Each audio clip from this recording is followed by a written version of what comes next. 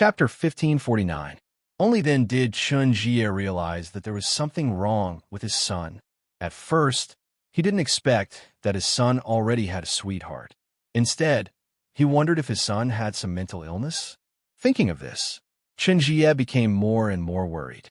After hiring a few psychiatrists for Chun Xiaolong couldn't resist his father's annoyance and told the truth. Only then did Chun Jie know that his son liked his former high school classmate, and this high school classmate was Chun Fei's daughter, Chun Mengyan. After so long, his son was still worried about this girl. Chun Jie felt deeply helpless. After all, his son's infatuation was inherited from him. Didn't he also miss his ex-wife for so many years? Although his ex-wife betrayed him, Chun Jie knew that as long as his ex-wife returned to his side, he would definitely forgive her for what she had done. Therefore, the main purpose of his return this time was actually for his son's marriage. What he didn't expect was that his son would be at a disadvantage as soon as he met the girl of his dreams. Chun Jie planned to explore Yang Ming's background first, and then weigh whether his son could snatch her away. His thoughts were similar to Chun Jifu's. Since Yang Ming was Chun Fei's son-in-law, his family background must be extraordinary. Otherwise, Chun Fei would not give his daughter to him so easily. However, there were many kinds of extraordinary. As long as Chun Jie wanted to see the gap between his family and his own family, Chun Jie really had no other way if they were evenly matched. Yes, he is our high school classmate, just like Chun Mengyan. After Chun Xiaolong replied, he suddenly saw the hint in his father's eyes. He slightly mouthed the words background to him. Chun Xiaolong immediately understood and said, "He is Yang Ming, Yang Dahai's son." Yang Dahai? Chun Jie frowned after hearing this name. He didn't have any impression. Could this person be a famous person in Songjiang City? Seeing Chun Jie frowning, Chun Xiaolong knew that his father probably couldn't remember who this person was, so he quickly reminded, "Dad, you forgot. When you were at the Songjiang bus factory, Yang Dahai in your workshop was Yang Dahai's son." "Oh, that Yang Dahai?" Chun Jie glanced at Yang Ming incredulously and muttered, "Songjiang bus factory? Is Yang Dahai the factory director?" The Songjiang bus factory was closed long ago. It is bankrupt.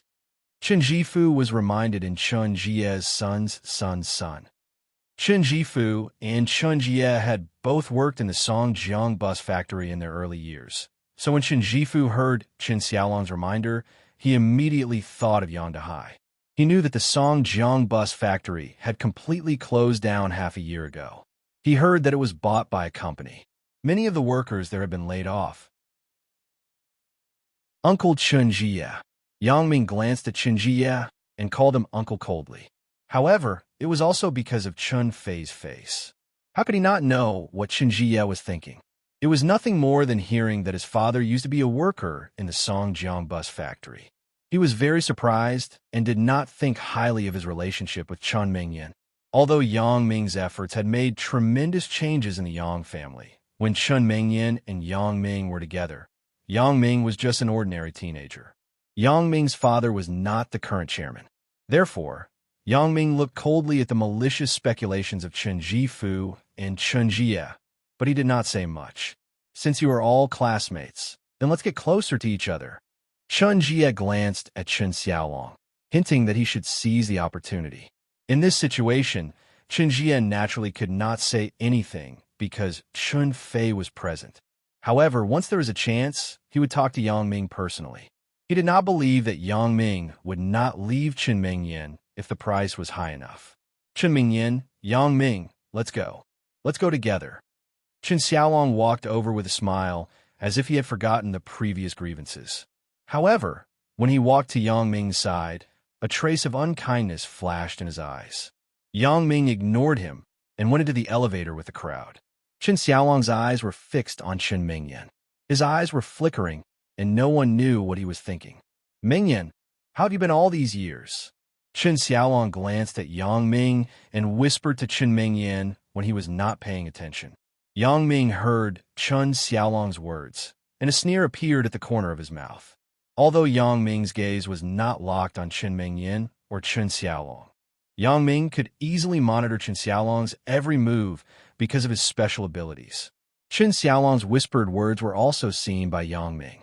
Yang Ming naturally knew the meaning of Chen Xiaolong's words. He was testing how Chen Mingyan had been all these years. If Chen Mingyan showed a trace of hesitation or bitterness, Chen Xiaolong could use it as an excuse to seduce Chen Mingyan with some good life. Very good, Chen Mingyan replied to Chen Xiaolong directly without thinking. It made Chen Xiaolong unable to say what he wanted to say next. I see. Chen Xiaolong laughed twice and said, How did you and Yang Ming get together? I remember that the relationship between you two didn't seem to be very good.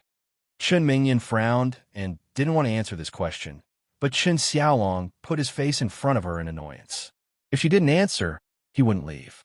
Chen Mingyan had to say, We were admitted to the same university. Naturally, we got together. Oh, is that really the case? Chen Xiaolong didn't seem to believe Chen Mingyan's words. In his opinion, Chen Mingyan couldn't like Yang Ming. Yang Ming must have used some means, so he asked unwillingly, Chen Mingyan, is there any secret in this? I know Yang Ming. He is not a good person. If you have any difficulties, just tell me. Now my identity is not what it used to be. Even if Yang Ming is capable, he can't do anything to me. After listening to Chen Xiaolong's words, Chen Mingyan suddenly frowned and moved back with some disgust. She didn't want to answer Chen Xiaolong's question at all.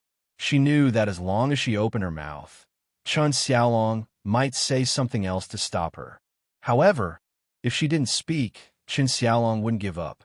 Chen Mingyan regretted coming to this banquet. When Chen Mingyan was in a dilemma, Yang Ming turned his head coldly and said to Chen Xiaolong, Chen Xiaolong, are you done? Chen Xiaolong didn't expect Yang Ming to suddenly speak. Although he was asking Chen Mingyan before, his attention was always on Yang Ming. When he saw that Yang Ming didn't notice him, he dared to say these words to Chen Mingyan. Chen Xiaolong, do you think that you are better than before because you have a good father? Yang Ming looked at Chen Xiaolong sarcastically. In fact, to tell you the truth, whether it's your uncle or your father, I really don't put them in my eyes. Chen Xiaolong was angered by Yang Ming's words. He glared at Yang Ming fiercely. Yang Ming, you wait for me. I'll show you later. Wait? Okay. Yang Ming shrugged and said, But Chen Xiaolong, don't blame me for not reminding you. 3 years ago, I could beat you until you were looking for your teeth on the ground. I can still do it now, even if you have 2 bodyguards by your side. Chapter 1550. Chen Xiaolong didn't care about Yang Ming's words. He just snorted coldly and turned his face away. He felt that Yang Ming was a bit unreasonable and even a little arrogant. Indeed, if it were 4 years ago, when he was still in high school, he would definitely be very afraid of Yang Ming. School life and now were 2 different things. In school, whoever had a harder fist was more powerful. But in society, who had a harder fist? He just had to throw out some money casually, and there would be people who would help him. The elevator stopped on the 6th floor with a ding. Yang Ming and Chen Mingyan followed behind the crowd and walked out of the elevator. Chen Mingyan held Yang Ming's hand tightly. It was obvious that Chen Mingyan was very nervous. Yang Ming smiled comfortingly. It's nothing. I won't act rashly. At least, I won't make things difficult for Uncle Chen. Yang Ming knew that Chen Mingyan was not worried that Yang Ming would do something unexpected, but that Yang Ming would do something impulsive in anger. At that time, Chen Fei would also be there, and it would be difficult to clean up the mess. Chen Mingyan was relieved when she saw that Yang Ming understood her meaning. The entire 6th floor was a banquet hall. At this time, many people had already arrived. They were sitting in the banquet hall's seats, chatting in groups of 3 to 5. When the elevator door opened, everyone looked at the elevator at the same time. When they saw Chen Jifu coming out from inside, they immediately stopped talking and stood up one after another. These people were all from the Chen family village or people who were still in the village. There were people from all walks of life, but their achievements were not as high as Chen Jifu's, let alone Chen Ji's. Among them, some people recognized that the man next to Chen Jifu was Chen Jie, and they all showed envious eyes. Chen Jifu walked out of the elevator and made a greeting gesture to everyone present. He then introduced, "This is my younger brother, Chen Jie, the chairman of the Southern Jiuan Import and Export Trading Company." Among the people present, most of them came here to flatter Chen Jifu and Chen Jie. They wanted to find some benefits from the two of them, so these people immediately clapped and cheered after hearing Chen Jifu's introduction. Chen Jifu was very satisfied with the current scene and atmosphere.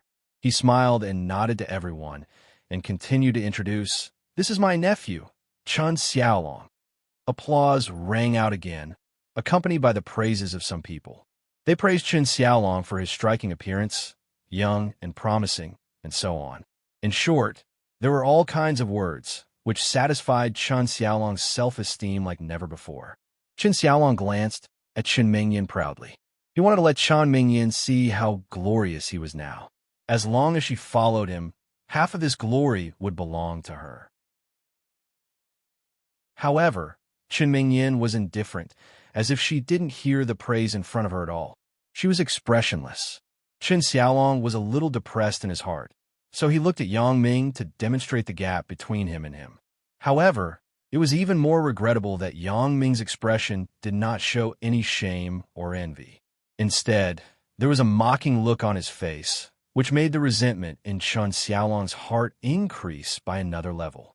This Yang Ming doesn't know what's good for him. I have clearly shown that I am 100 times more capable than him, but he is still indifferent. Does this person really not know what's good for him, or is he arrogant to a certain extent? Chen Xiaolong snorted helplessly and turned his head. At this time, Chen Jifu said, "Next, let's welcome our Chen family village's old patriarch, 7th grandfather Chen." As soon as Chen Jifu's voice fell, the praise for Chen Xiaolong and Chen Jie in the dining hall immediately subsided.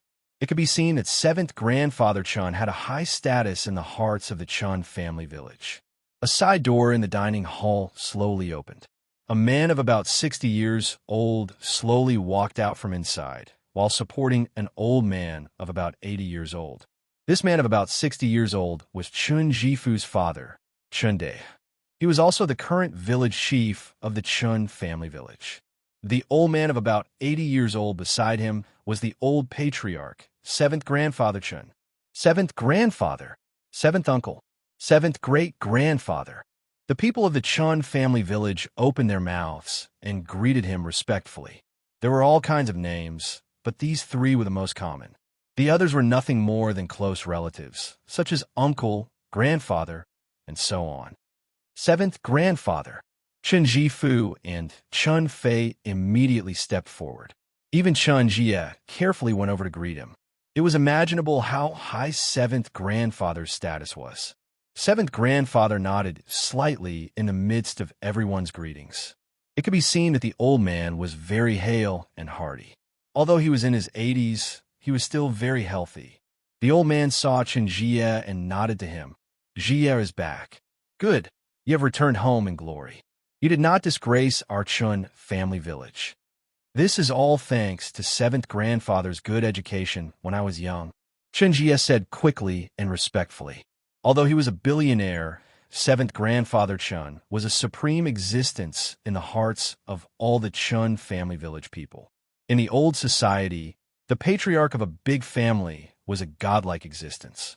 His words were not to be disobeyed. Even if you were a high-ranking official in the imperial court, or even if you were extremely wealthy, when you returned to your hometown, you still had to show the etiquette of a junior to the elders of your clan. Otherwise, you would be considered unfilial and unethical. Although it was a new era now, this tradition was still maintained in many big families. The Chen family village was no exception. Although Chen Jie was very influential outside, he was still respectful when he saw 7th grandfather Chen after returning. 7th grandfather Chen nodded, and his gaze fell on Chen Fei again. There were only a few outstanding people in the Chen family village, so 7th grandfather Chen naturally remembered them in his heart. When he chatted with others, he had something to talk about that he was proud of. "Little Feezy, you're here too. I heard that you have already become the bureau chief. You are the highest official in our Chen family village now. You and Jie are the leaders of the younger generation in our Chun family village, one in politics and one in business. Seventh grandfather, you flatter us. Chun Fei quickly said modestly. How can we be considered the younger generation? Our child is already 20 years old. That's true. Seventh grandfather Chen stroked his beard, then turned to look at Chen Xiaolong. Xiaolong, do you still recognize seventh great-grandfather? Seventh great-grandfather. Chen Xiaolong said humbly. How can Xiaolong not recognize you? When I was young, you carried me to the river to play. At that time, I was still insensible and pulled your beard. Chen Xiaolong had already known from his father that the key to the success or failure of the matter between him and Chun Mingyan was seventh grandfather's attitude. If seventh grandfather facilitated this matter, then with seventh grandfather's status in the Chun family village, his words carried weight.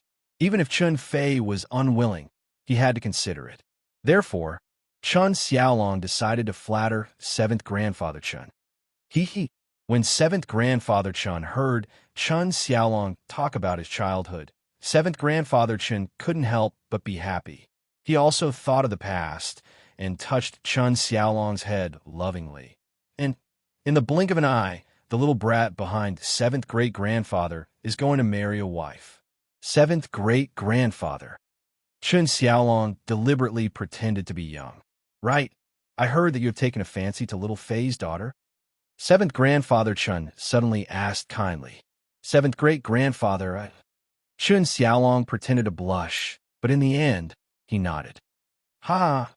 Good. Seventh great-grandfather will help you with this matter.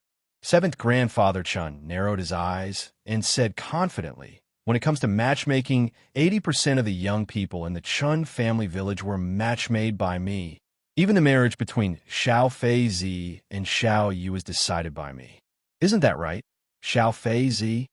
When Chun Fei heard seventh grandfather Chen talking about Chun Xiaolong and Chun Mingyan, his face froze. Just as he was about to say something, he didn't expect seventh grandfather Chun to suddenly mention his marriage with Chun Fangyu. He quickly nodded and said with a bitter smile, Yes, thank you for matchmaking me. Seventh grandfather Chun nodded with satisfaction and looked at Chun Mingyan beside Chun Fei. This is little Mingyan, right?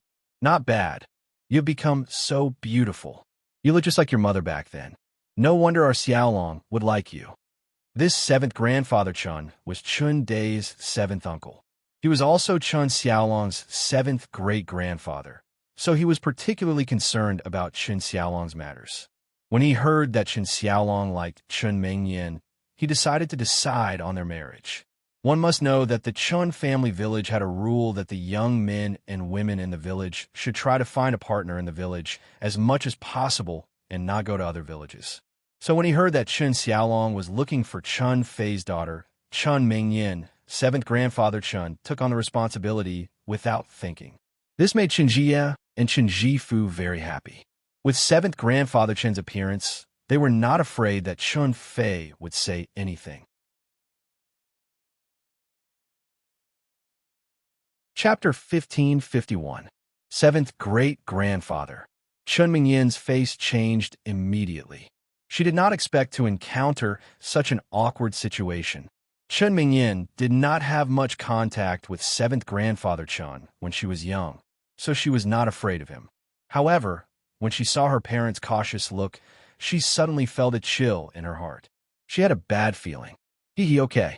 Today, I announced to the entire Chun family village that my great-grandnephew, Chen Xiaolong, and Chen Mingyan from Xiao Fizi's family are officially engaged. Seventh grandfather Chun had not presided over a young person's marriage for a long time. If it were not for Chun Xiaolong today, he would not be like this. At most, he would send Chun Dai to announce the congratulations. But today, Chun Xiaolong was his grandnephew. He felt that only by announcing it personally, he could give his grandnephew face in front of the entire Chun family village. Good, good. The people of the Chun family village cheered. Congratulations and blessings were heard one after another. Chun Xiaolong was particularly proud at this moment. He only felt that this was the best moment in his life. He glanced at Yang Ming contemptuously. then glanced at Chun Mingyan proudly. He thought, so what if you're my boyfriend? Chun Mingyan must listen to 7th grandfather Chun as long as she is a member of the Chun family village. This is the family rule. Chun Fei's face became quite ugly. He did not expect 7th grandfather Chun to suddenly do such a thing. However, due to the relationship between him and 7th grandfather Chun when they were young, Chun Fei could not refute, so the atmosphere was in a deadlock. 7th great-grandfather, I have a boyfriend. I can't accept this engagement. Chun Mingyan also guessed her parents' difficulties. At this time, she could only refuse. Originally, everyone in the Chun family village was congratulating Chun Jia and Chun Xiaolong. Chun Mingyan's sudden words suddenly made the scene cold and silent. The smile on 7th grandfather Chen's face froze instantly. He did not expect Chun Mingyan to have a boyfriend. Yes, he had never thought about this matter. If he knew in advance, he would not be so reckless. However, he didn't know. Since he had already said it, he couldn't change it. This was because he was 7th grandfather Chun, the patriarch of the Chun family village. He was a man of his word. Even the current village chief, Chun Dai, had to listen to him and could not go against his will. Therefore, in the Chun family village, the custom of 7th grandfather Chen's words having enormous weight had been developed. 7th grandfather Chen's words were the imperial edict. No one could disobey or resist. Even if what he said was wrong, others had to carry it out. Although Chun Mingyan's refusal was reasonable, 7th grandfather Chun would not allow this to happen. He would not allow a junior to defy his orders. 7th grandfather Chen's face darkened and became somewhat ferocious. For so many years, no one dared to refute him like this, especially in front of so many people. These were the villagers of the entire Chun family village. If he took back his previous words, how could he continue to stay in the Chun family village? What boyfriend? You are from the Chun family village. How can you look for outsiders? 7th grandfather Chun snorted coldly and said unquestionably, okay, I'll make the decision on this matter. You will marry Chun Xiaolong. Set a date and hold the engagement ceremony first.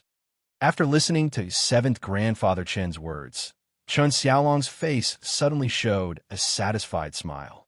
Previously, he was afraid that 7th grandfather Chun was not tough enough and would give up after hearing that Chun Mingyan had a boyfriend. However, he did not expect 7th grandfather Chun to be more overbearing than he imagined. At this moment, Chun Fei finally understood that he had been fooled. He should not have come tonight. He was not stupid. When he connected it to Chun Jifu's attitude towards Chun Mingyan, he also understood that tonight's banquet was a trap. It was a trap for his family. The goal was Chun Mingyan. Chun Jia's son, Chun Xiaolong, had taken a fancy to Chun Mingyan for some unknown reason. He even invited 7th grandfather to be the matchmaker. This made Chun Fei angry but helpless at the same time. No matter how overboard 7th grandfather Chun was, he was still their elder. He had no way to refute and was embarrassed to object. Chun Fengyu and Chun Fei also had the same idea. They glanced at Chun Jifu with some hatred. They regretted answering this call. They only hoped that tonight's matter would be over quickly. Then, they could explain to 7th grandfather Chun afterward. However, now it seemed that 7th grandfather Chun was not going to let it go. He had to set a date today. 7th grandfather, there's no time like the present. I think, how about tonight?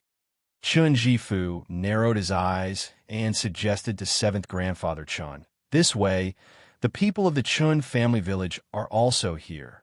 They can be witnesses. What do you think? Okay, let's do it tonight. 7th grandfather Chun also wanted to cut the Gordian knot. Things had already come to this. He had to solve it as soon as possible to protect his prestige from being damaged. Otherwise, who knew what would happen after tonight? At that time, even if the people of the Chun family village did not say anything in front of him, they would definitely talk behind his back. When he thought of this, 7th grandfather Chun was even more determined to facilitate this marriage. 7th grandfather Chun said that we will hold an engagement ceremony for Chun Xiaolong and Chun Mingyan tonight. Does anyone have any objections? Chun Jifu looked at the people of the Chun family village. Although everyone saw some clues, seventh grandfather Chun had always been a man of his word in the Chun family village. Since seventh grandfather Chun had said so, who would object? Therefore, they all agreed and echoed in agreement. I say, old man, are you okay? Yang Ming stood at the side and couldn't bear it anymore. He looked down on seventh grandfather Chen's way of doing things based on his seniority. Yang Ming also saw seventh grandfather Chen's shock when he first knew that Chun Mingyan had a boyfriend. He understood that this seventh grandfather Chun was probably used by the Chun brothers as a tool. He even had some sympathy for this old man. However, after seventh grandfather Chen knew that Chun Mingyan had a boyfriend, not only did he not take back his previous words, but he also insisted on marrying Chun Mingyan to Chen Xiaolong. This made Yang Ming's impression of seventh grandfather Chen plummet instantly. Yang Ming was originally a person who respected the old and loved the young. Otherwise, he would not have helped the old man who sold the street stall and obtained this magical pair of glasses. After that, in the detention center, it was also because he sympathized with Fong Tian that he helped him teach those little punks a lesson. However, this seventh grandfather Chun in front of him was not worthy of Yang Ming's respect and sympathy. He actually forced Chen Mingyan to marry Chen Xiaolong for his own selfishness. This practice had already crossed Yang Ming's bottom line. Even if he was an old man in his 80s, Yang Ming would not give him the slightest bit of face. In order to protect his own dignity, he did such a bad thing. Not only was he immoral, but he was simply brainless.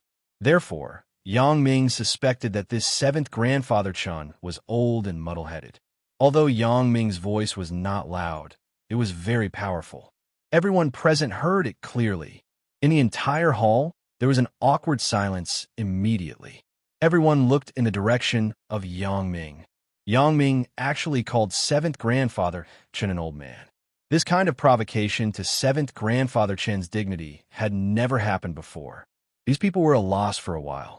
All of them kept quiet out of fear. Little brat, what did you say? Seventh grandfather Chun was infuriated by Yang Ming's words. He raised the crutch in his hand and smashed it at Yang Ming. Where did you come from? Which family are you from? I'll kill you. Yang Ming curled his lips and dodged casually, avoiding seventh grandfather Chen's crutch. He thought to himself, this is also because you're older. Otherwise, if someone else dared to wave the crutch at Yang Ming would have already returned the favor.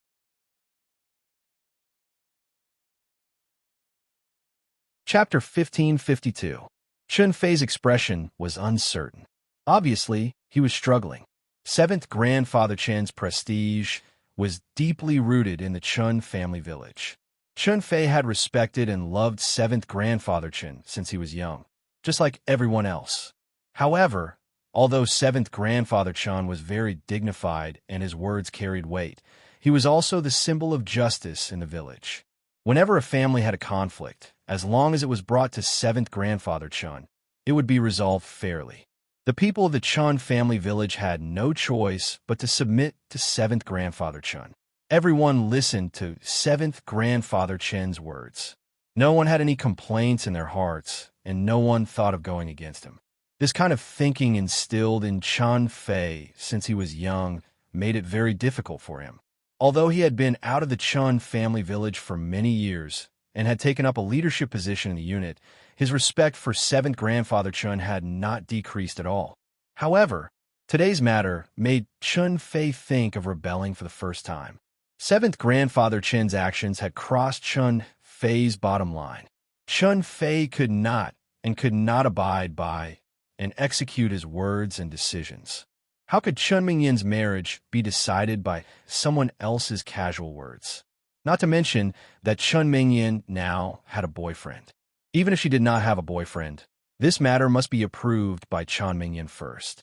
Thinking of this, Chun Fei gritted his teeth. Seventh grandfather Chun, please calm down first. He is Mingyan's boyfriend. It is inevitable that he will be agitated. Boyfriend? What boyfriend? Seventh grandfather Chun was very angry. Now that he saw Chun Fei speaking up for Yang Ming, he was even more annoyed. Well, I announce that he is not now. Chen Xiaolong is Chun Mingyan's boyfriend. Chen Xiaolong's face bloomed with joy when he heard this. Yang Ming was angry and amused. He thought, even if you're the Secretary General of the United Nations, you can't control this matter? You want to announce it? Do you think you're the Emperor of the past? What you say is an imperial edict. How can you grant a marriage? Chun Mingyin's face was still pale. She was at a loss. She had never experienced such a situation. She could also see that her parents were very embarrassed when facing 7th Grandfather Chun. Chun Mingyin also knew in her heart that it was difficult to resist the words of an old man whom she respected since she was young. It was already not easy for his father to say those words so decisively. One could imagine how much struggle he had in his heart. In contrast, Yang Ming did not have much respect for 7th Grandfather Chun. In Yang Ming's eyes, 7th Grandfather Chun was just an old man in his twilight years. Even though Yang Ming respected the old and loved the young, he would not show any mercy to people like 7th Grandfather Chun, who took advantage of his seniority and thought that he could do whatever he wanted because of his seniority. However, when Yang Ming wanted to speak, Chun Fei spoke first. This made Yang Ming a little surprised. Chun Fei was actually determined to resist to the end. Now, there's freedom to love and freedom to marry. Chun Fei hesitated for a moment before saying, 7th Master, what you're doing is violating the marriage law. Marriage law? Huh. 7th Grandfather Chun glanced at Chun Fei coldly. Well, little Fei, you've grown up. Now that you're a bureau chief, you are actually talking to me about the law? Have you forgotten? When you were young, who was the judge in the Chun family village for everyone? Who was the one who upheld justice for everyone? In this Chun family village, I am the law. Chun Fei had a bitter expression. It was a headache to talk to 7th Grandfather Chun about these things, but 7th Grandfather Chun did not listen. 7th Grandfather Chun, right? Yang Ming straightened his body and took half a step forward. Yang Ming knew that it was useless for anyone to speak at this time. He could only speak up himself.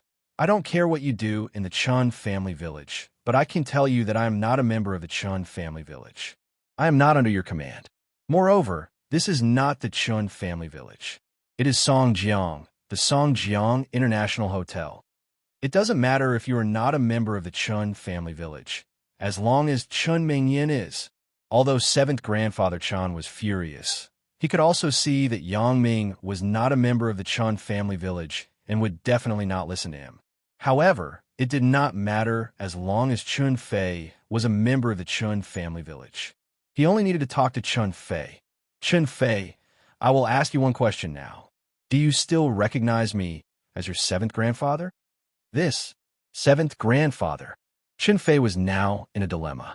He knew very well in his heart that as long as he said the word recognize, 7th Grandfather Chun would definitely continue to talk about Chun Mingyin and Chun Xiaolong, and he would not be able to refute. However, if he said no, he would not feel good in his heart, and his conscience would not be able to live with it. For a moment, Chun Fei was in a dilemma. Okay, 7th Grandfather Chun, take back your clumsy little trick. Yang Ming waved his hand and stopped Chun Fei from continuing. 7th Grandfather Chun, I might as well tell you clearly now. No matter what Uncle Chun says, as long as I am here, it is useless no matter what you say. Chun Mingyin will not be engaged to Chun Xiaolong. If you like to daydream, then I advise you to go home and read more YY novels. I recommend you a book called Chasing Beauty After Rebirth, written by Fishman II. It is good. I have read it. You can read it. When 7th Grandfather Chun heard Yang Ming's words, his lungs were about to explode. His right hand trembled as he pointed at Yang Ming. You little beast, what did you say? What a beast dreaming. You dare to call me a beast? And a fool? Do you want to fool me? 7th Great-Grandfather, please calm down. It is more important to take care of your body. When Chun Xiaolong saw that 7th Grandfather Chun was so angry that he almost fainted, he quickly came over to support 7th Grandfather Chun. He patted his back to soothe his breathing and explained, 7th Great-Grandfather, he didn't call you a beast. He wasn't talking about a beast dreaming, but chasing beauty after rebirth. It was a novel, as Chun Xiaolong explained. He pondered in his heart. The title of this book sounds quite attractive. Wait for me to find my phone and read it online. Maybe I can learn some techniques to chase after beauty. Then I can pursue Chen Mingyan. Hee hee. It would have been better if Chen Xiaolong did not explain. Once he did, everyone's eyes were focused on him. Chen Jie also frowned. He thought, why are you explaining to Yangming? He is now on the opposite side of you. Chen Xiaolong really did not think so much just now. He had just read a book written by Fishman too, very pure and very ambiguous prequel. It was written well, so he just subconsciously explained. He did not expect that he would unintentionally explain for Yangming. Seeing his father's and uncle's unkind gazes, as well as everyone's strange gazes, Chen Xiaolong also knew that he should not have explained this sentence for Yangming. The current situation was that the more he put Yangming on the opposite side of 7th Grandfather Chen, the more 7th Grandfather Chen would spare no effort to speak for him. Thinking of this, Chen Xiaolong quickly corrected himself. No, 7th Great-Grandfather, Yangming called you a beast just now. He said that you're a beast and that you're dreaming. He's fooling you. Huh? Yangming was still wondering why Chen Xiaolong explained for him. Before he could figure out what was going on, Chen Xiaolong suddenly did this again. Yangming was immediately stunned. This Chen Xiaolong is too ruthless. He is simply a talented person. A fucking talented person. This time, everyone in the Chen family village looked at Chen Xiaolong with increasingly strange gazes. Chen Jifu and Chen Jie were even more annoyed. They glared at Chen Xiaolong fiercely, especially Chen Jie. He had never been angry with his son before. Now he had the urge to beat his son up. You said that you had explained everything. No one said anything about you. Why did you change your words after explaining everything? Previously, 7th Grandfather Chen misunderstood that Yangming was scolding him. It was easy to explain. Now that you have explained everything, you said that Yangming was scolding him. Even if 7th Grandfather Chen was old and confused, it was impossible for him not to understand what was going on. How could Chen Jie endure this? Sure enough, 7th Grandfather Chen's expression eased slightly after listening to Chen Xiaolong's explanation. Although he still glared at Yangming, he no longer trembled. However, good times do not last forever. Chen Xiaolong's next sentence made 7th Grandfather Chen tremble again. This time, not only was his whole body trembling, his face was ashen, and his breathing had become rapid. At this moment, Chen Xiaolong, Chen Jifu, Chen Jie, and the others were frightened. They couldn't care less about scolding Chen Xiaolong and dealing with Yangming. They all surrounded 7th Grandfather Chen, supported his back, and pinched his philtrum. However, 7th Grandfather Chen still twitched all over. He directly rolled his eyes and fainted. 7th Grandfather, 7th Uncle, 7th Great-Grandfather. Everyone was immediately in chaos. Shouts, exclamations, and phone calls came one after another.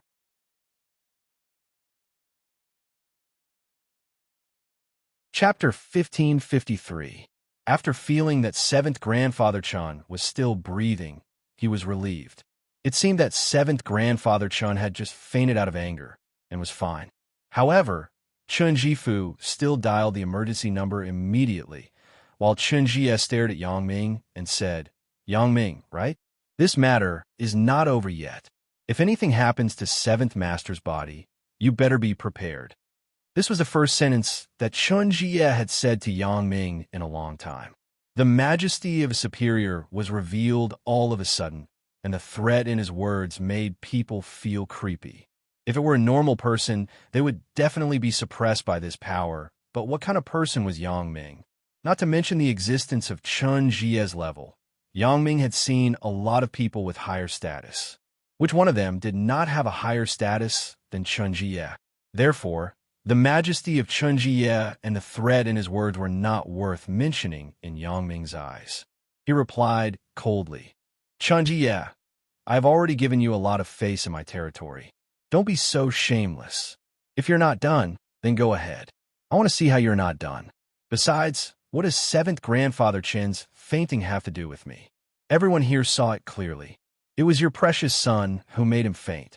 Don't try to blame someone just because you caught him.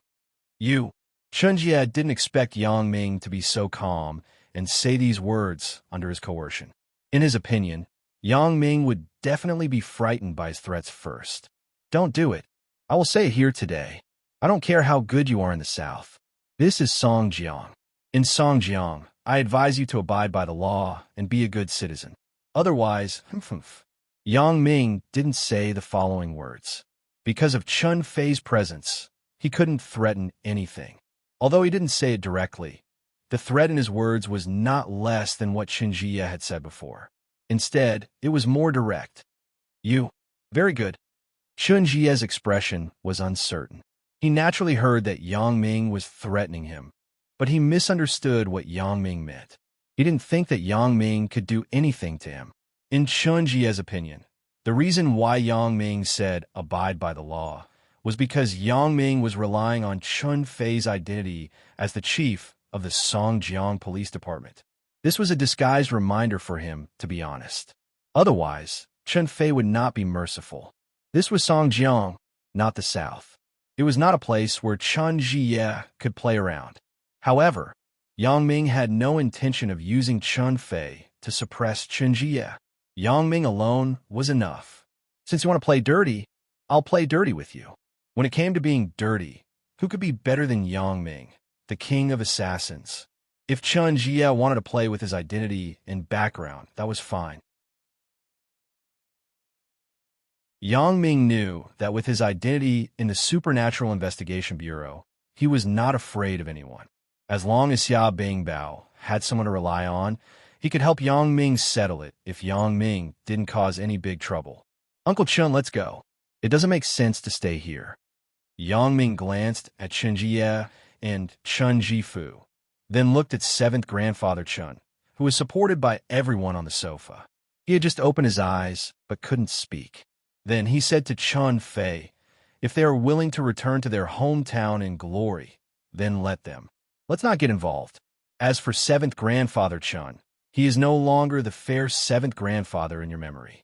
Everyone is selfish. Chen Xiaolong is his great-nephew.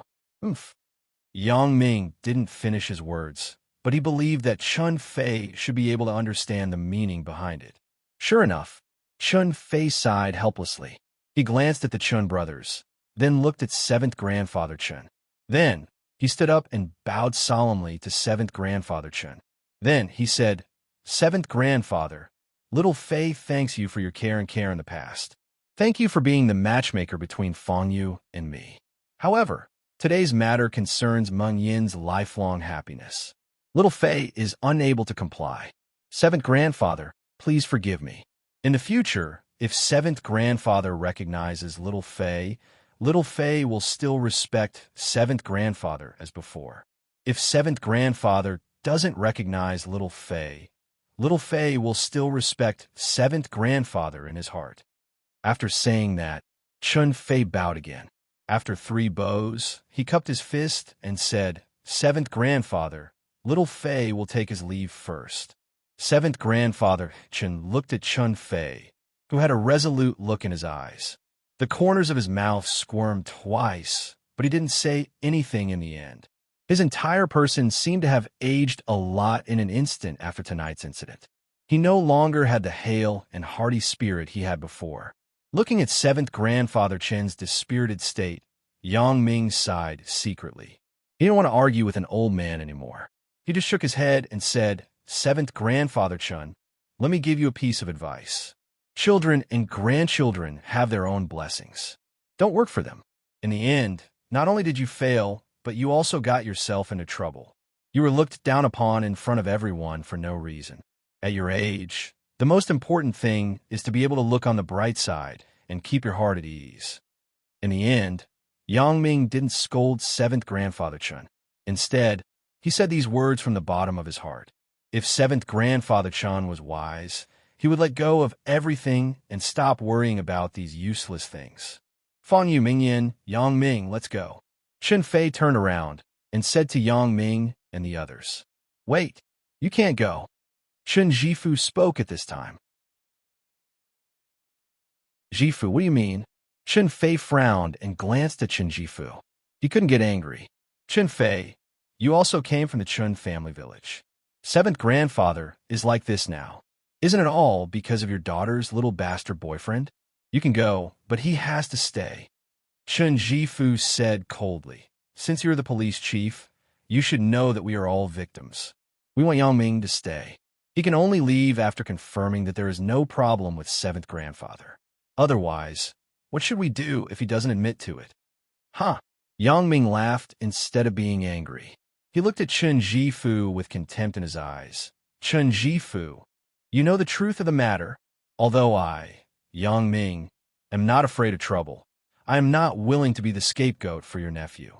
Today I will leave. Let's see who can stop me. Chen Jifu glanced at Chen Jie.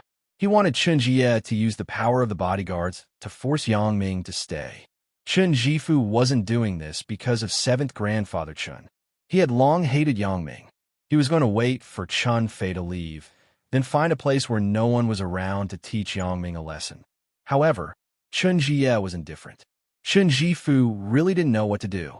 In fact, Chen Jie also had his own thoughts. He took Yang Ming's warning to heart. He was also a little afraid of Chen Fei's identity. If he forced his bodyguard to stay, not only would he fail to keep Yang Ming, but it might also backfire. Chen Fei would arrest the two security guards for the crime of obstructing other people's personal freedom. It would be a loss. So Chen Jie really didn't dare to act rashly. Let them go. Just when everyone was in a deadlock, seventh grandfather Chen suddenly spoke. Seventh grandfather? You? Chen Jifu turned his head in disbelief and looked at seventh grandfather Chen on the sofa. Chen Jie did the same. I said, let them go. Seventh grandfather Chen repeated his words. This? Chen Jifu was a little embarrassed. Previously, he wanted to force Yang Ming to stay in the name of seventh grandfather Chen, but he didn't expect seventh grandfather Chen to let Yang Ming go. Seventh great-grandfather, you can't let him go. You can't let Chen Mingyan go either. Chen Xiaolong shouted anxiously. Seventh grandfather Chen glanced at his beloved great-grandnephew and sighed. He thought of Yang Ming's words. Children and grandchildren have their own blessings. Don't be an ox for your children and grandchildren. Although this sentence was simple, how reasonable was it? He had never done anything wrong in his life. Only this time, after knowing that Chen Mingyan had a boyfriend, he still stubbornly wanted her to marry his great-grandnephew. How unreasonable was this?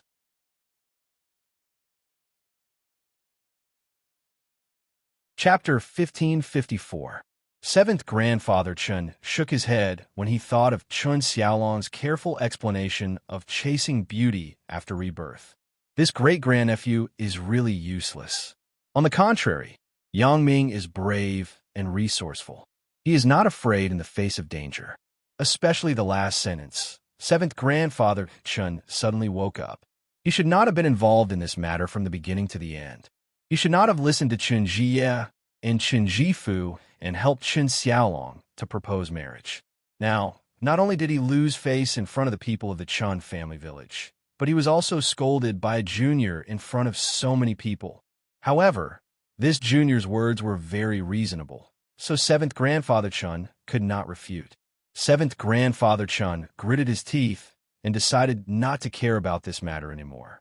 Although this seemed to be a little weak, in fact, if seventh grandfather Chen continued to pester endlessly, he would be looked down upon even more. Especially after Yang Ming's words. Everyone was not a fool. They were in awe of seventh grandfather Chen, but they were not unreasonable. Therefore, seventh grandfather Chen decided to let Yang Ming, Chen Fei, and the others leave quickly. Out of sight, out of mind. As for the matter between Chen Xiaolong and Chen Mingyan, Yang Ming's words were right. Children and grandchildren have their own fortune. Let Chen Xiaolong think of a way himself. I'm tired. Seventh grandfather Chen ignored Chen Xiaolong's pleading, waved his hand faintly, and said, Seventh great-grandfather. At this time, even if Chen Xiaolong was stupid, he knew that seventh grandfather Chen did not intend to care about his matter anymore. He was suddenly shocked. As a matter of fact, he had seen it before. Chen Mingyan didn't know why, but she didn't seem to be interested in his wealth. He didn't know what means Yang Ming used to make Chen Mingyan so loyal. If seventh grandfather Chen spoke up, Chen Xiaolong felt that he still had some confidence. Now that seventh grandfather Chun did not care, Chun Xiaolong was a little scared. He had tried to probe several times, but Chen Mingyan was indifferent to his hints. Thinking about it, this Yang Ming should have something powerful that made Chun Mingyan not betray him so easily. What exactly does Chun Mingyan fancy about Yang Ming? Could it be that Yang Ming was better in that aspect? Chen Xiaolong speculated maliciously. He thought to himself, I'm not bad either. I should find an opportunity to let Chun Mingyan experience it. Okay, stop talking. Let them go. Let's continue with the banquet. Seventh grandfather Chun waved his hand impatiently before Chen Xiaolong could finish his words. Can I leave now? Yang Ming glanced at Chen Jifu coldly. His previous bad impression of seventh grandfather Chun had reduced a little. Yang Ming had always been very tolerant of the elderly. Chen Jifu's old face turned red. He glared at Yang Ming fiercely and did not speak. Seventh grandfather Chun had already spoken. No matter how unwilling Chen Jifu was, he had to let Yang Ming leave. He cursed in his heart. Yang Ming better fall to his death when he goes out later. Yang Ming naturally did not care about what Chen Jifu and Chun Xiaolong were thinking. He turned around, took Chun Mingyan's hand, and entered the elevator with Chun Fei's family. As the elevator door closed, Chun Fei and the people of the Chun family village would no longer have anything to do with each other in the future. Chun Fei sighed. Before he came, he did not expect things to come to this point. However, Chun Fei had no choice. If he could do it all over again, Chun Fei would still stand up. Uncle Chun, seventh grandfather Chun, is not muddle-headed. He is just blinded by Chun Jifu and Chun Jia. My last words should have woken him up. Otherwise, he would not have let us leave so easily. Yang Ming also saw Chun Fei's depression and advised, so your relationship with seventh grandfather Chun will not be affected. I hope so. Chun Fei spoke and smiled reluctantly. He patted Yang Ming's shoulder. It's been hard on you today. You have been restraining yourself. Chun Fei knew very well that Yang Ming was not the same as before. With his identity as the Supernatural Investigation Bureau, he would not be afraid of anyone. Even if he really caused a big mess, Yang Ming would deal with it. In Bianhai City, the entire Golden Hawk gang was annihilated. Chun Fei also heard a thing or two from Xia Bingbao. While sighing at Yang Ming's ruthlessness, he also knew that Yang Ming must have some kind of great ability. Otherwise, Xia Bingbao would not value Yang Ming so much. Here, it was not easy for Yang Ming to only say a few harsh words and not make a move because of Chun Fei's face. Otherwise, with Yang Ming's temper, it was possible for him to directly throw Chun Xiaolong off the 6th floor. Yang Ming smiled tacitly and did not say anything. It seemed that Chun Fei was gradually aware of his other side. However, with the identity of the Supernatural Investigation Bureau, it was easy to hide. Yang Ming was not afraid that his identity as an assassin would be exposed. I didn't expect that the brothers Chen Jifu and Chun Jia would become like this. Chen Fangyu also sighed. The relatives who played with each other since childhood actually want to scheme against our little Yin. I think we should avoid these people in the future. Annie Chun is right. Uncle Chun, if Chun Jifu and Chun Jia look for you in the future, no matter what, just refuse them directly. Yang Ming hesitated and reminded. These two people have bad intentions. Who knows if they will set a trap again? One should not have the heart to harm others, but one should always be on guard against others. Yang Ming knew the truth of this sentence very well. He used to be negligent in guarding against Wang Jitao. He almost regretted it for life, so the current Yang Ming was cautious. I understand. Chun Fei nodded and smiled at Chun Fangyu and Yang Ming. He said, don't forget what kind of industry I am in. They are still too inexperienced to set a trap for me. Then how do you explain today? Chun Fangyu snorted. Today, Chun Fei was a little embarrassed. I didn't think of it today. While Uncle Chun, Annie Chun, don't worry about those useless things. Since it's already over, don't think about it. Yang Ming smiled and said, we came here to eat, but we didn't manage to eat. Why don't we find a place to eat something? Why are we still looking for a place? Isn't this a restaurant? Chen Mingyan pulled Yang Ming's hand and said, let's eat here. I'm a little hungry. Yang Ming patted his head and remembered that this was a restaurant, and it was his territory. Why are we still looking for a restaurant? During the meal at Chun Mingyin's house, Chun Mingyin was busy with Chun Fangyu and did not eat much. It was equivalent to not eating anything after returning from Itina town. It would be strange if she was not hungry. Then let's eat here. Should I get another private room? Yang Ming looked at Chun Fei and Chun Fangyu. Don't look at us. You and Ming Yin could decide. Chun Fei didn't care. It was the same wherever they ate. Yang Ming nodded. After the elevator stopped on the first floor, Yang Ming walked out of the elevator. Manager Liu in the lobby was talking to a receptionist at the front desk. He suddenly saw Yang Ming coming out of the elevator from the corner of his eyes. He quickly stood up straight, but he didn't directly walk over. He saw that Yang Ming didn't want to expose his identity, so Manager Liu maintained a state of standby. Manager Liu. Yang Ming waved at him and motioned him to come over. When Manager Liu saw that Yang Ming called him, he immediately ran over and said with a smile, Mr. Yang, do you have any orders? Find me a private room. I want to eat something, said Yang Ming. Okay. Manager Liu nodded. Do you want to use the special villa on the top floor? It doesn't have to be so troublesome. Yang Ming waved his hand. Yang Ming knew that he was talking about the two-story pavilion on the top floor of the International Hotel, but Yang Ming just wanted to have a meal. There was no need for such a big scene. Okay, then I will find one for you. After Manager Liu finished speaking, he ran to the computer at the front desk and found a private room. Then he said to Yang Ming, Mr. Yang, shall I take you up? No need. Yang Ming waved his hand. Tell me the room number. I will go up by myself. Okay. Manager Liu didn't insist and said, Private room, 307. I will tell the waiter above. Yang Ming nodded and then said to Chun Fei, Uncle Chun, let's go up now. As he spoke, he pressed the call button for another elevator.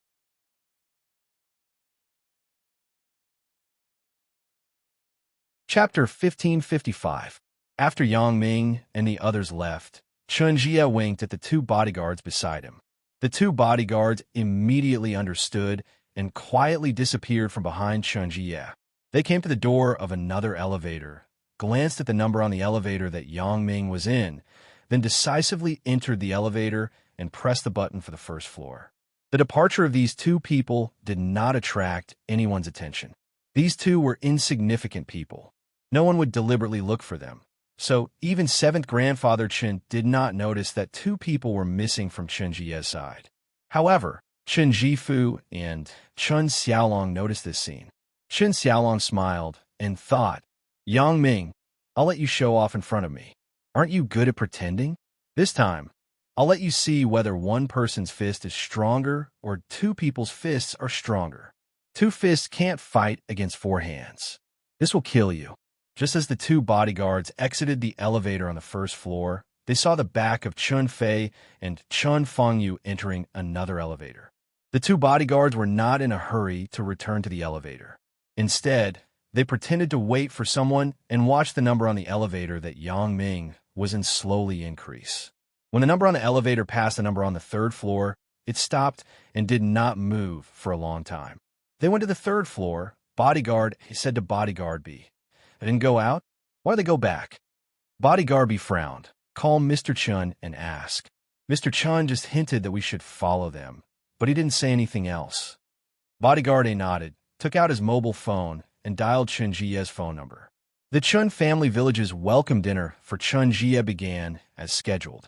Although the atmosphere was still lively, the entire venue was indescribably depressing after Yang Ming's previous disturbance. Although 7th Grandfather Chun had recovered a lot, he was still listless.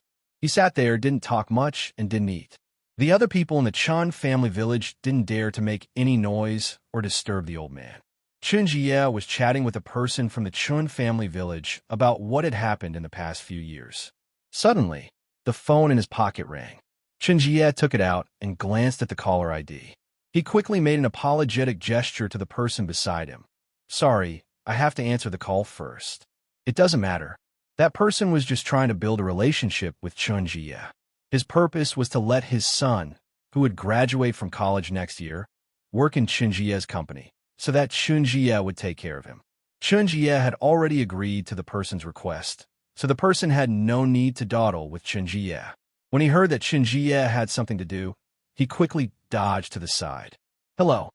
Chun Jie picked up the phone. "What's the matter?" "Boss." Yang Ming and the others didn't leave the hotel. Instead, they took another elevator and went to the third floor. "It seems that they're going to eat here," Bodyguard A reported to Chun Jie. "Oh." Chun Jie frowned. "You guys go too. Just focus on that Yang Ming. Wait for an opportunity to teach him a lesson when he is alone." "Okay, boss," Bodyguard A said. "Don't let Chin Fei find out, and don't let Yang Ming see through your origins. Be quick," Chun Jie ordered. "Do you hear me?" "Don't worry, boss. We will never let you down," Bodyguard A responded. Chun Jie hung up the phone with satisfaction. He had to teach this Yang Ming a lesson, first to relieve the hatred in his heart. On the one hand, it was also to intimidate and threaten Yang Ming. Next, it would be easier for him to negotiate with Yang Ming. He believed that after this, Yang Ming would not dare to ask for too much, nor would he dare to not agree to his request. The most important thing was not to leave any evidence. Even if Chun Fei was suspicious, there was nothing he could do. No matter what, they were still relatives. It had not reached the point of falling out, so Chun Fei could only suffer in silence. What's more, as long as Yang Ming was dealt with, Yang Ming and Chen Mingyan would break up. Why would Chen Fei care about Yang Ming's matters? At that time, Chen Xiaolong would be Chun Fei's son-in-law. Would he stand up for his ex-son-in-law and offend his current son-in-law? That was purely out of his mind. After Yang Ming entered the private room, he casually ordered a few home-cooked dishes that Chen Mingyan liked to eat. Then, he gave a menu to Chen Fei. Chen Fei also casually ordered a few dishes. Everyone was on the same side, so there was no need to be particular. The dishes that were ordered were what everyone wanted to eat. The waiter had already been instructed by Manager Liu. He was indescribably respectful to Yang Ming. He immediately passed the menu without hesitation. "Yang Ming, why don't you drink with Uncle Chun?" Chun Fei suggested. "I drove here." Although Yang Ming didn't drink much, it was more dangerous to drive drunk, especially when Chen Mingyan, Chun Fei, and Chun Fangyu were in the car. He had to be more careful. "Hee, that's not easy. Just let the security guard, Little Wong, send us back." Chun Fei was a little depressed today. He wanted to drink some wine, but it was meaningless to drink by himself, so he wanted to pull Yang Ming. "Okay, then I will drink with Uncle Chun." Yang Ming nodded. "Mingyan, are you not afraid that Yang Ming will drink too much?" Chun Fei saw that Yang Ming agreed, and he was happy. But he thought of Chun Mingyan, so he asked. "So be it." Chun Mingyan blushed. In front of her parents, how could she care about Yang Ming's matters? "Hee, Uncle Chun, don't worry. My alcohol tolerance is still good." Yang Ming smiled and said, "Even if I drink too much, I will just sleep for a while." Chen Fangyu also knew that Chun Fei was very uncomfortable in his heart. After all, seventh grandfather Chun, whom he respected since he was young, had a falling out with him. Chen Fangyu's heart was very uncomfortable. The wine and dishes were served quickly. Chen Mingyan and Chun Fangyu only ate the dishes and the staple food. Yang Ming accompanied Chun Fei to drink one cup after another. Yang Ming was still okay. He was just a little confused. Chun Fei had something on his mind, so he was soon a little drunk. He began to talk about some things that happened between him and Chun Fangyu in the Chun family village.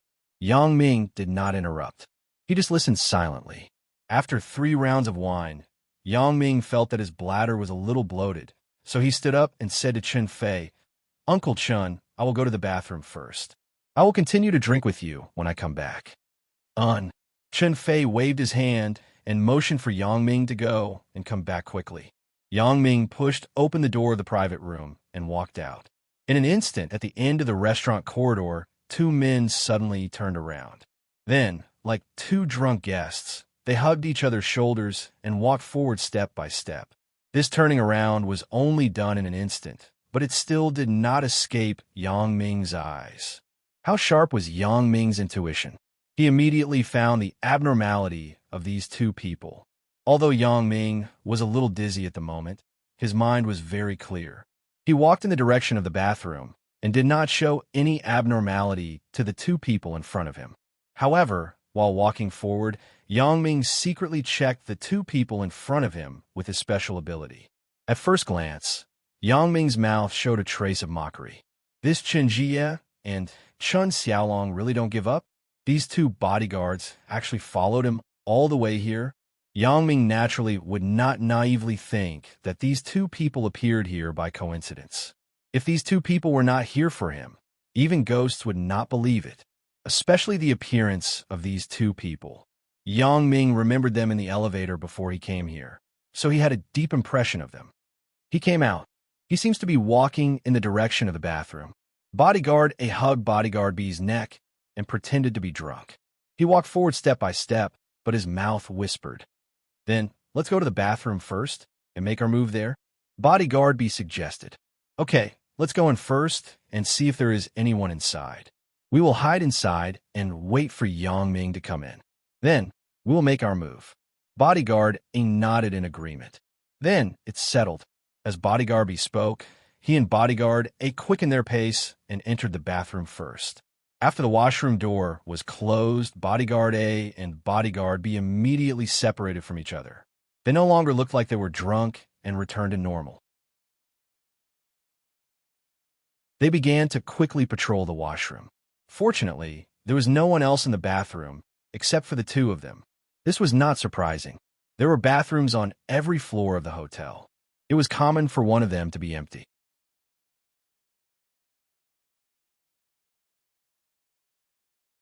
Chapter 1556. I don't have anyone here. How about you? Bodyguard A asked hurriedly. Although Yang Ming was still some distance away from the bathroom, the distance of a few dozen meters could be completed in an instant, so they had to hurry. I don't have anyone here either, Bodyguard B said excitedly. This is a godsend opportunity. I think we should teach that young brat a lesson here. Well, this is a good opportunity, but the boss said not to let that young brat see through our origins. I'm afraid that we will have to disguise ourselves and not let him recognize us, Bodyguard A said. That's true, but the two of us left in a hurry and didn't make any preparations, Bodyguard B muttered. Why don't we wait for Yang Ming to come in and knock him out? If we knock him out, we won't be able to achieve the purpose of teaching him a lesson. Besides, even if he is knocked out, what if he wakes up in pain and sees us? Bodyguard A said disapprovingly. That's true, and we can't guarantee that we can knock that brat out immediately. Bodyguard B nodded. We have to find a mask. How can there be a mask here? Bodyguard A frowned. By the way, do you have silk stockings or something like that? I've seen on TV that those criminals wear silk stockings on their heads when they commit crimes. Fuck, I'm a man, and I don't have any special hobbies. Where'd I get silk stockings? Am I supposed to wear them on my body? Bodyguard B glared and said with some dissatisfaction. Then what should we do? That young brat is coming soon. Are we going to smear feces on our faces? Bodyguard A said anxiously. I have a good idea, Bodyguard B suddenly said. What idea? Say it. Bodyguard A hurriedly urged. We could take off our underwear and put it on our heads. Wouldn't that work? Bodyguard B suggested. What kind of fucking idea is this? Bodyguard A frowned, but after a moment of silence, he nodded and said, It seems that this is the only way. Take it off. So Bodyguard A and Bodyguard B quickly took off their pants, then took off their underwear and put it on their heads. After that, they quickly put on their pants again. If I knew this earlier, I would have changed into a new pair of underwear yesterday. It smells so bad. Bodyguard A complained. Motherfucker, I'm the one who's miserable. I suddenly had a stomachache on the plane today, so I ran to the toilet and found someone inside. I held it in for a long time, and in the end, I let out a few farts and brought my feces out. Now it smells like feces, Bodyguard B said bitterly. Then stay away from me. Bodyguard A quickly moved to the side. After Yang Ming came to the bathroom door, he was not in a hurry to go in. Instead, he stood at the door and used his special ability to monitor the movements of the two bodyguards. When he saw that they actually put their underwear on their heads, especially after listening to their conversation, Yang Ming almost burst out laughing. And the conversation between the two people was even more so. Underwear with feces? Even a badass person like Yang Ming couldn't help but admire them. These two people were too badass. They were even more badass than him. This time, the kid surnamed Young definitely won't recognize us. Although Bodyguard B smelled his own feces, he could only endure it for the sake of the situation. Chun Fei is the chief of the Songjiang police station. If he knows, I'm afraid we won't have a good time. Even if the boss doesn't remind us, we still have to be careful. Bodyguard A nodded in agreement. But why hasn't this Yang Ming come in yet? We prepared for nothing for a long time. Could it be that he came to the bathroom? It can't be. I saw him coming in this direction. Besides the bathroom, there's only the emergency passage. Even if he wants to go downstairs, he has to take the elevator. He can't take the stairs by himself, right? Bodyguard B analyzed. Then, should I open the door and take a look? Bodyguard A hesitated and said. Although the two of them had been seizing the time to take off their pants and put on their underwear, they also spent a lot of time going out. No matter how slow Yang Ming walked, he should have walked from the private room to the bathroom. It was impossible for him to not come over after so long, right? Don't. If you open the door, what if the kid surnamed Yang comes in at this time? Wouldn't he bump into him? Bodyguard B objected to Bodyguard A's proposal. That's right. Bodyguard A nodded and said, then, let's lean on the door and listen to the movements outside. That's not a problem. Bodyguard B nodded and leaned his ear on the bathroom door. Yang Ming stood outside the bathroom, thinking about whether to make a move on these two bodyguards. To be honest, Yang Ming didn't want to reveal his strength in front of Chun Jie too early. This Chun Jie gave Yang Ming an intuition that he must have some tricks up his sleeve. He wouldn't just have these few tricks. Although Yang Ming wasn't afraid of him, Yang Ming didn't want to directly shed all pretense of cordiality and embarrass Chun Fei due to the complicated relationship between Chun Fei and seventh grandfather Chun, if it wasn't a last resort. Of course, if Chun Jie didn't want to give him face and kept finding trouble with him, then he wouldn't mind teaching him a lesson. However, it was obviously not Yang Ming's character to just let these two bodyguards go. At this moment, Yang Ming's phone rang. Yang Ming glanced at the caller ID. It was Chun Fei calling. In an instant, a plan popped up in his mind. Hello, Uncle Chun. Yang Ming picked up the phone. Yang Ming, why did you take so long to go to the bathroom? Did you fall in the bathroom? Do you want me to go find you? Chun Fei's voice came from the phone. How could that be? I just went to the wrong bathroom just now. Yang Ming said with a smile. He already had a plan in his heart. His special ability locked on the two bodyguards in the bathroom. I drank a little too much. I was dizzy and couldn't tell north from south. You can't hold your liquor, kid. I thought you were quite good. Chun Fei suddenly laughed after listening to Yang Ming's words. In the bathroom, Bodyguard B frowned. The kid surnamed Yang seems to be answering the phone at the door. He said something about Uncle Chun. It seems like Chun Fei is calling. Let me listen. Bodyguard A also put his ear on the door and listened carefully to the movement outside the door. Then, he said, Motherfucker, he really is on the phone. It seems that we can't make a move. If we make a move, the person on the other side of the phone will definitely hear it clearly. If Chun Fei hears it, I'm afraid he will come to the door immediately. Won't we be unlucky then? That's right. Motherfucker, we are really unlucky. Bodyguard B nodded and said gloomily. After Yang Ming heard the words of the two people, there was a sneer at the corner of his mouth. This was his plan. He was sure that these two guys wouldn't dare to make a move on him when he was answering Chun Fei's call. Then, he would just wait for him to ravage them. Yang Ming used his special ability to look at the two bodyguards who were leaning on the door in the bathroom. He suddenly lifted his foot and kicked the bathroom door. With a pung sound, the bathroom door was kicked by Yang Ming fiercely toward the two bodyguards inside. The two bodyguards were directly slammed to the door and fell to the ground. Behind the door was the big bucket that stored the garbage. The two bodyguards slipped and knocked over the big bucket. The garbage in the big bucket splashed onto the two bodyguards and buried them directly. Ugh! Bodyguard B's head was directly knocked over. He snorted, rolled his eyes, and fainted directly. Bodyguard, it was also knocked over heavily. His nose was bleeding, but he didn't dare to make a sound. He cursed in his heart. This Yang Ming just opened the door. Why did he use so much force? Is he crazy? He didn't think that Yang Ming would do it deliberately, because Yang Ming was standing outside the bathroom. It was impossible for him to know that the two of them were leaning on the bathroom door. How could it be intentional? There was no window on the door.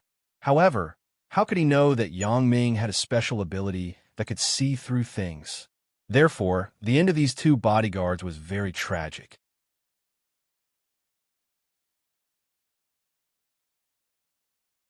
Chapter 1557. The refreshing feeling brought by this kind of sneak attack made Yang Ming feel more comfortable than beating them up. Yang Ming didn't look at the two people who fell behind the door, because Yang Ming had already seen their fate with his special ability. Yang Ming took the phone and walked into the bathroom. What's so loud? Chen Fei heard the sound of Yang Ming kicking the door, so he asked, "Oh, the door of this hotel's bathroom is a return door. It's a bit tight. I just couldn't push it open, so I kicked it. As a result, it opened." Yang Ming explained. On the surface, Yang Ming said it for Chen Fei. In fact, Yang Ming said it for the two bodyguards. In order to prevent them from doubting, he explained it. Sure enough, the bodyguard who didn't faint heard Yang Ming's words and rolled his eyes. He was depressed. Why am I so unlucky? I haven't met him yet. I haven't taught Yang Ming a lesson, and I was knocked away by the door panel. My nose is bleeding. Looking at my partner, he is still unconscious. It's really a bad start. Yang Ming pretended to be drunk and walked into the bathroom. He didn't even look at the urinal on the opposite side. He waited for the return door to close automatically with a bang. Then he unbuttoned his pants and started shooting at the pile of garbage behind the door. As he sprayed, he talked to Chen Fei on the phone. "Uncle Chen, why is this bathroom so dirty? Is there garbage everywhere? I'm standing in the garbage and peeing. Yang Ming, did you go to the wrong place?" Chen Fei was suddenly inexplicable. "Are you going to the bathroom? Don't pee everywhere." "It seems to be so, right?" Yang Ming's mouth showed a hint of a smile that was hard to miss. Then he said, "Forget it. Anyway, it's your own hotel. You can do whatever you want." Chen Fei said helplessly, "It seems that you are really drunk." "Drunk? I'm not drunk. I'm sober," Yang Ming said with a big tongue. The water under his body didn't stop. Although the garbage had already covered the bodies of bodyguards A and B, Yang Ming had special abilities. He could directly lock the position of the two people, so the urine was directly sprayed on the two people's bodies. Bodyguard A was going crazy. His nostrils were full of Yang Ming's urine. He really wanted to jump out of the garbage and throw Yang Ming into the toilet. However, he finally endured it, because he couldn't explain why he was hiding in the garbage. Even if the garbage was knocked down by Yang Ming, he couldn't explain why he was sneakily hiding next to the door. Well, even if it was all a coincidence, and Yang Ming and Chen Fei believed it, how could they explain the underwear on their heads? Could he say that he was pretending to be Superman in underwear? Bodyguard A didn't want to complicate matters and make Chen Fei suspicious. After all, both of them were Chen Jie's bodyguards. Once Chen Fei came over, he could find out their identities as long as he investigated. How could there be such a coincidence in this world? The ulterior motives of these two people would be exposed, so Bodyguard A endured it. When he couldn't help it, he thought of the masters in Japan, for example, Ninja Turtles. So Bodyguard A continued to endure and march toward the highest level of Ninja Turtles. Looking at Bodyguard A's unpredictable expression, how could Yang Ming not guess this guy's thoughts? Bodyguard A was probably afraid that the urine would go into his nose. He didn't dare to breathe or open his mouth. He just kept holding his breath. Seeing this, Yang Ming's mouth flashed a smirk. He suddenly stopped shooting under his body as if he had finished peeing. He even shivered all over. When Bodyguard A saw that there was no more urine flying down, he thought that Yang Ming had finished peeing. He was suffocating just now. He quickly opened his mouth to take a deep breath, but he didn't expect that the moment he opened his mouth, a stream of urine sprayed down without warning. It directly sprayed into Bodyguard A's mouth and choked his lungs. He didn't dare to cough, so his face turned purple like a pig's liver. Yang Ming smiled secretly. He fastened his pants, turned around, and swaggered out of the bathroom door. Then he said to the phone in his hand, "Uncle Chun, let's talk later. I'm going back." "Oh, then we'll talk when you come back. You have to be careful. Do you want me to ask Ming Yin to pick you up?" Chun Fei said with some worry. Uncle Chun, I'm fine." Yang Ming's tone suddenly returned to normal. "I could go back by myself." "And?" Chun Fei was slightly stunned. He shook his head, but he didn't believe Yang Ming's words.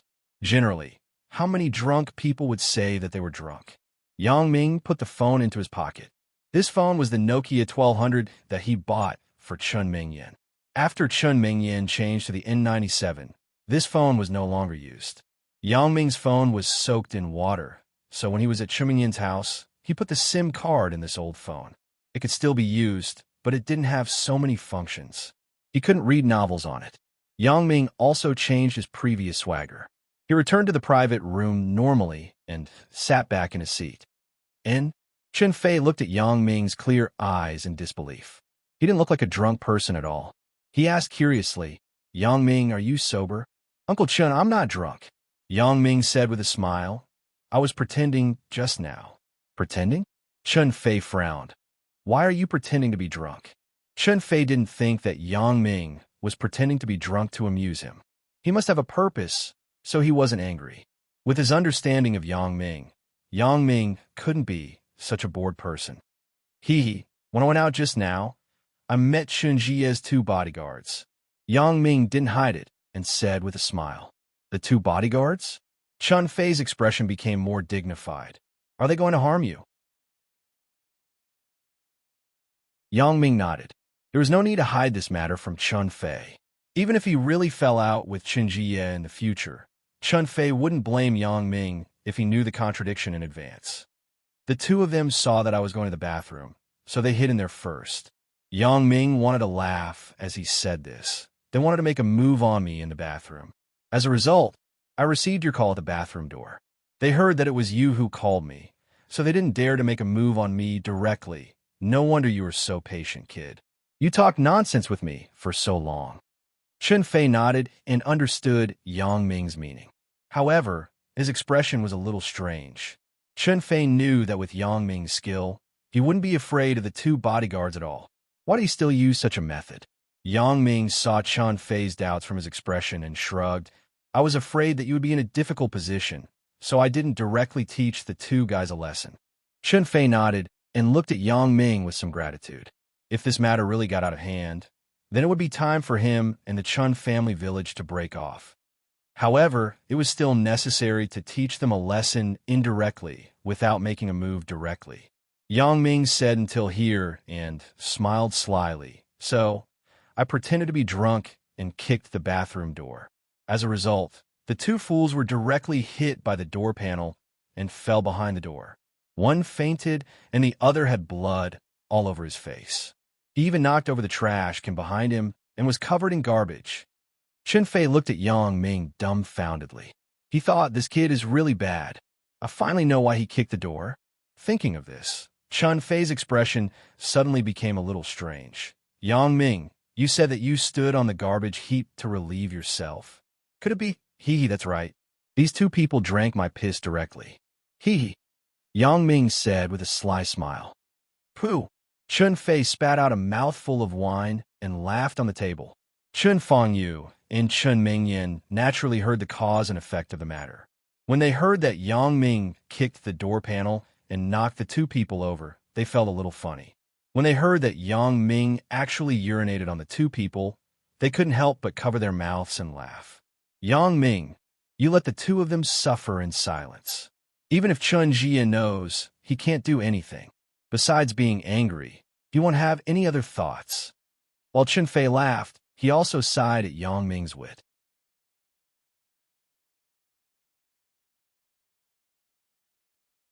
Chapter 1558. They are Chun Jie's hired thugs, so they should have such awareness. Yang Ming shrugged and said indifferently, "Moreover, they probably just think that they were unlucky. They won't think of me." Yang Ming, I find that you are quite bad, kid." Chun Fei raised the wine glass in his hand. Come, let's toast. I really didn't expect you to play such a trick. This way, I have nothing to do in the middle, and Chunjie won't think too much about it. Uncle Chun, why do you still care about what he thinks? Yang Ming sighed. I think that today's matter won't be over just like this. Chunjie won't stop just because of the two bodyguards' failure. I think they'll make the next move. I hope that Chunjie can stop now. Otherwise, my relationship with the Chun family village will end here. Chun Fei actually understood very well in his heart that Yang Ming didn't make a move mainly because he was taking care of their feelings. Otherwise, even if these two people were killed by Yang Ming, no one would cry out for them. Yang Ming was now a senior agent. It was normal to be killed for attacking Yang Ming. Xia Bingbao would deal with the aftermath of this incident for Yang Ming. In the bathroom at the end of the corridor on the third floor, bodyguard A climbed out of a pile of garbage with difficulty. He wiped the urine on his face, spat out a mouthful of phlegm, and scolded, "Brat surnamed Yang, I'm not done with you." A crisp ringtone sounded. Bodyguard A took off his underwear and took out his phone. He didn't want to answer, but when he looked at the caller ID, it was actually Chunjie. Bodyguard A couldn't refuse to answer anyone's call, but he couldn't refuse to answer Chunjie's call. "Hello, boss." Bodyguard A picked up the phone. "Where are you?" asked Chunjie. He had waited for so long, but there was no news. He thought that these two bodyguards were discovered by Chun Fei and were killed. He was shocked, but he was relieved when he heard Bodyguard A's voice. "Boss, we are now in a very safe place." Bodyguard A looked around and said carefully, "How is Yang Ming? Did you teach him a lesson?" Chunjie frowned. "Hurry up. Don't delay." "Boss, there was a small accident just now, but it doesn't matter.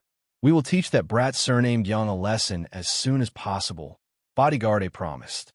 Then hurry up," Chunjie ordered and hung up the phone. Bodyguard A put the phone away and patted Bodyguard B next to him and scolded, "Get up, hurry up." Bodyguard B immediately woke up and looked around at a loss. "What's wrong? What happened?" "What do you mean what?"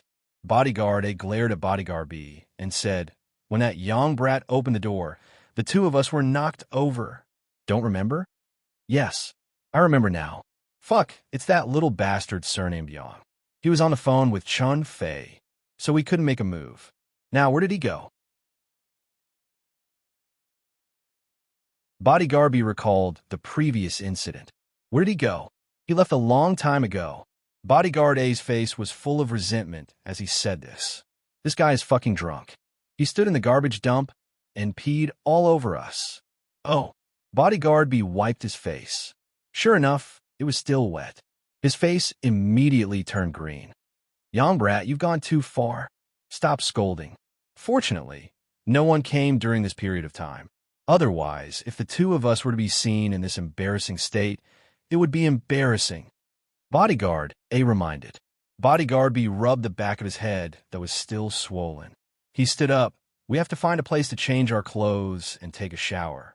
It's too uncomfortable. I reckon that Yang Ming will drink for a while, so there's no hurry. You go get a room. I'll get 2 sets of clothes from the car," Bodyguard A said to Bodyguard B. Bodyguard B nodded. The two stood up and walked out of the bathroom. Their bodies were wet. Although the garbage was not too smelly, it was very uncomfortable on their bodies. Bodyguard B braced himself and went to the front desk. He said under the surprised gaze of the front desk lady, "Give me a restroom. I drank too much and slipped in the bathroom." "Oh, okay, sir. Please wait a moment." The front desk lady was not surprised when she heard Bodyguard B's explanation. After all, there were all kinds of people who drank too much. It was not uncommon to slip in the bathroom. Bodyguard quickly left the hotel and ran to the side of the road. When he arrived, there was no space left in the parking lot. The car was parked on the side of the road. Fortunately, it was not a very good car. It was a Passat sent by Chun Jifu to the airport. Chun Jie's car was a rented Rolls-Royce, but the car originally belonged to the hotel. After arriving at the hotel, it went straight back to the internal parking lot. Fortunately, there was a change of clothes in the luggage. Otherwise, where would she go to buy clothes in the middle of the night? Bodyguard A took out another set of clothes for himself and Bodyguard B. Then, he locked the car and quickly ran in the direction of the hotel lobby. At this time, Bodyguard B had already gotten a room and was waiting at the elevator entrance. The clothes have been brought. Is the room ready? Bodyguard A asked. It's ready. 9108. Let's go up. Bodyguard B shook the door card in his hand and said. Bodyguard A nodded. After the two of them waited for the elevator to come down, they went into the elevator together. Of course, this scene was not missed by Yang Ming. Although Yang Ming returned to the room, his special ability was locked on the two bodyguards. Their every move was monitored by Yang Ming. This included their cursing of Yang Ming and their taking of the clothes from the car on the street downstairs. He also watched the two of them take the room card and go into the elevator. If the two of them gave up, Yang Ming would naturally not do anything to them and cause them trouble. After all, Yang Ming also had a perfunctory attitude because of Chun Fei's face. However, judging from the conversation between the two of them and Chan Jie's phone call, the two of them had no intention of giving up. Since they were so stubborn, Yang Ming would no longer be merciful. After sending a text message to Bao Sanli, Yang Ming put down the phone and toasted with Chun Fei again. However, it didn't take long for a white Jinbei van to stop next to the street of the Songjiang International Hotel, just behind the facade of the two bodyguards. Wu Ming, take some people to destroy the brake system of the facade in front. Bao Sanli parked the car and ordered a few people in the car. Okay, Brother Bao. Wu Ming responded and got out of the car with 3 helpers with tools. He turned around and went under the facade in the dark. The text message that Yang Ming sent to Bao Sanli was to ask Bao Sanli to bring people to destroy the brake system of the two bodyguards' car. This idea came from Wu Ming. When Wu Ming assassinated Bao Sanli and Ho Jinhan, he destroyed their brake system, but fortunately, it was discovered by Yang Ming early, so it was prevented from causing a disaster. However, Wu Ming was now a member of the Black Butterfly Assassin Group. He was left behind by Yang Ming and Song Jiang to assist Bao Sanli and Ho Junhan in doing some secret things. Destroying the brake system was Wu Ming's forte, so this time when Bao Sanli received Yang Ming's text message, he directly brought him over. Wu Ming was familiar with this kind of thing, and he had helpers, so the battle quickly ended. He got out from under the car and returned to Bao Sanli's Jinbei van. Brother Bao, it's done. And let's go. Bao Sanli nodded and returned a short message to Yang Ming. Then, he quickly drove away. Most people did not notice this scene, but some security guards on the roadside who were responsible for watching the cars noticed it. However, when they saw Bao Sanli in the driver's seat of the Jinbei van, they quickly turned around and pretended not to know anything.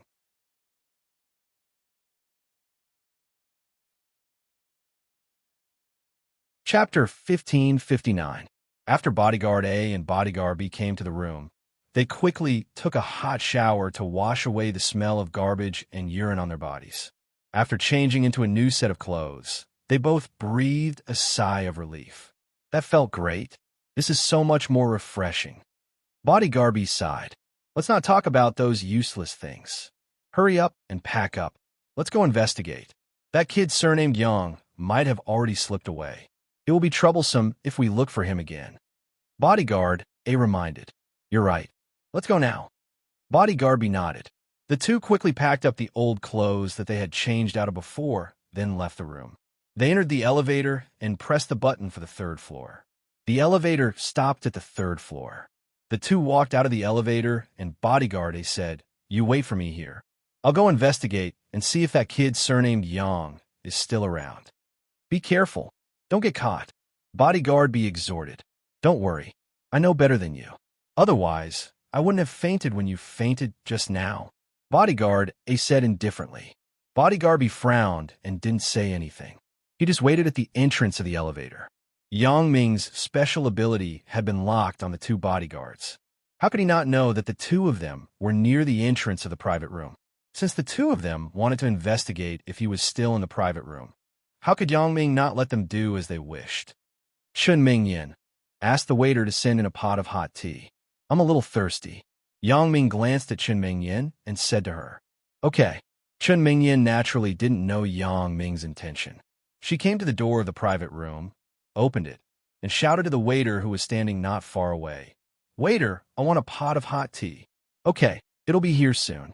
The waiter heard and quickly responded. Chun Mingyan immediately closed the door and returned to her seat. She said to Yang Ming, "It'll be here soon." Yang Ming deliberately did it for the two people to see.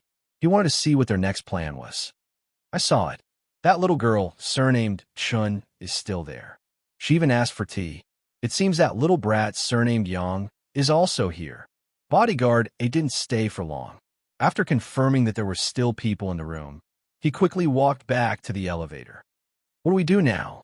I'm afraid we won't be able to find a chance for Yang Ming to be alone for a while. Don't tell me we have to wait for him to go to the bathroom again? Bodyguard B still had some lingering fear when he mentioned the bathroom. Forget it. Let's not talk about whether he can go to the bathroom alone. Even if he can, I won't go to that damn place. It seemed that not only Bodyguard B, but even Bodyguard A was very afraid of his previous experience. Whenever he thought about it, he would feel uncomfortable all over. Then let's wait in the car. We can see the entrance of the hotel from there. When Yang Ming and the others come out, we can see them immediately, Bodyguard B said. Let's go. It's safer in the car. We don't have to worry about being discovered by Chun Fei here. Bodyguard A nodded. Since the two of them had a plan, they quickly returned to the elevator and went downstairs. Yang Ming smiled slightly in his heart. As expected, these two people decided to track me in the car. In a while, I'll let them enjoy the speed and passion. Yang Ming didn't bother with the two of them anymore. He and Chun Fei continued to drink. Chun Fei was depressed in his heart. After exchanging drinks with Yang Ming, he was drunk and laid on the table. Auntie Chun, I think we should call it a day. Uncle Chun is drunk. Let's go back and rest early. Yang Ming looked at Chun Fei, who was lying on the table. I think so too. Chun Fengyu smiled bitterly. Old Chen's temper is embarrassing. Yang Ming smiled and shook his head.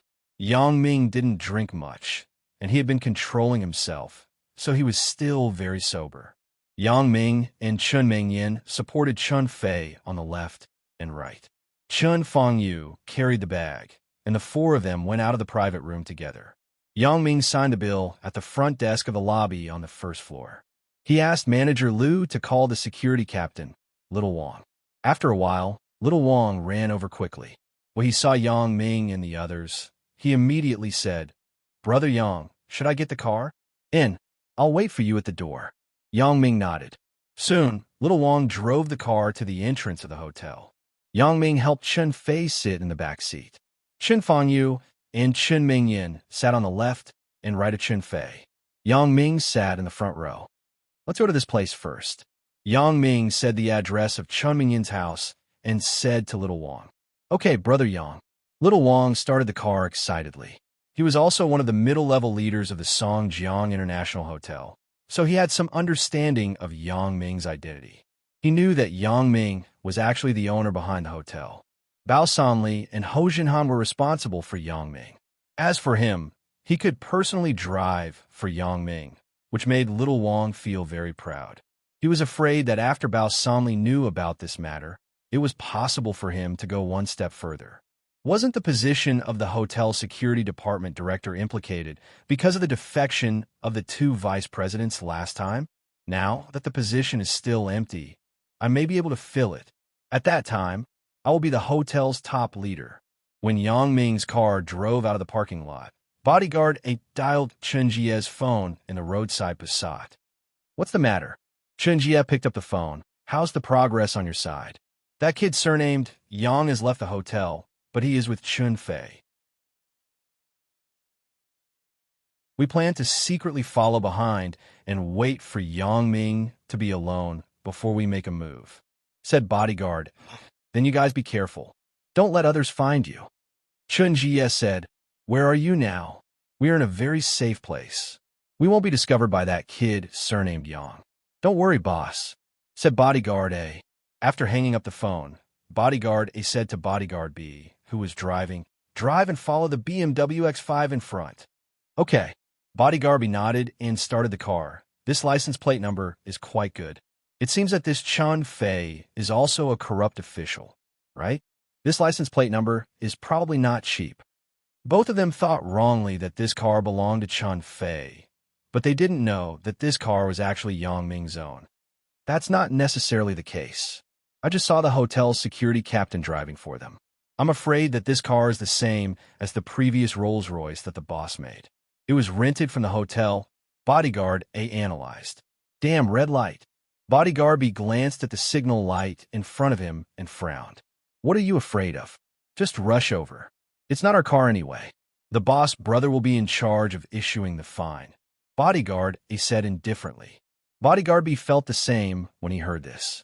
It's more important to chase after Yang Ming now. What if I lose Yang Ming?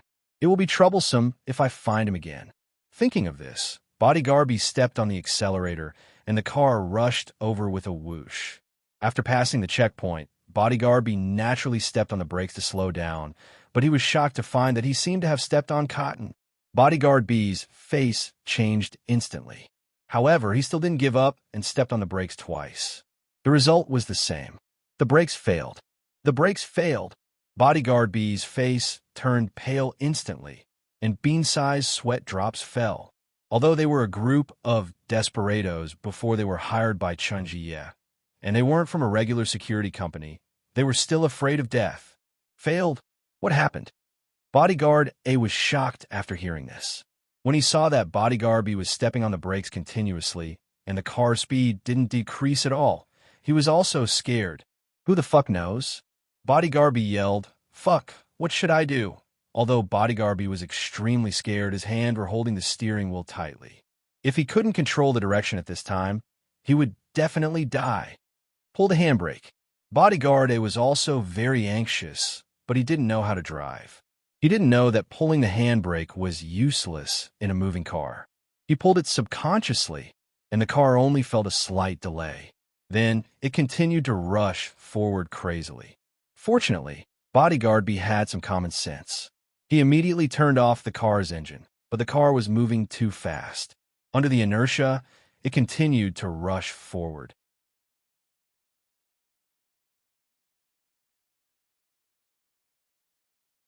Chapter 1560.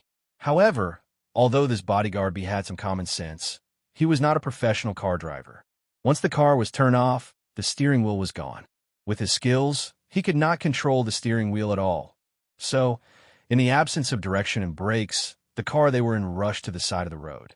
However, Bodyguard B was quick-witted. He turned the steering wheel for a long time and crashed the car into the garbage station on the side of the road with a boom. Due to the buffer of the garbage station, the car did not directly hit the wall, so the two bodyguards managed to escape with their lives. Although they managed to escape with their lives, the clothes they had just changed into were once again covered in garbage when they climbed out of the car. Moreover, this garbage station was different from the garbage in the hotel's bathroom. The garbage here had been piled up for a few days. There were all kinds of things, and the stench was overwhelming. Fuck, do you know how to drive? How did you end up in the garbage again? Bodyguard A was furious when he saw his fragrant clothes become like this in the blink of an eye. If I didn't know how to drive, the two of us would be dead now. Bodyguard B rolled his eyes and said with some dissatisfaction. For a long time, the two of them had been following Bodyguard A. It couldn't be helped. Who asked Bodyguard A to follow Chun Jie first? He was more trusted than Bodyguard B. Bodyguard B had no other choice but to swallow his anger. But this time, Bodyguard B couldn't bear it anymore. If it weren't for the buffer of the garbage, do you think we could survive if we hit the wall directly? Bodyguard A was just grumbling casually. After hearing Bodyguard B's words, he felt a little embarrassed. He laughed dryly and said, "We have to drag the car away as soon as possible. Although this is a backstreet alley, it's better to be safe than sorry. If the police are attracted here, it'll be really difficult to escape. Once our true identities are exposed, Chun Fei will definitely be suspicious." That's true. It is so late at night. If we drive out alone, without Chun Jie, we will definitely be suspected. Bodyguard B nodded. Moreover, Chun Fei is the chief of the Songjiang police station. The police in Songjiang will listen to him. We can't take this risk. Fortunately, no one will notice us here for a while, Bodyguard B said. Bodyguard A said, "I'll call the boss now and get a tow truck to tow the car away." Bodyguard A knew that he would definitely be scolded by Chun Jie this time. However, he had no choice but to force himself to call. Hello, what is it? Are you done? Chun Jie picked up the phone and asked in a low voice. Boss, we had a small accident here. There was a problem with the car's brake system. As a result, it hit the roadside garbage can. Bodyguard A explained carefully, we have to find a tow truck quickly to tow the car away. It will be troublesome if Chun Fei knows about it when the police come. Is there a problem with the brakes? Chun Jie frowned. He was extremely annoyed. Why is it so troublesome to teach Yang Ming a lesson? Anything could happen. However, this car belonged to his elder brother, Chun Jifu. Although Chun Jie was annoyed, he couldn't vent. Where are you now? Boss, don't worry. We are now in a very safe place. Bodyguard A replied. When Chun Jie heard Bodyguard A's words, he was so angry that he rolled his eyes. I didn't ask if the place is safe or not. I asked where you are. If you don't tell me the location, how can I contact a tow truck for you? Oh, Bodyguard A said quickly, not far from the intersection of Heiyang Road and Jiangzhong West Road. Okay, you stay there and don't move. I'll contact a tow truck. Chun Jie was going crazy. He originally thought that it was a waste of talent to let his two bodyguards teach Yang Ming a lesson. However, he didn't know if it was because he and his two bodyguards were unlucky or something else. It was actually not settled yet. Yang Ming withdrew his special ability from bodyguards A and B surveillance. A sneer appeared on his face. His previous guess was right. These two people suffered a loss and didn't dare to call the police to seek the truth. Instead, they had to hide and move the car away before the police arrived. This was also the reason why Yang Ming dared to let Bao Sanli take Wu Ming to destroy their brake system without any scruples. If this matter was made clear, Chun Fei would probably suspect Yang Ming after he knew about it. However, Yang Ming was sure that these two people didn't dare to let Chun Fei know, so they were doomed to swallow their anger. Brother Yang, we're here. Where should we park the car? The security captain, Little Wang, drove the car into Chun Mingyin's neighborhood and asked Yang Ming for instructions. Park in front of the building in front. Yang Ming pointed at the building where Chun Mingyin's house was located. Okay. Little Wang respectfully parked the car at the place designated by Yang Ming. Then, he got off the car and opened the back door of the car. Chun Mingyin and Chun Fangyu helped Chun Fei, who was already sober, get off the car.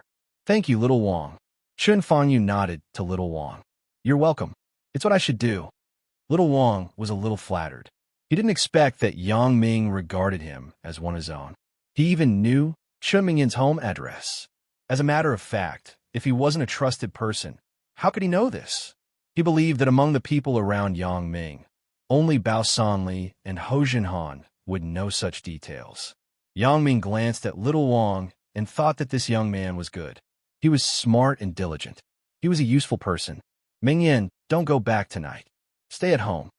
Yang Ming looked at Chun Fei, who was drunk, and said to Chun Mingyin, and I will stay. I could take care of Dad. Chun Mingyin nodded. Ani-chan, then I won't go up. I just came back. I haven't gone home yet. I have to go back and take a look. Yang Ming said to Chun Fangyu. Well, then you should go back and rest early. You just drank a lot. Chun Fangyu said, when you get home, send a message to Mingyin. Don't worry. Nothing will happen. I'm actually still very sober. Yang Ming smiled. Watching Chun Mingyin's family go upstairs, Yang Ming used his special ability to see that they were safely back home. Only then did he feel relieved. When Yang Ming sent Chun Mingyin's family home, Little Wang's cell phone rang in the car. Little Wang took out the cell phone and glanced at the caller ID. It was his girlfriend who lived with him. Little Wang quickly picked it up. Little Ran, what's the matter? Didn't you get off work at 8 o'clock today? Why aren't you home so late? Are you fooling around somewhere? Xiao Ran bombarded him with questions.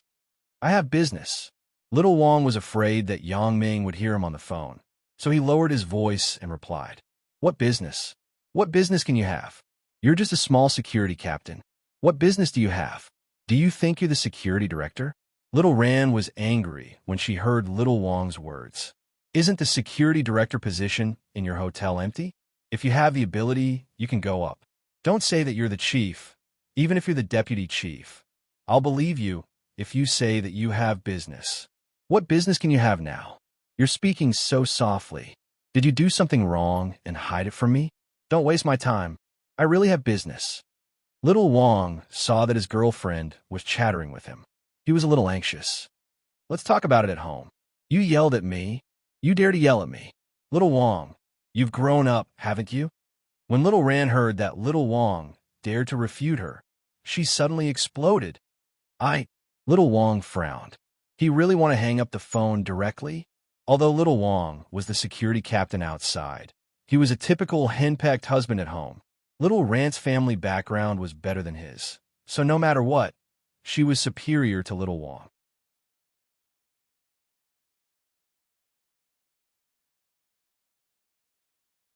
Chapter 1561. Little Wong also knew that earning 3,000 yuan a month wasn't a big sum. He couldn't afford to raise Little Ran, and he still had to rely on Little Ran's parents, so he usually swallowed his pride. As for his marriage with Little Ran, the attitude of Little Ran's parents was very unclear, which made Little Wong very depressed. He was just a small security captain. He was probably nothing in the eyes of her parents. The most intolerable thing for Little Wong was that Little Ran's parents actually introduced a partner to Little Ran last Sunday. This made Little Wong feel that he was simply too useless. If it weren't for Little Ran's strong opposition, Little Ran's parents would have succeeded. Thinking that although Little Ran ordered him around, she really loved him, Little Wong's heart suddenly softened. He didn't hang up the phone directly, but he whispered, "I'm sending a big shot home. I'll tell you in detail when I go back." Big shot? Little Ran was stunned.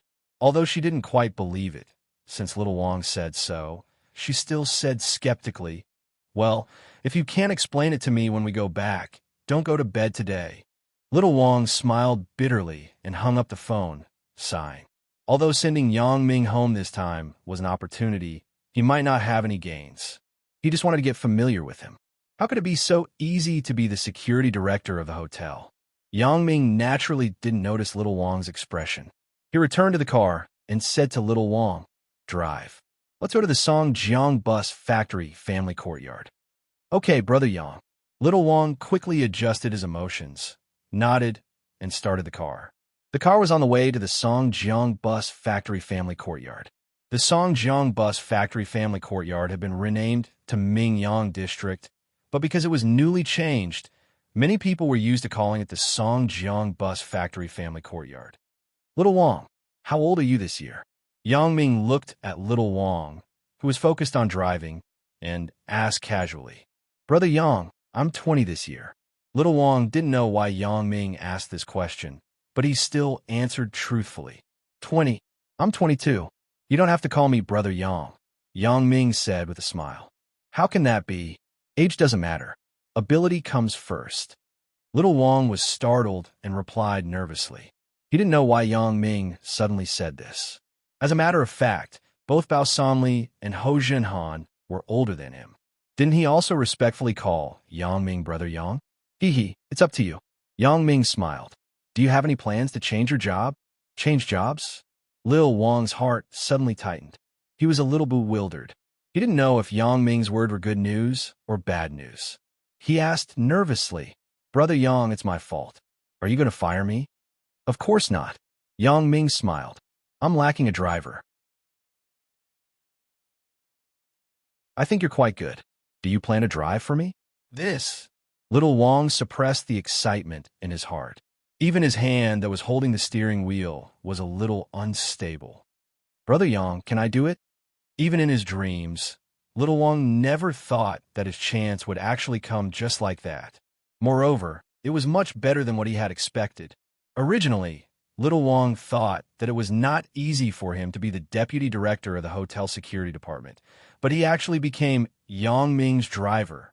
Although a driver might not be as prestigious as a security team captain, it also depended on who the driver was. Little Wong knew the identity and status of Yang Ming. If he were to be a driver for Yang Ming, he was afraid that he would belong to the core circle of Yang Ming. In the future, Bao Sanli and Ho Jinhan would look up to him when they saw him. I think you're good. Now it's up to you. Yang Ming smiled. Of course, I'm willing. Little Wang said excitedly. Brother Yang, when do I take office? I don't use the car every day. I just use it occasionally. I will ask Bao Sanli to give you the position of deputy manager in the logistics department. Don't be idle. Be in charge of the company's security situation. Mingyang Entertainment doesn't have its own security department. The Mingyang Security Company is responsible for the security work. After you go there, do this. After the establishment of the security department, you will be the head of the security department. Yang Ming smiled and said, Then you will go to Mingyang Entertainment to report tomorrow. I will let Bao Sanli give you the position of deputy manager in the logistics department. With just a few words, Yang Ming had arranged Little Wang's future path. Little Wang was a little shocked. He didn't expect that Yang Ming actually arranged a position for him in the company. He had already made up his mind. Even if he was only a driver, he had the intention to continue working. However, Yang Ming's arrangement was undoubtedly like a pie falling from the sky. It made Little Wang somewhat at a loss. He felt like he was dreaming. Originally, he only expected to be the deputy director of the security department in the hotel. However, Yang Ming arranged for him to be the first director of the security department in the hotel's parent company. This made Little Wang really unable to accept the reality in front of him. Then, when I have something, I will call you. You just have to drive over. Yang Ming said, However, it won't be too frequent. If there's no big deal, I will drive myself. Yang Ming arranged this because he really lacked a reliable driver. Bao Sanli and Ho Jinhan were now very busy every day. There were a lot of things in the company waiting to be dealt with. Yang Ming couldn't always ask them to be his drivers. Although the two of them didn't say anything and were willing to drive for him, Yang Ming couldn't do this. When he saw Little Wang just now, Yang Ming had this idea.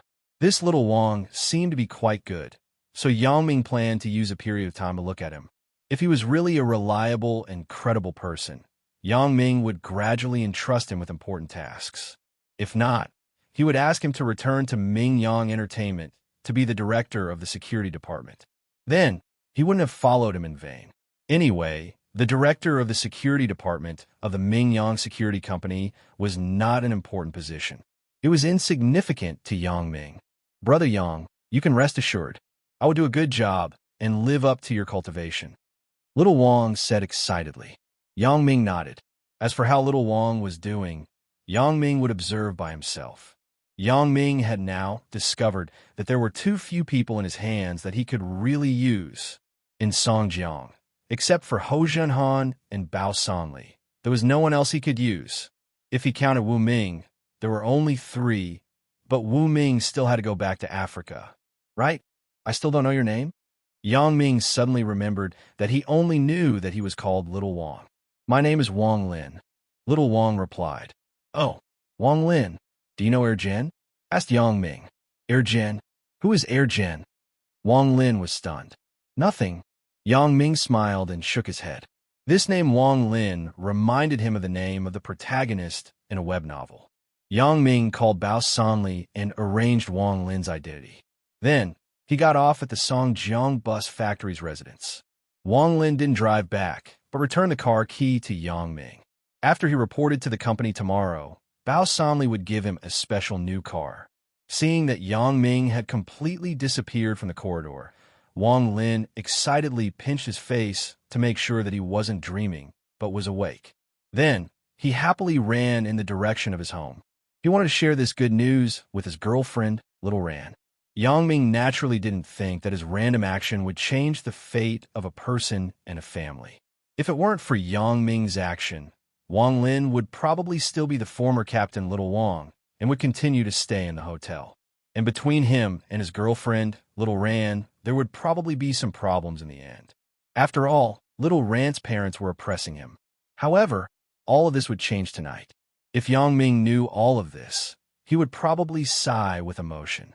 When a person had enough ability, he could unknowingly affect the people around him and change their lives and fates. Perhaps this was the so-called the greater the ability, the greater the responsibility. Today's influence was developing in a good direction. Would tomorrow's influence be in a bad direction? Yang Ming walked to the familiar door. He hadn't been home for a long time. He took out the key and opened the security door. He heard his mother's voice coming from the house. "Who is it? Is it Big Ming?" "Mom, it's me." The long-lost warmth warmed Yang Ming's heart.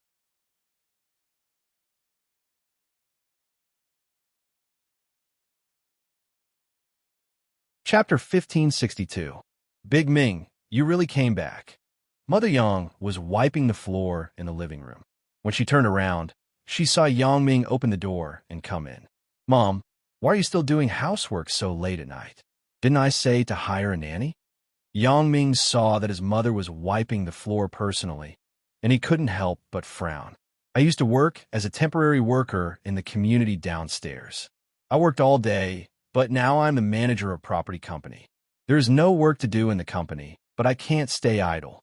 If I don't work for a day, I will feel uncomfortable." Mother Yang said with a smile, "When I am old, I will move my body and treat it as exercise." When Yang Ming heard his mother say this, he had to nod helplessly. How could she change the habit that she had developed for most of her life? "Where's my dad?" asked Yang Ming. "He is lying in the bedroom, watching TV. He probably didn't hear you open the door." Mother Yang glanced at the closed bedroom door and said to Yang Ming, "Are you going to see him?" Yang Ming changed into slippers and walked into the living room. He came to the door of his parents' bedroom. Yang Ming knocked on the door, then pushed the door and walked in. What's wrong with him? Why did he knock on the door when he entered? Yang Dehai thought that his wife came in. His eyes were staring at the TV screen. He didn't look back and muttered in confusion, "Dad, it's me. I am back." Yang Ming turned on the bedroom light and walked to the bed. "Oh, didn't you, kid, go out to eat with Ming Yin's family tonight? Why are you back so soon?" Yang Dehai saw that it was Yang Ming. He was a little surprised and sat up. "Don't mention it." Yang Ming smiled bitterly and said, "We parted on bad terms." "Parted on bad terms? What happened? Did you quarrel with Chen Mingyan?" Yang Dehai frowned and asked. "Of course not." Yang Ming shook his head. Uncle Chen's Chun village. An entrepreneur came back from the south today. He felt that he had a few $100 million in his hands and returned to his hometown. After he came back, he invited everyone in the Chun village to eat. Uncle Chen's family naturally went. "A few $100 million? You sure talk big now." Yang Dehai glanced at Yang Ming, but he didn't say much. Indeed, for the current Yang family, a few $100 million was naturally nothing. After that, the entrepreneur's son began to court Chen Mingyan. The most helpless thing was that the old patriarch of the Chun family village, a person called seventh grandfather Chun, actually announced that Ming Yin and the entrepreneur's son were engaged. Yang Ming was both angry and amused when he said this. Did he think that he was the emperor? In the end, we naturally parted on bad terms. Yang Ming didn't talk about the two bodyguards, and he didn't describe the conflict at that time as fierce. Instead, he downplayed it like a joke. He was also afraid that his father would be worried about him after knowing the truth. Although Yang Ming now had enough ability to protect himself, his father might not know, so Yang Ming didn't want him to worry too much. "I see." Yang Dehai shook his head helplessly after listening. "It's normal for a gentleman to pursue a fair lady. And the old patriarch. Old people are a bit stubborn. Don't lower yourself to their level." I naturally know this." Yang Ming smiled. "Well, let's not talk about these unpleasant things. Let's talk about you and your mother. How are your health recently? How else can it be? We eat and drink every day, and there's a special private doctor who gives your mother and me regular checkups. What problems can there be?" Yang Dehai smiled bitterly. "Speaking of it, except for the moment of accomplishment every day, I am not as free as before. The greater the ability, the greater the responsibility. What you have to consider now is the future of the company. The welfare of thousands of company employees will naturally sacrifice a lot of your time." As Yang Ming said this, he sighed in his heart. It seemed that he was comforting Yang Ming, but in fact, wasn't Yang Ming talking to himself? Since he got the special ability, became the disciple of the king of assassins, took over the Black Butterfly Assassin Group and the Charles family, and became a member of the Supernatural Investigation Bureau, there were too many things to do every day. Although there were public and private matters, he was definitely not as free and easy as before. The ordinary campus life was far away from Yang Ming. Yang Ming really hoped that one day he would end all the busyness and disputes now and enjoy his university life in peace. However, it seemed unlikely in the near future. You're right. Yang Dehai nodded. This is also the reason why I have insisted on not moving to a big house. In fact, your uncle has long suggested that I build a new family area in the abandoned factory behind the community and build a few villas, but I think it is not as warm as here. Although the area here is not big, it has the warmest memories of our family of three. Now that you have grown up, I'm also busier than before. You seem to be busier than me. Only your mother's work is still leisurely. Our family has fewer and fewer days to reunite. Except for the new year, you have never come back. Yang Ming was also very helpless about this, but who asked him to have so many things just after the new year? After a night of silence, Yang Ming stayed at home for the night. The next morning, he rushed to Chen Mingyan's house to pick up Chen Mingyan. Then he returned to the villa in the Huashang district and saw Zhou Jiejie and Lin Jiyun. The two had already known the news that Chen Mingyan had returned safely yesterday, so they were relieved and no longer anxious. At this time, when they saw Chen Mingyan, they just showed their longing and concern. They were not too shocked. Yang Ming hadn't gone to school for a long time. Naturally, he had to go to school today. However, when the four people walked out of the villa and were about to get in the car, there was an accident. Miss Zhao, sistering? Chen Mingyan's voice made Yang Ming's heart suddenly tighten. Although there was nothing substantial between Zhao Ying and me, there was a tacit understanding of the ambiguity and Cold War between us. At this time, I actually met Zhao Ying. Moreover, it was in a situation where I was with Chen Mingyan, Zhou Jiejie, and Lin Jiyun. Mingyan, are you going to school together? Zhao Ying's voice was quite calm. There was no fluctuation. She just smiled at Chen Mingyan in a friendly manner. Sister Ying, Yang Ming had to turn around helplessly. When he called Zhao Ying Sister Ying, his eyes fell on Wang Xiaoyan, who was next to Zhao Ying. It seemed that Zhao Ying must have spent the night at Wang Xiaoyan's house. Today, the two of them were planning to go to school together. They didn't expect to meet their neighbor. Wang Xiaoyan smiled and winked at Yang Ming. Then, she looked at Chen Mingyan and waved to her symbolically as a greeting. Previously, on Valentine's Day, Wang Xiaoyan and Chen Mingyan had met before. They even did their hair together. At that time, Chen Mingyan's junior high school classmate was pursuing Wang Xiaoyan. Chen Mingyan also nodded to her politely. Because the two of them weren't familiar with each other, they didn't have a deep friendship. She was just a little surprised. Why would Wang Xiaoyan be with Zhao Ying and appear not far from her house? Because Wang Xiaoyan and Zhao Ying came out first, Chen Mingyan didn't realize that Wang Xiaoyan was her neighbor. Sister Ying, are you going to school too? Yang Ming asked indifferently. Yin Yan and I have classes early in the morning. Zhao Ying nodded. There was a complicated look in her eyes, but it disappeared in a flash. It wasn't easy to detect. Looking at the girls around Yang Ming, there was a ripple in Zhao Ying's heart. She had already decided to have nothing to do with Yang Ming, but when she saw Yang Ming, some unrealistic thoughts appeared. That's just right. Let's go together. Chen Mingyan didn't have any guard against Zhao Ying now. Instead, she felt very embarrassed because of the previous incident. Okay. Zhao Ying wanted to refuse, but when the words came to her mouth, it became okay. When Yang Ming heard this, okay, his heart suddenly jumped. He thought, what's so good about it? If it's only Zhao Ying, then it's fine. But there's also Wang Xiaoyan, the assassin. If I anger this chick, there will be a big problem. Yang Ming really wanted to slap himself. Why is my mouth so cheap? Of all things to ask, why did I have to ask if Zhao Ying is going to school? This is a tragedy.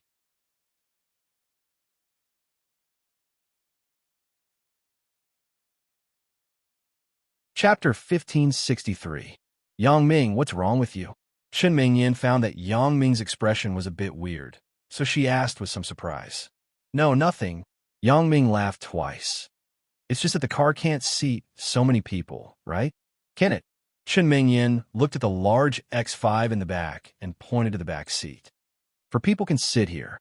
We aren't fat, so it won't be crowded at all. If it really can't, I can drive alone with Sister Zhaoing. Alone? Yang Ming was suddenly shocked and quickly said, Can we sit down? Oh, then sit down. Get in the car. Listening to Yang Ming's incoherent words, Chen Mingyan frowned, but she didn't find any other clues. She opened the back door and let Wang Xiaoyan and Zhao Ying sit in first. She and Lin Jiyun sat next to them. Then she said to Zhou Jia, you sit in front. And Zhou Jia now noticed that Chen Mingyan and Lin Jiyun always let her spend more time with Yang Ming. She didn't know the reason, but after Zhou Jia thought about it, she thought of a more embarrassing reason. That was, Yang Ming hadn't really pushed her down, so Chen Mingyan and Lin Jiyun were like this. So every time Chen Mingyan hinted at her, Zhou Jia would blush a little. Because Zhao Ying was there, Zhou Jia couldn't say anything. She nodded and sat in the front passenger seat. Yang Ming only hoped to get to school quickly so that Zhao Ying, Wang Xiaoyan, and Chen Mingyan could part ways without leaking anything. Wang Xiaoyan naturally knew why Yang Ming was anxious at the moment. She smiled secretly. He usually looked like he had everything under control, but it turned out that there were also times when he was anxious. Sister Ying, last time you said that during the New Year's Temple Fair, the one who bullied you was him, right? Wang Xiaoyan's heart moved, and she deliberately said something bad. Zhao Ying was stunned. She didn't expect Wang Xiaoyan to suddenly mention that matter. Zhao Ying and Wang Xiaoyan talked about it. At this time, was Wang Xiaoyan hinting something? Yang Ming was also shocked and suddenly had cold sweat. He was so angry. This Wang Xiaoyan really needs to be taught a lesson. I really should find a chance to beat her. She only knows how to find trouble for me. Isn't this the source of the war? However, before Zhao Ying could reply, Chen Mingyan laughed first. That's right, Wang Xiaoyan. After we went to the temple fair, he accompanied Sister Ying. But because of some accident, he fell on Sister Ying. I just happened to see it. Because of this, I wronged Sister Ying. Sister Ying, are you still angry now? I'm not angry. It's all in the past. Zhao Ying shook her head in fear. Originally, she was a little afraid of Yang Ming's thoughts in her heart. When she thought of the time when Chen Mingyan was angry with her, Zhao Ying had some palpitations. Don't look at Chen Mingyan's usual kindness.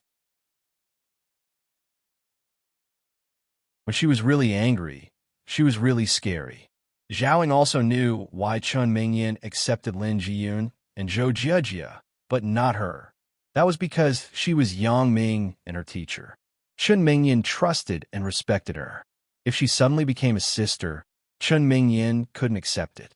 The teacher that she had always trusted, the big sister, had become a woman who was trying to steal her man. No matter who it was, they would not be able to accept it. Chen Mingyan could not be blamed. This was a psychological and ideological constraint. This was also the reason why Zhao Ying was worried about her identity and rejected Yang Ming on that summer's moonlit night. Although Zhao Ying and Yang Ming were now university classmates, her own ideology was still there. This was the reason why Zhao Ying didn't dare to take the first step. Right, Sister Ying, why were you at my door? Chen Mingyan thought of the previous matter, so she asked. That place wasn't your door, but Yinyan's door. Zhao Ying smiled and said, Yinyan and you are neighbors. Don't you know? Wang Xiaoyan, you live next door to us. Chen Mingyan looked at Wang Xiaoyan in disbelief. Although she and Wang Xiaoyan weren't very familiar with each other, they had met a few times. Suddenly discovering that she was actually her neighbor made Chen Mingyan somewhat surprised. I usually don't live here. I'm also surprised that you and Yang Ming live next door. Wang Xiaoyan replied faintly, which made Yang Ming's heart feel relieved. It seemed that Wang Xiaoyan just wanted to scare him before and play with his heartbeat. She didn't want to expose anything. Is that so? It's a coincidence. In the future, you can come to my house to play. Chen Mingyan didn't suspect anything. Indeed, she rarely saw people in the villa next door. No problem. However, Sister Ing also lives in this community. You didn't know, right? Wang Xiaoyan blinked and said suddenly, "Ah, Sister Ing also has a house in the community?" Chen Mingyan was really surprised this time. Two of her acquaintances were actually in her own community, but she never knew. Yang Ming's head suddenly sweated again. He thought, this Wang Xiaoyan is really not done yet. She's playing with some suspense. She's not afraid of exposing anything. Isn't this close to school? Zhao Ying's heart also tightened. She glared at Wang Xiaoyan and then said unnaturally, "The house is lent to me by a friend. His family has a lot of houses." Oh. Chen Mingyan didn't think too much. After all, Zhao Ying's words were nothing to think about. Borrowing a friend's house was a very normal thing.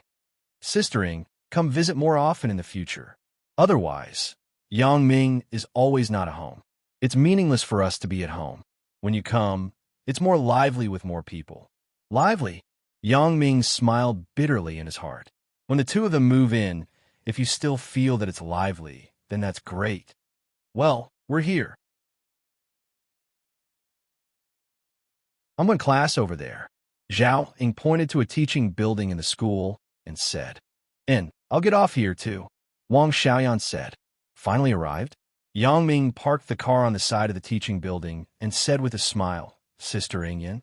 Wang Xiaoyan goodbye. Yang Ming almost called Wang Xiaoyan as Yin Yin. From the community to the school, it was just a few minutes' drive, but Yang Ming felt like he was tortured. He was full of cold sweat. Looking at the backs of Zhao Ying and Wang Xiaoyan, Yang Ming breathed a sigh of relief. Yang Ming sent Lin Jiyun and Chen Mingyan to the teaching building of their respective departments. Then, he drove Zhou Jiejie to the teaching building of the computer science department. Zhou Jiejie's expression was very quiet. After Chen Mingyan and Lin Jiyun left, she didn't speak again. She seemed to enjoy the warmth of this moment of solitude. Until Yang Ming parked the car in front of the teaching building, Zhou Jiejie got off the car reluctantly. "In the past, when I was in junior high school, I saw you and Sister Suya go to school together every day. I dreamed that one day I could be like her." Yang Ming listened to Zhou Jiejie's soliloquy, and his heart trembled. This girl's request and dream are actually so simple. In the past, I have always ignored her feelings. In fact, Yang Ming could have helped Zhou Jiejie realize her small wish long ago. It was just that he had been with Zhou Jiejie for so long, but he didn't go to school with her even once. Although he was very busy, Yang Ming's heart was also very uncomfortable. "Let's go together at night?" Yang Ming locked the car and said, "No, I have to find Sister Xiaoqing a while. There are still projects to be done." Zhou Jiejie smiled. "I just complained casually. Now I'm very satisfied. I can live with you every day. My previous dream can be considered to have been fulfilled. Well, when you're done with your work." Yang Ming nodded and walked into the teaching building with Zhou Jiejie. However, the scene of Zhou Jiejie getting off the luxury car was seen by Li Boyang. Li Boyang only felt like he was struck by lightning. He almost fainted as his vision turned black.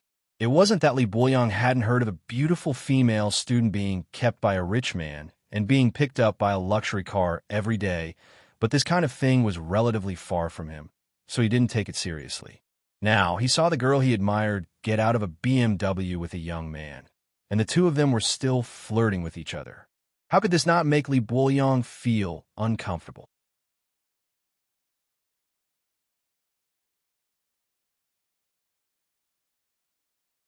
Chapter 1564.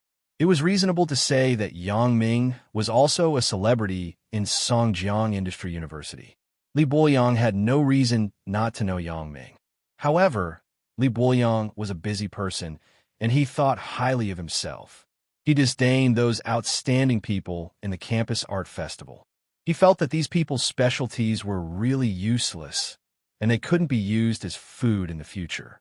Only his own real talent was the way to make a living in the future. Moreover, he never thought that the person who could drive a BMW to school would be a student of the university. In addition, Yang Ming's car usually didn't appear in the computer science department, so Li Boyang didn't recognize Yang Ming in the car. As for the previous encounter, when Li Boyang lobbied Yang Ming and Zhou Jiejie to join the Computer Science Association, Li Buoyang had already forgotten. He wouldn't remember the appearance of a boy. What's more, Li Buoyang's attention was on Zhou Jiejie before. How could he have the mind to look at Yang Ming? What's wrong, Buoyang? Jiang Naigong looked at Li Buoyang, who was still joking with him, and suddenly trembled. He asked with some concern, "Are you not feeling well?" "Zhou Jiejie." I saw Zhou Jiejie.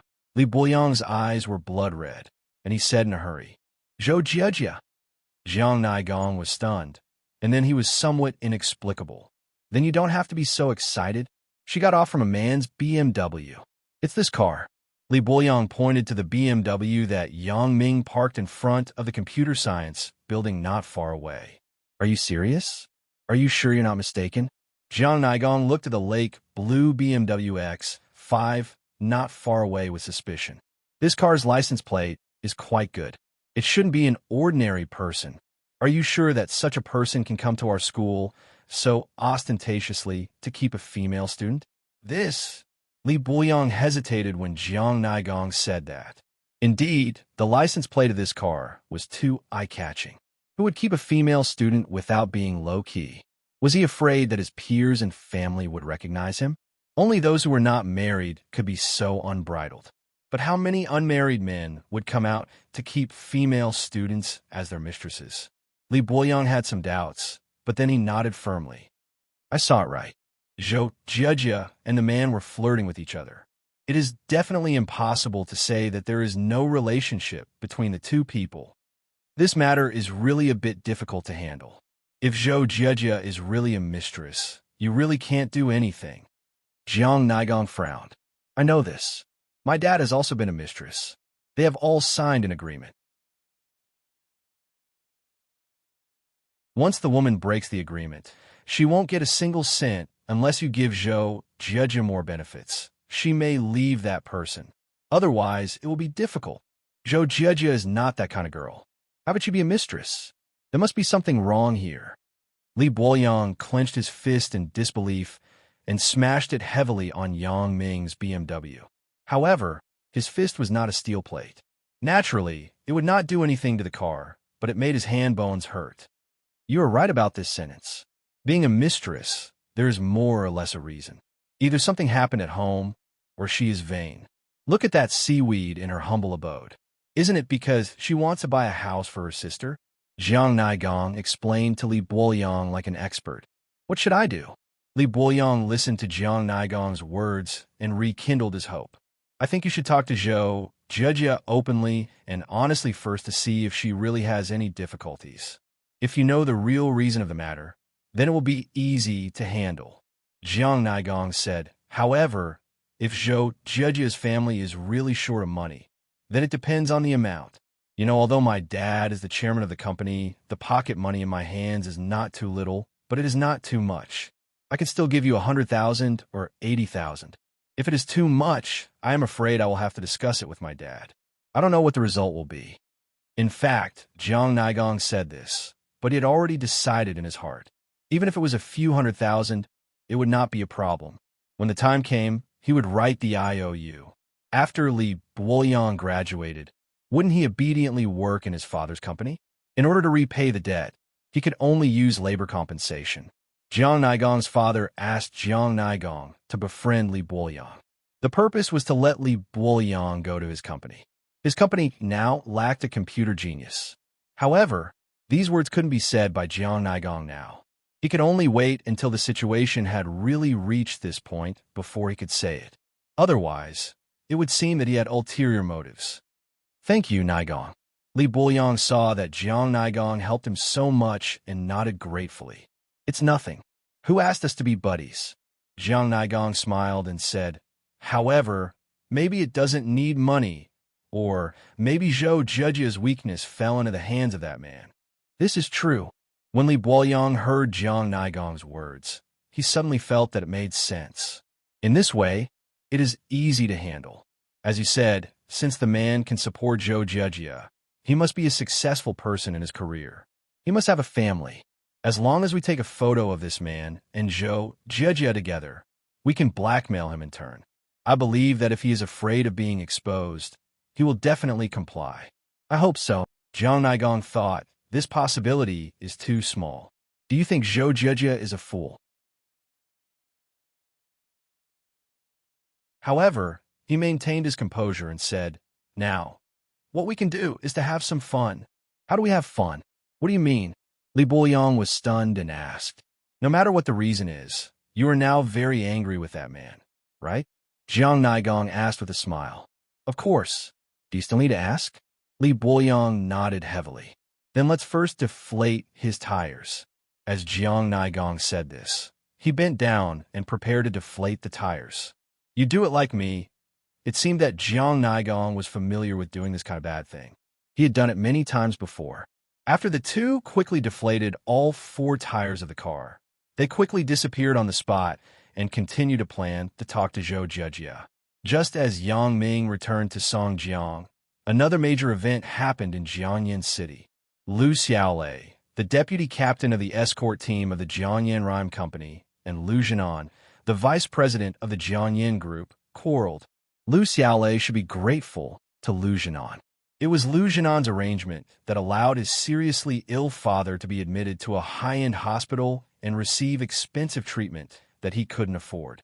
However, Lu Xiaolei and Lu Jianan turned against each other.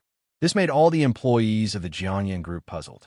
Listening to Lu Xiaolei's hoarse roar in the conference room, they were all at a loss. You say, why is Lu Xiaolei so angry? At the door of the conference room, a gossipy employee who passed by asked, who knows? Maybe he saw that Vice President Lu is kinder, so he wants to ask for more benefits? Employee B guessed, I'm afraid things don't seem to be so simple. Employee A said, shall I watch the show here? That's not very good. It's working hours. Employee B hesitated. What are you afraid of? Look over there. The XX manager of the XX department is also here. We're just going with the flow, said Employee A. Well then let's watch for a while.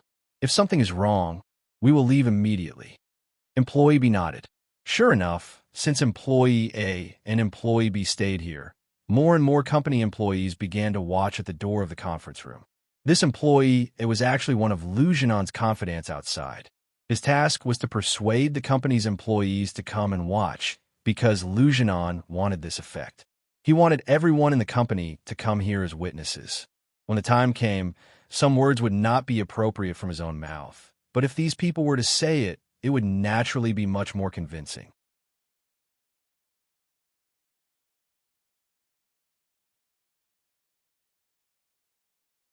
Chapter 1565. Lu Jianan looked at the message on his phone. It was sent by his trusted employee A. He told him that there were enough onlookers at the door of the conference room. They could proceed with the next step of the plan. Lu Jianan nodded to Lu Xiaolei beside him, indicating that he could start. Vice President Lu, what do you mean? I have already found a suitable kidney source. Why are you going back on your word? Lu Xiaolei was still very normal just now, but suddenly he roared again, just like a furious tiger. Comrade Lu Xiaolei, don't be so agitated. Lu Jianan was not angry. He said gently, the situation you're talking about is illegal. We can't agree. Illegal? What illegal? The person who donated the kidney said that he only wants 500,000. As long as he is given 500,000, he will give the kidney to my father. Vice President Lu, since you can spend tens of thousands every day to pay my father's medical fees, why can't you even take out 500,000? Lu Xiaolei said angrily. It's not that we can't take it out. It's a completely different matter. Lu Jianan explained with some difficulty. We are a legitimate company, and the sale of kidney sources is illegal. How can we do this kind of thing? Captain Lu Xiaolei, you should be patient and wait quietly for a legal kidney source. Once it is available, we will arrange for your father's surgery immediately. Wait? Wait for what? If we wait like this, who knows how long we will have to wait. When the time comes, whether my father can survive or not is another matter. Lu Xiaolei said excitedly, since you said that it is illegal and you're not willing to do it, then give me 500,000. I will take full responsibility for this matter. What happens in the future has nothing to do with the company. It is all my personal behavior. How about this? This? Lu Jianan pretended to ponder, thought for a while, and then said, I'm afraid this won't work. Since I already know about this matter, I can't pretend that I don't know anything. If I give you money, it will mean that you're doing illegal things. This won't work. Even if my grandfather knows, he won't support it. Good. Vice President Liu. Now you know to use Chairman Old Master Liu to pressure me? Previously, you pretended to be kind and righteous, but now you can't do it again. I think you are forcing me into a dead end. Lu Xiaolei laughed angrily. Lu Xiaolei, don't be agitated. Lu Jianan laughed secretly. Lu Xiaolei is really a genius at acting. Agitated? If the person lying in the hospital was your father, would you be agitated? Lu Xiaolei slammed the table and roared. Today, we only have one word. Are you going to give me the 500,000 yuan or not? I can't do it. Lu Jianan finally shook his head. Nothing can be accomplished without rules. The company has its own considerations. I hope you can understand. I understand. Lu Xiaolei said, okay, 3 times at once, and then suddenly rushed out of the door. The people at the door of the conference room were shocked, but before they could react, Lu Xiaolei had already disappeared. Lu Jianan walked out with a gloomy and helpless expression.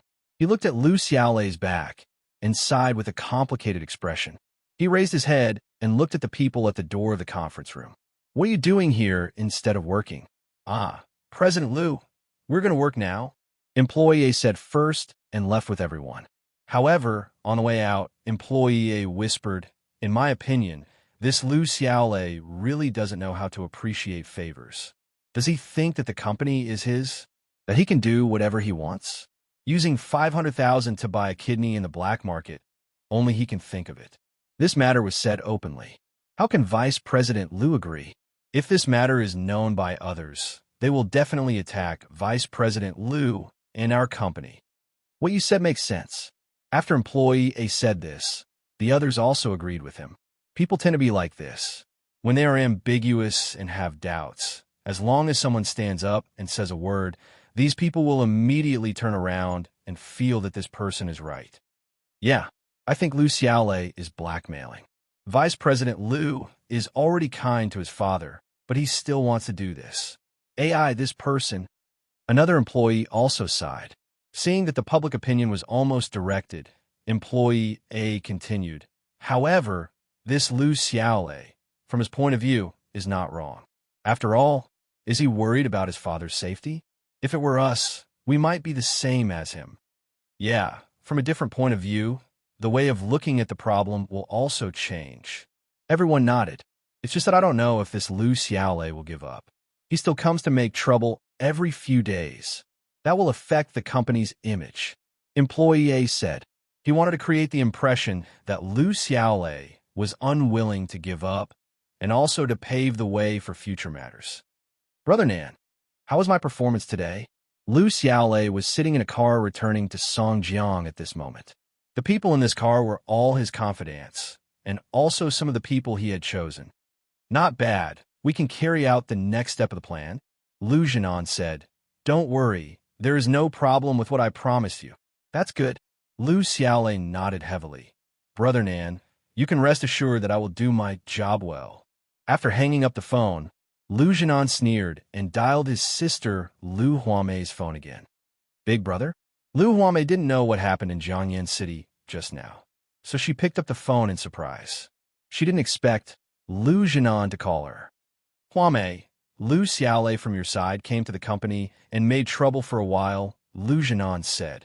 Oh, Lu Xiaolei. What did he go there for? Didn't the Jiangyan group already arrange for his father's treatment? Lu Huamei asked in surprise. It's like this. Lu Xiaolei came just now, but he told me that he wanted me to go to the black market to buy a kidney for him. I rejected him, so he made a big fuss, Lu Jianan said. You also know that we are a legitimate company. How can we do that kind of thing? So, Lu Xiaolei got a little emotional. That's right. Lu Huamei nodded. Lu Xiaolei's request is a bit too much, but it is reasonable. That's right. That's why I'm giving you a call. When Lu Xiaolei goes back, you should comfort him well and tell him that the head office will help him solve his problems as soon as possible. Tell him not to worry. Lu Jianan said. Don't worry, I will counsel and comfort him. Lu Huamei frowned. Lu Jianan is so kind to call me and tell me this? Well, that's it then. I still have things to do here. No matter what, Lu Xiaolei is your employee. I can't say much. Lu Jianan laughed secretly. This time, I have already told you the matter in advance. If there is another problem, then it has nothing to do with me. Is your problem? Sister, don't blame me for not warning you in advance when the time comes. Okay, then I'll talk to him when he comes back. Lu Huamei responded. Lu Huamei hung up the phone and frowned even more. What does Lu Jianan mean? Is he really worried about Lu Xiaolei? So he called me? However, Lu Huamei couldn't think of any other schemes this Lu Jianan had. She could only assume that Lu Jianan was afraid that Lu Xiaolei would continue to go to the head office and cause trouble for him. So he wanted her to comfort him. Other than that, Lu Huamei couldn't think of anything else. Brother Nan, that little bitch Lu Huamei didn't think too much, right? Lu Jifei waited for Lu Jianan to finish the call and asked. No matter how smart she is, she will never think of our plan. Lu Jianan sneered. When the time comes, she will make such a big mistake. Humph. Even the old man will be disappointed in her. That's natural. Lu Jifei said this, but he was thinking that he could also mess with Jing Xiaolu and Yang Ming this time. When the time comes, none of them will be able to escape. Lu Jianan was very clear about Lu Jifei's thoughts, but he didn't say anything. After all, he could avenge Lu Jifei without affecting the overall situation. Why not?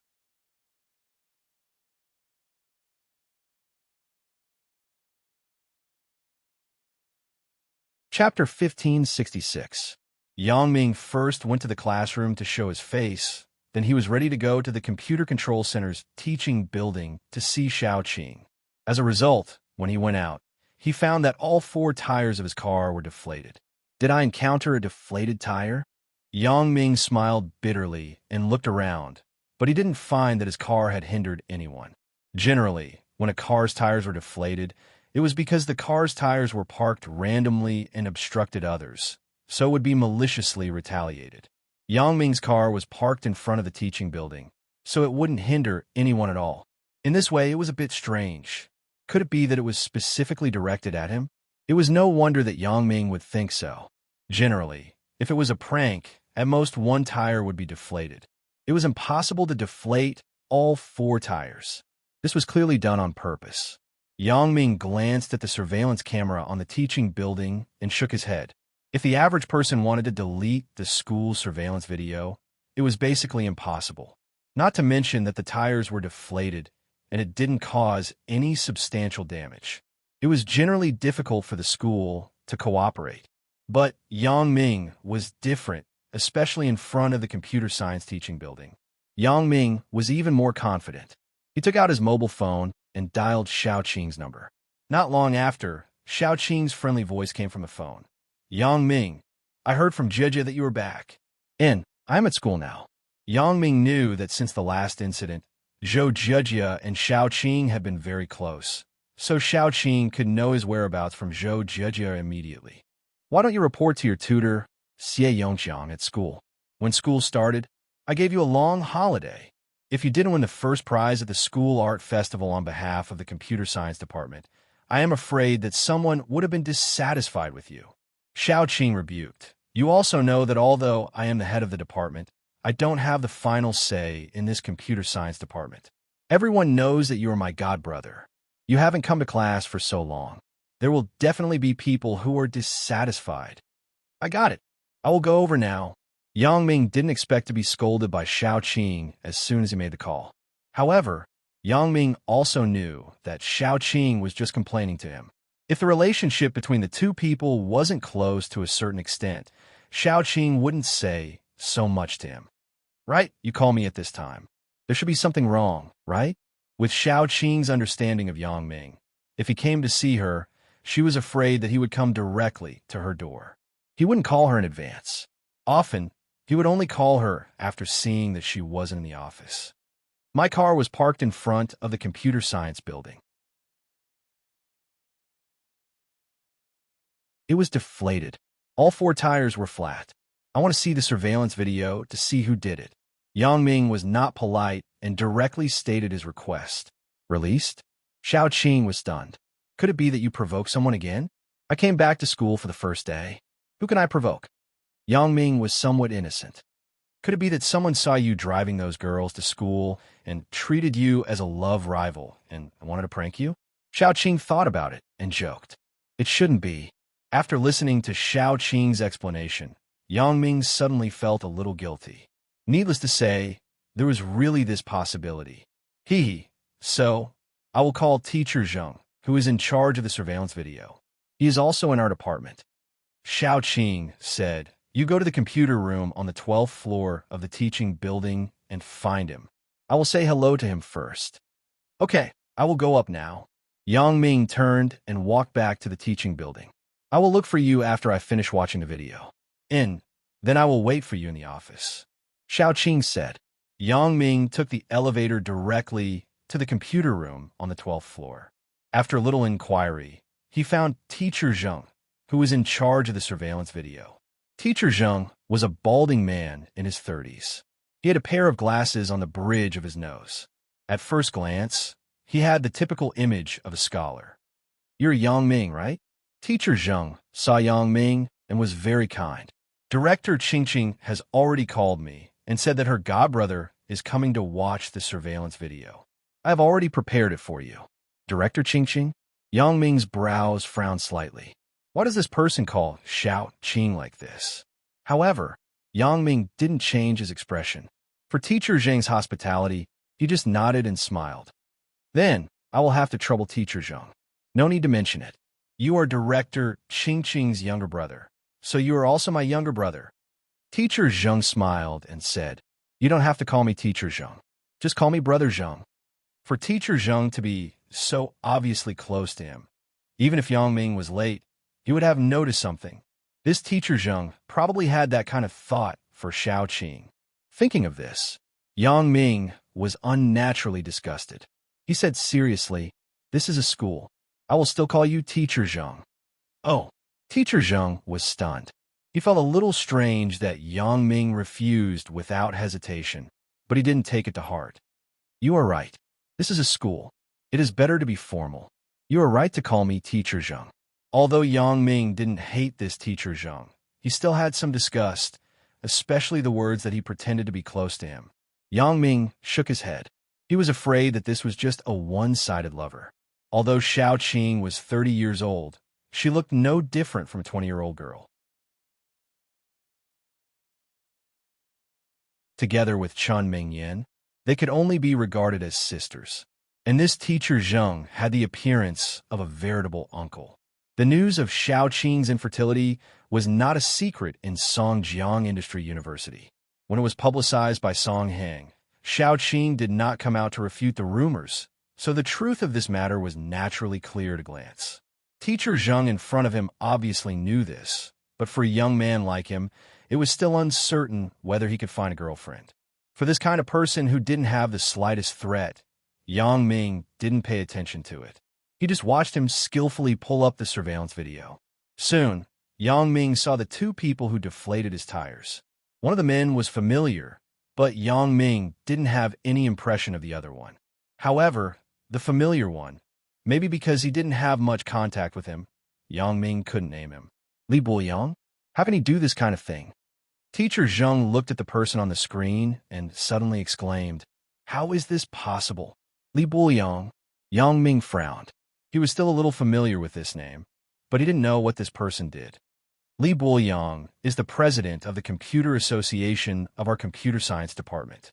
Teacher Zheng probably wanted to please Yang Ming, so he naturally said whatever he wanted. He didn't hide it. Maybe he hoped that Yang Ming would put in a good word for him in front of Xiao Qing. It turned out to be him. After Teacher Zheng's reminder, Yang Ming remembered Li Buoyang. Previously, Yang Ming and Zhou Zhejian met this person in school. He lobbied them to join the Computer Association and boasted that he knew the #1 hacker. I love Little Ming. Of course, after Yang Ming knew that I love Little Ming was Zhou Zhejian, he didn't have a good impression of this Li Buoyang. If it was him, it would be a bit strange. Is it because of Zhou Jiajia? However, there was no interaction after lobbying there. I didn't even hear Zhou Jiajia say that someone was pursuing her. It's strange. Why did you want to deflate your tires? Teacher Zheng was also very puzzled about Li Buliang's motive. The surveillance video wasn't very clear. It was shot from top to bottom. Yang Ming couldn't see the mouth shape of their conversation, so he planned to copy it back and enlarge it to analyze it carefully. Teacher Zheng, I will copy this surveillance video back. Is there any problem? No problem. What's the problem? Teacher Zheng agreed. He was now afraid that Yang Ming would have any dissatisfaction. When he returned to Xiao Qing's side, he would have no hope of pursuing her. Did you bring a USB flash drive?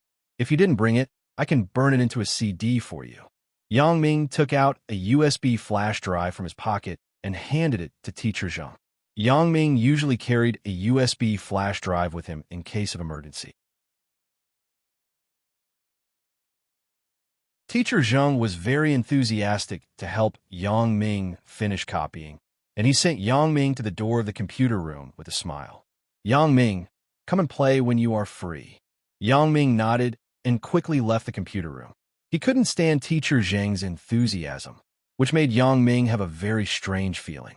His woman was coveted by others, but he couldn't say it.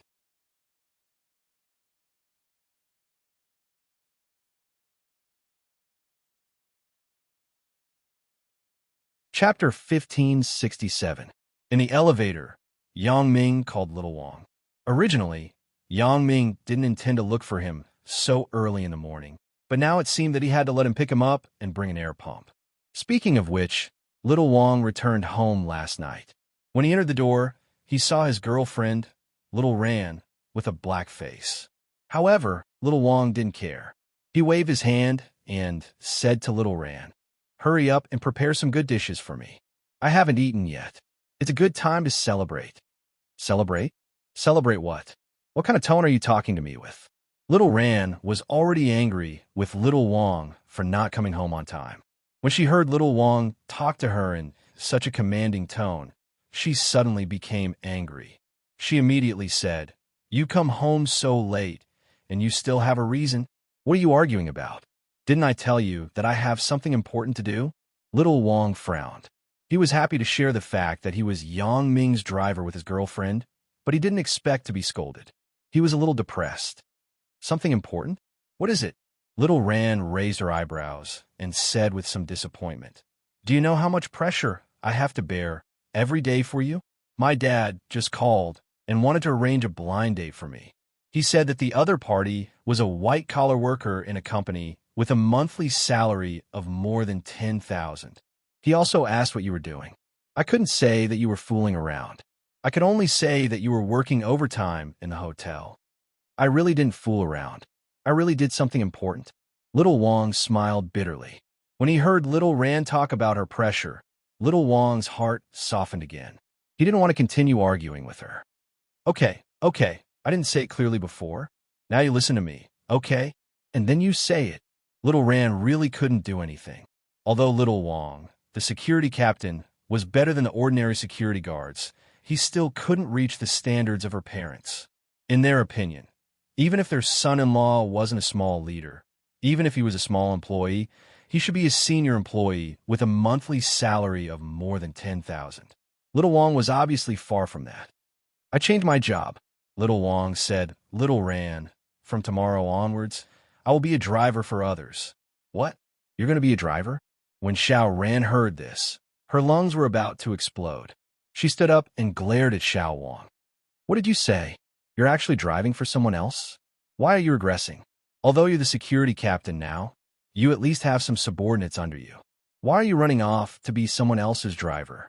"Xiao Ran, calm down and listen to me first.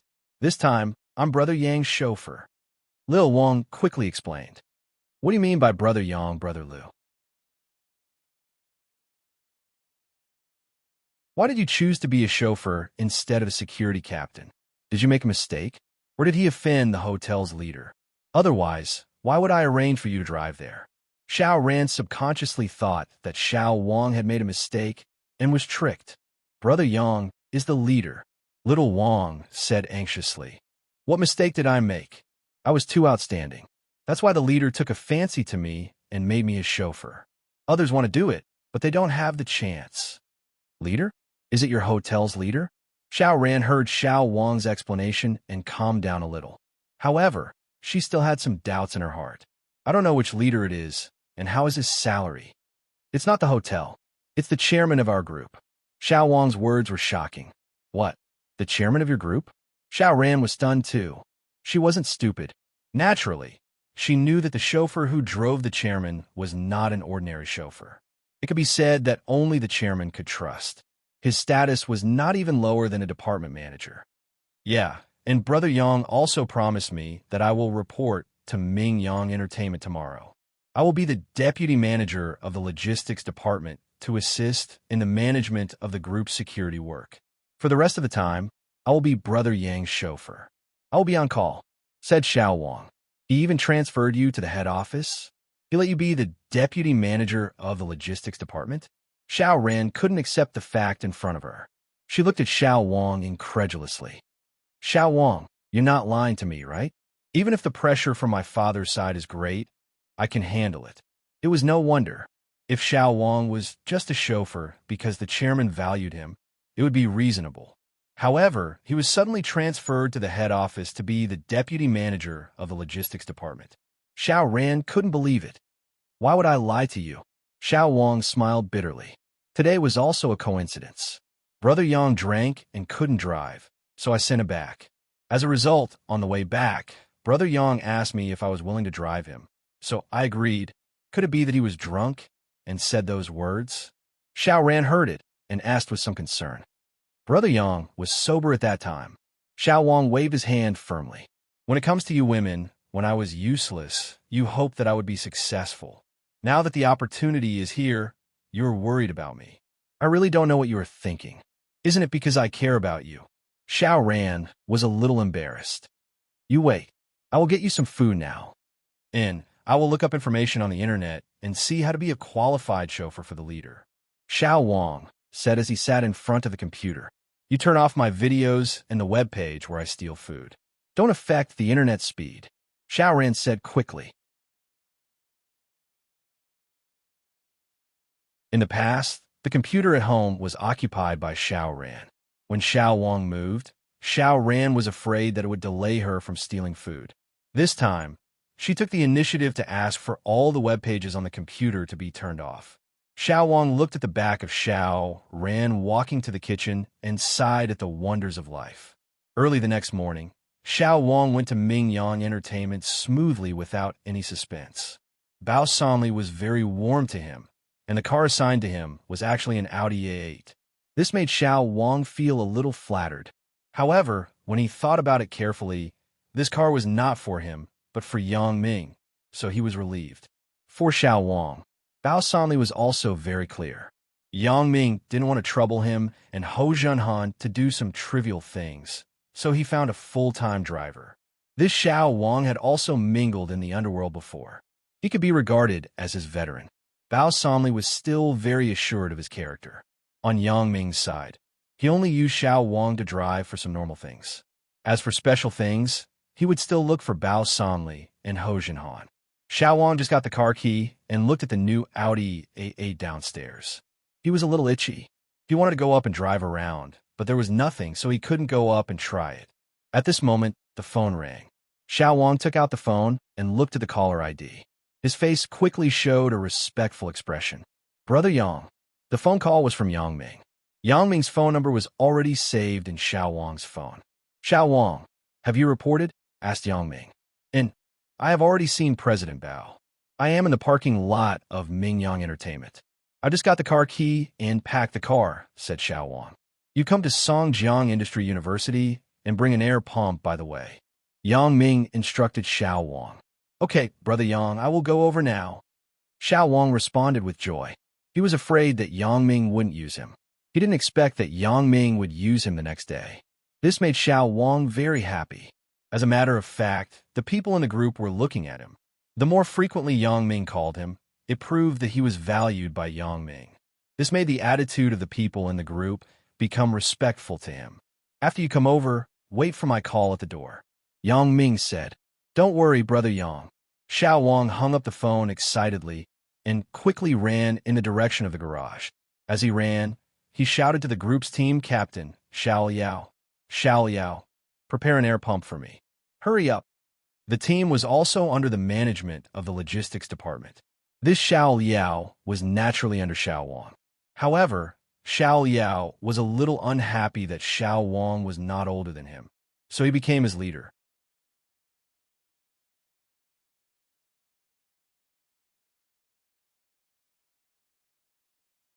Chapter 1568. Oh, what do you need an air pump for? Do you want to pump up the car? Xiao Yao thought that little Wang was looking for an air pump for a private matter, so he began to complain. The company's cars are pumped up every day. Why do you have so many questions? Little Wang frowned as if he could see little Liao's dissatisfaction. However, he also understood that he was a parachuted soldier who was promoted from the security captain to the logistics department's deputy manager. These people might think that he relied on his connections to get the position. The matter of him driving for Yang Ming had not been spread out yet. Only Bao Sanli knew about it at present. Brother Yang asked me to drive. You should get ready quickly. Brother Yang? Which Brother Yang? Xiao Liao was stunned. He thought about it. There seemed to be no Brother Yang in the logistics department. I'm driving for Chairman Yang. Don't you know about this? Little Wang frowned. Hurry up. It will be troublesome if you mess up the important matters. Chairman Yang. When Xiao Liao heard the name, he suddenly realized who the Brother Yang in Little Wang's mouth was. Yang Ming also participated in a meeting of Ming Yang Entertainment when Jing Xiaolu was in office, so the employees in the company now knew that there was a chairman named Yang Ming above Bao Sanli and Ho Jinhan. The reason why Xiao Liao dared to talk to Little Wang as the captain of the team and was under Little Wang's jurisdiction was because he drove the car when Bao Sanli and Ho Jinhan went out. Although Bao Sanli and Ho Jinhan could drive, it was inconvenient for them to drive. After all, their identities were there, so they temporarily used Xiao Liao as the driver. Xiao Liao felt that he was extremely badass. As the driver of the boss, he was naturally superior to others. It was normal to not put Little Wang in his eyes. Although he had heard that the reason why Little Wang was arranged to be the deputy manager of a logistics department was that he was chosen by a company leader to drive, Xiao Liao did not put in his eyes.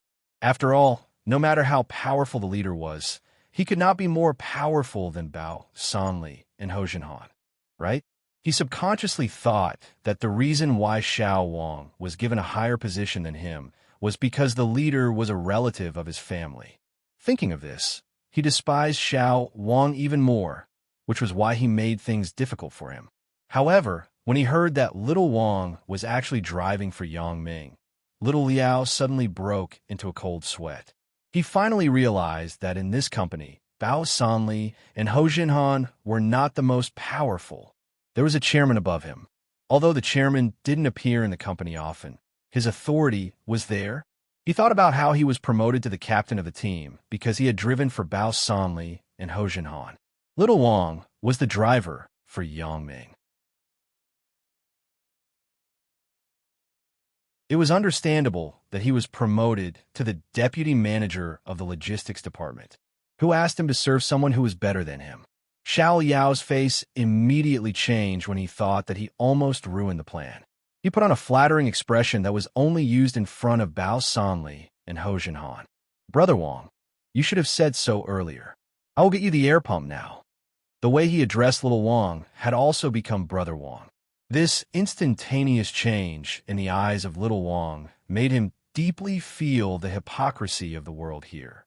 He had unknowingly taken advantage of the authority of others. Soon, Xiao Liao brought a pressurized air pump. Little Wang wanted to reach out to take it, but Xiao Liao shook his head and refused. He personally ran to the side of Little Wang's car, opened the trunk, and put it in properly. Brother Wang, I have prepared everything for you. You should hurry up and do something for the chairman. Don't delay it. You and I can't afford to be responsible. After Xiao Liao finished all this, he said respectfully with a smile. It was as if the person who was sarcastic before was not him. Xiao Liao, good job. I thought that the air pump had to be pressurized. I didn't expect it to be pressurized. Little Wang nodded with satisfaction. Xiao Yao was praised, and he smiled happily. Xiao Yao could see that even though Little Wang was the deputy manager of the logistics department, he was definitely better than the manager. In the future, even if the manager had any decision, he had to discuss it with him. There was no other reason. If he wanted to continue working in the company, how could he simply offend the people around the chairman? Xiao Yao thought that it was a close call. Fortunately, I acted quickly according to the situation. Otherwise, I am afraid that I would be finished today. Little Wang got in the car and started the car in the direction of Songjiang Industry University. Yang Ming came to Xiao Qing's office with ease. He didn't knock on the door. He used his special ability to see that there was no one else inside except Xiao Qing. Then he pushed the door and entered directly. Xiao Qing heard the sound of the door opening and looked up in amazement. When she saw that it was Yang Ming, she was relieved. Her face was a little red.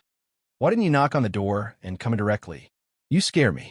I was wondering who was so rude. I saw that there was no one else in the room, so I came in directly, Yang Ming said and closed the office door. Seeing Yang Ming's action, Xiao Qing's face was more flushed. Why did you close the door? It's cold. Didn't you close the door before? Yang Ming locked the door and said naturally. Then why did you still lock the door? Xiao Qing looked at Yang Ming's serious look and couldn't help but be amused by him. She couldn't help but laugh. You even found out about this?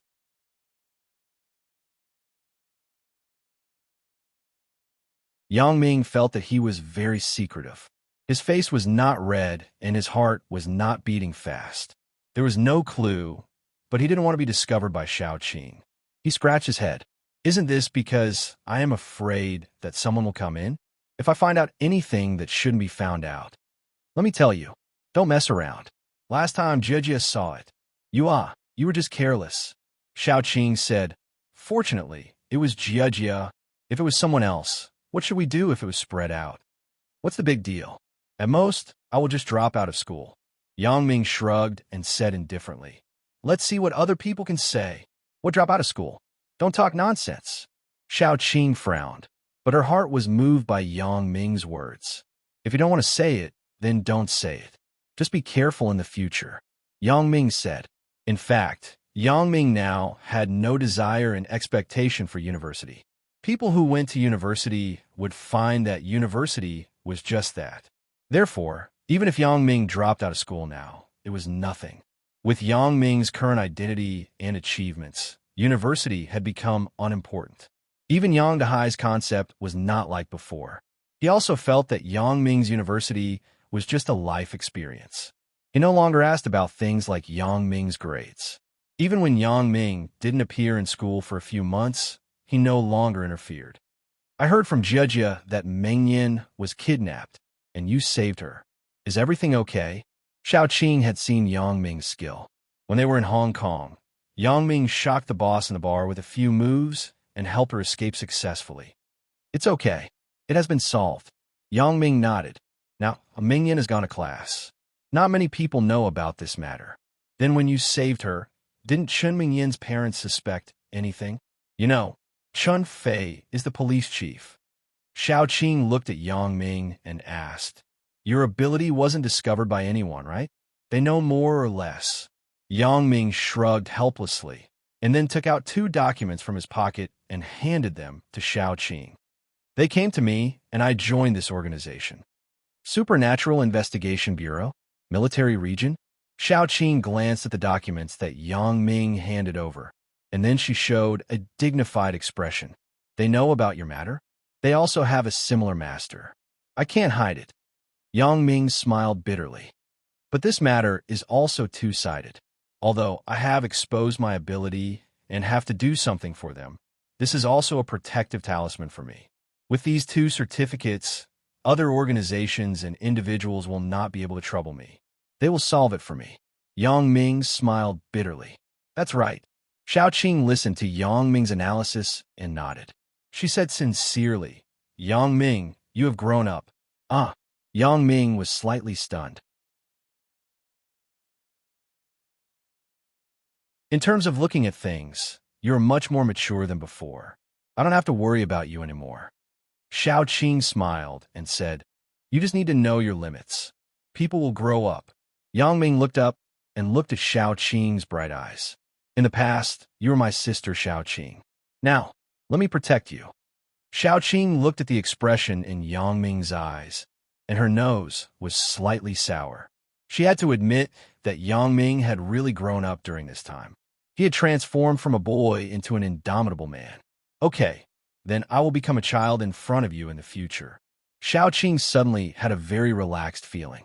She felt that there was no gap between her age and Yang Ming's. It seems that it has been like this since a long time ago. Yang Ming touched his nose and smiled bitterly. Since the incident with Song Hang, I have felt so, and Xiao Qing blinked and recalled the incident where Song Hang found trouble with her. It seemed to be true. Unknowingly, Yang Ming had become the shore of her fragile soul.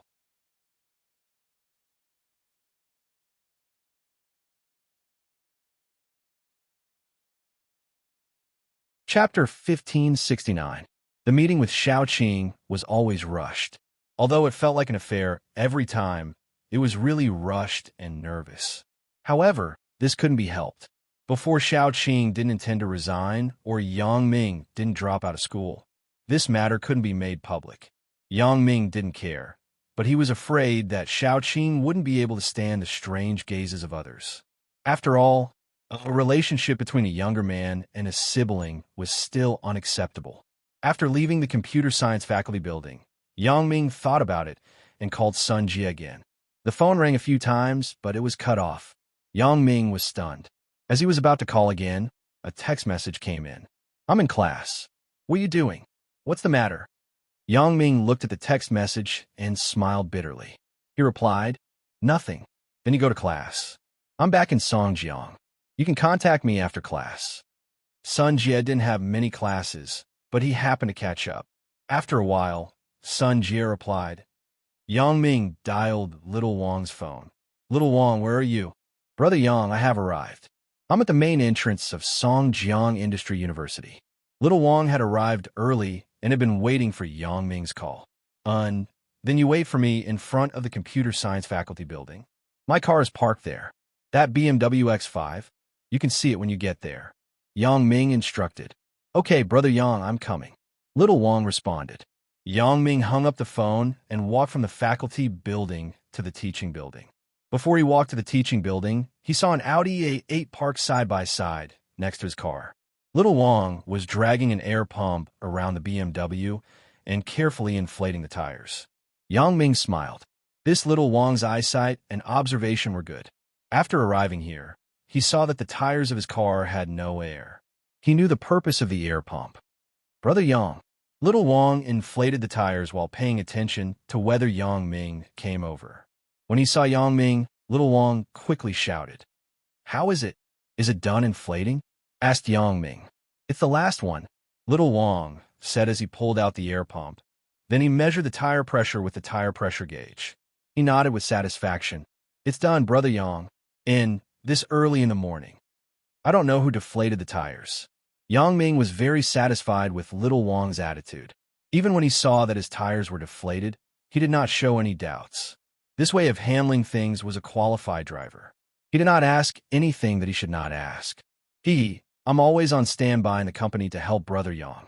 Little Wang smiled and said, What's the trouble? I'm afraid that I have nothing to do. Then you go back first. I will look for you again if I have something.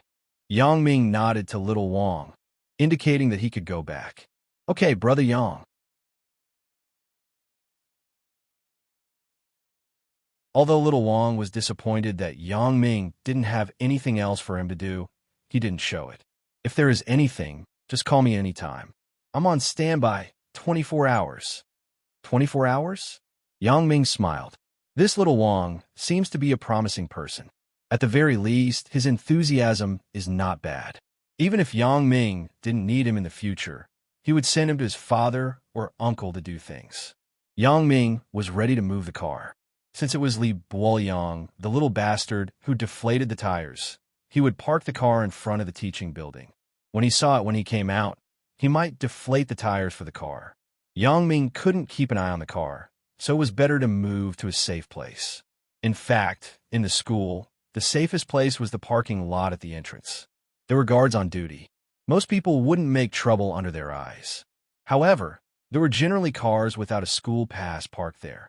People like Yang Ming who had a pass could drive the car into the campus at will, so no one deliberately parked in the parking lot at the entrance of the school.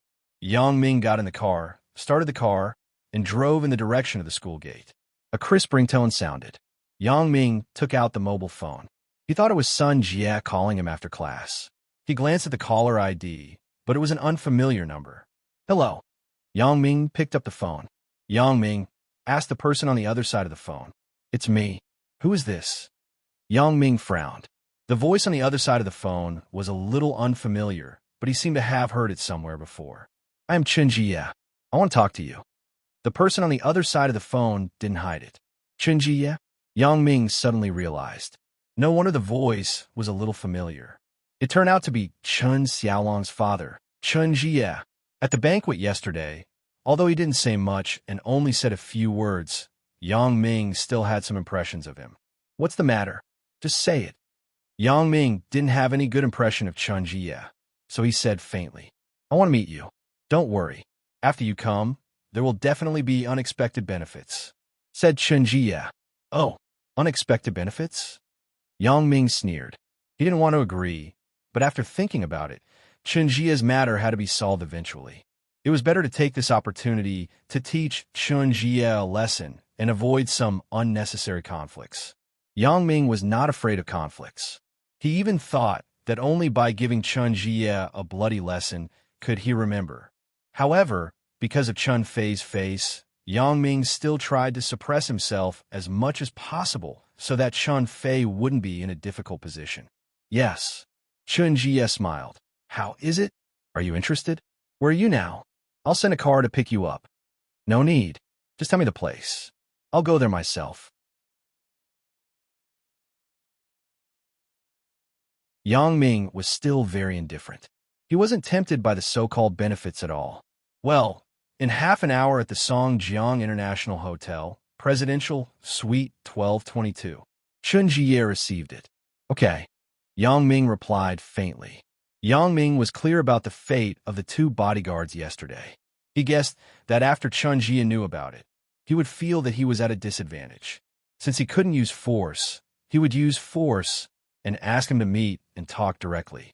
Come to think of it, that so-called enormous benefit was just giving him some benefits. Yang Ming curled his lips. He didn't stop the car and drove directly in the direction of the Songjiang International Hotel. During the day, there weren't many cars parked at the entrance of the hotel. Yang Ming casually found a parking space and parked. The newly appointed security captain, Xiao Zhang, was the former vice captain. Xiao Wang was promoted today. Xiao Zhang was envious and excited that he could be promoted to security captain. Brother Yang. Xiao Zhang knew the process of Xiao Wang's promotion. When he suddenly saw Yang Ming's car coming to the parking lot again, he quickly ran over. You are? Yang Ming looked at Xiao Zhang, who was wearing the captain's uniform, and asked, I'm the new security captain, Xiao Zhang, Brother Yang. Xiao Zhang quickly replied, This is my contact information. Brother Yang, just call me if you need anything. Little Zhang said as he respectfully handed over his name card. Yang Ming took it and glanced at it. He nodded, indicating that he understood. The name on the business card was still the vice captain of the hotel security team. It seemed that he hadn't had time to change it. Xiao Zhang didn't say anything more, but moved aside. He didn't expect to impress Yang Ming this time. He had just been promoted to security captain, so he wouldn't have higher achievements in the near future.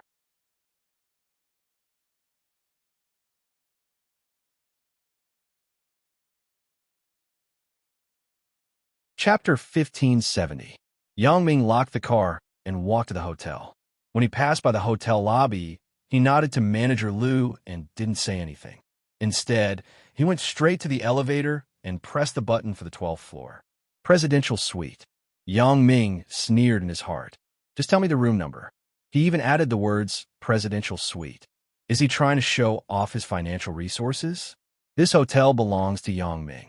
Obviously, Chen Jie was showing off to the wrong person.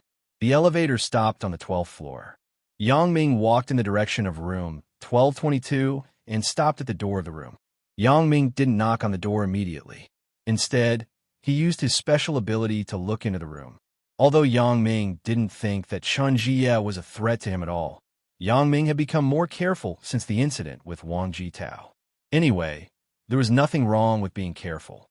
Yang Ming didn't want to do something that would cause him to suffer losses because of his conceit. In the room, there was no one else except Chun Jie and the two bodyguards from yesterday. Yang Ming was also relieved. If they invited 7th Grandfather Chun to be noisy, Yang Ming really couldn't say some things because of Chun Fei. This 7th Grandfather Chun was 70 or 80 years old. If he died here because of one sentence, then Yang Ming would be looking for trouble. Dang, dang, dang. Yang Ming knocked on the door of the room. Chun Jie heard the knock on the door. He looked at his watch and waved to the two bodyguards, motioning them to open the door. Who is it? Bodyguard A walked over and gave Bodyguard B a look as he walked. The two of them walked to the outside of the presidential suite and asked in front of the door. Yang Ming. Yang Ming replied faintly. With a ka sound, the door was opened. Bodyguards A and B looked at Yang Ming coldly. These two people had suffered a loss from Yang Ming in the bathroom yesterday, so there was a hint of hostility in their eyes. These two people were hit by Yang Ming's door panel yesterday.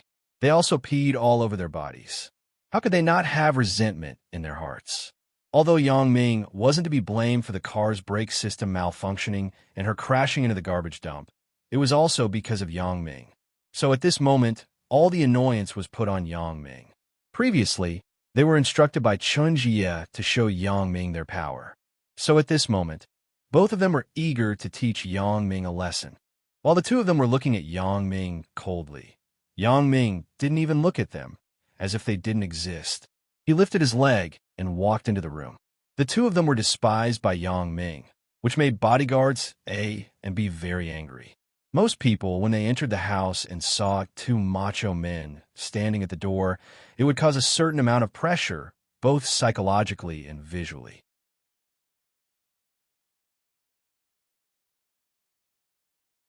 However, Yang Ming didn't take them seriously at all. How could they endure this?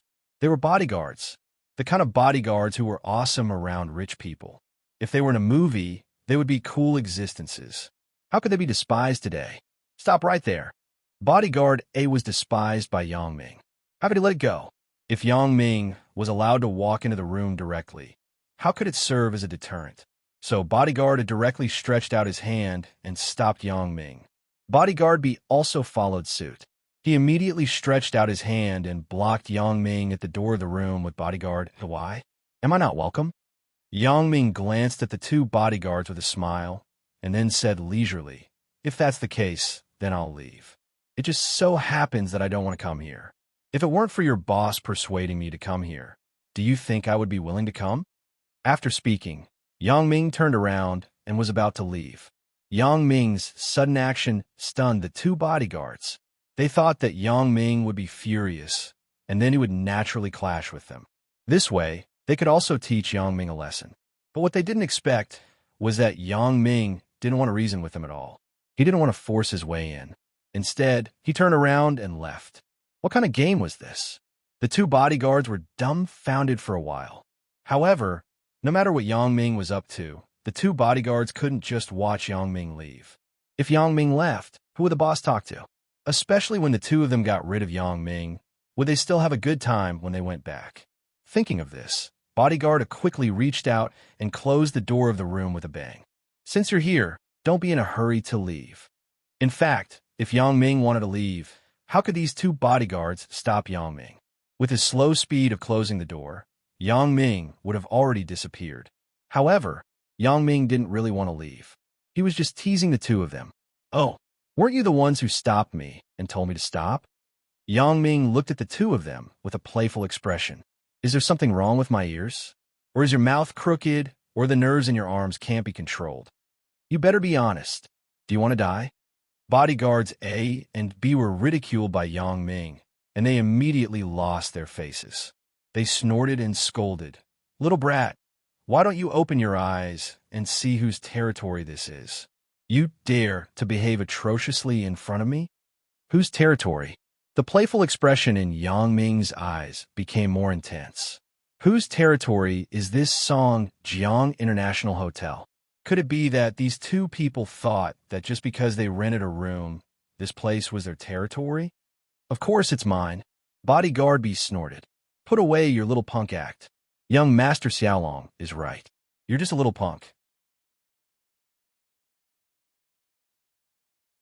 But let me tell you, you met the ancestor of punks today. When I was fighting on the streets, you were still playing with mud. Oh, is there anything else? Yang Ming nodded and replied normally.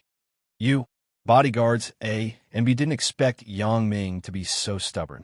No matter what they said to him, he looked calm and indifferent, as if it had nothing to do with him. Kid, raise your hands. We want to search you. Bodyguard A's original intention was to simply find a reason to stir up trouble between Yang Ming and himself. Then, he could clean up the mess along the way. That way, it would be perfectly justifiable. After all, Chun Jie was sitting in the room. If they casually beat up Yang Ming, it wouldn't be justifiable. They also had some scruples about the relationship and face between Chun Jie and Chun Fei. If there was no reason, it wouldn't be justifiable. However, if they casually provoked an incident, it could be considered that there was a reason. In this way, even if he and Bodyguard B taught Yang Ming a lesson, it would be a personal action. It had nothing to do with Chun Jie. In his opinion, Yang Ming's performance at the banquet yesterday was very impulsive and arrogant. Therefore, he was confident that he could use this trick to anger Yang Ming and then teach Yang Ming a lesson. However, judging from Yang Ming's performance today, this kid was terrifyingly calm. He wouldn't listen to anything.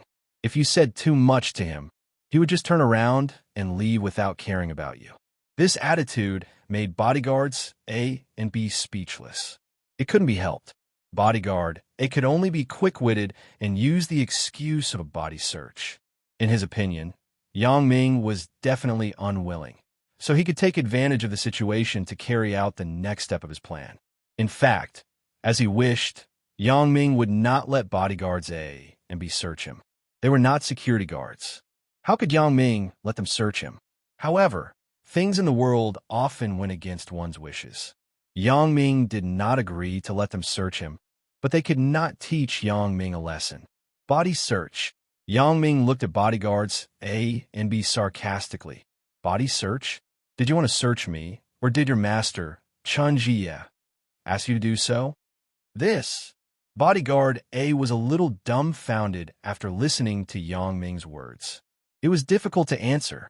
If he said that they wanted to search him, Yang Ming could say, your master, Chun Jie, didn't ask you to do so. Why did you search him on your own accord? If he replied that Chun Jie instructed them to do so, then Yang Ming could say, since you don't believe me and still do so many things, why are you still talking to me?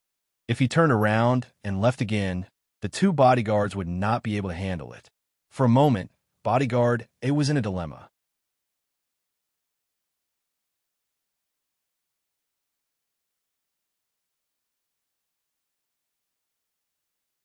Chapter 1571. However, Bodyguard B was more clever. He helped Bodyguard A out of the situation with one sentence. Why are you asking so much? Bodyguard B pointed at Yang Ming and shouted, you came here. Do you think you have a choice? You still want to bargain with us? Do you want to die? Yeah. Bodyguard A glanced at Bodyguard B gratefully and also shouted, are you tired of living? Do you want me to fix you? Old Kong, you hold him down. I will search him. In this way, there was no need to provoke him. He could directly use this as a starting point to teach Yang Ming a lesson. Okay. Old Kong, who was Bodyguard B, grabbed Yang Ming and wanted to control Yang Ming. Kid, if you want to suffer less, you better be honest. Suffer less. Yang Ming raised his head with a smile and glanced at Bodyguard A and B. Yesterday, didn't the P make your heads clear? Don't you know that some people can't be provoked? The P last night, did you do it on purpose? Bodyguard A's face immediately became gloomy, and there was anger in his eyes. It turned out that you did it on purpose. I was wondering why you were peeing on the garbage heap so coincidentally. It turned out that you did it on purpose. Good. Nonsense. Yang Ming shrugged. If I didn't do it on purpose, why would I pee on the garbage heap? Do I have nothing to do? It's ridiculous. Did you think I was really drunk? You two sneakily walked in front of me. When you saw that I was going to the bathroom, you ran in first. Did you want to ambush me? I just dawdled at the door for a while. You two idiots really fell for it. You leaned on the door to listen to the movement outside. As a result, I kicked you. How is it? The power of the door panel is very cool, right?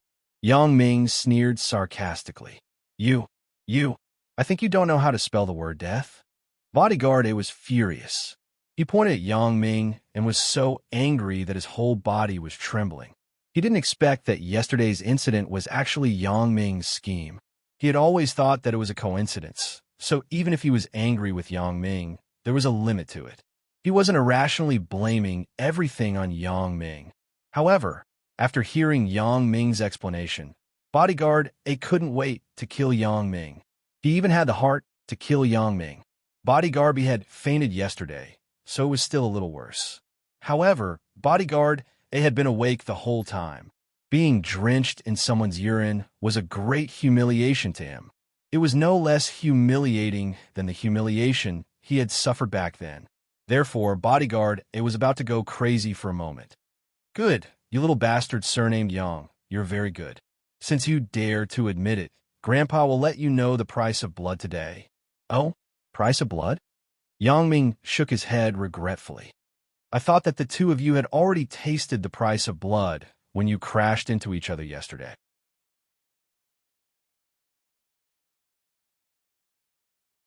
It seems that it wasn't enough. I still have to do a little more to make it unforgettable. What? Yesterday's car accident was also caused by you? Bodyguard B was the driver yesterday.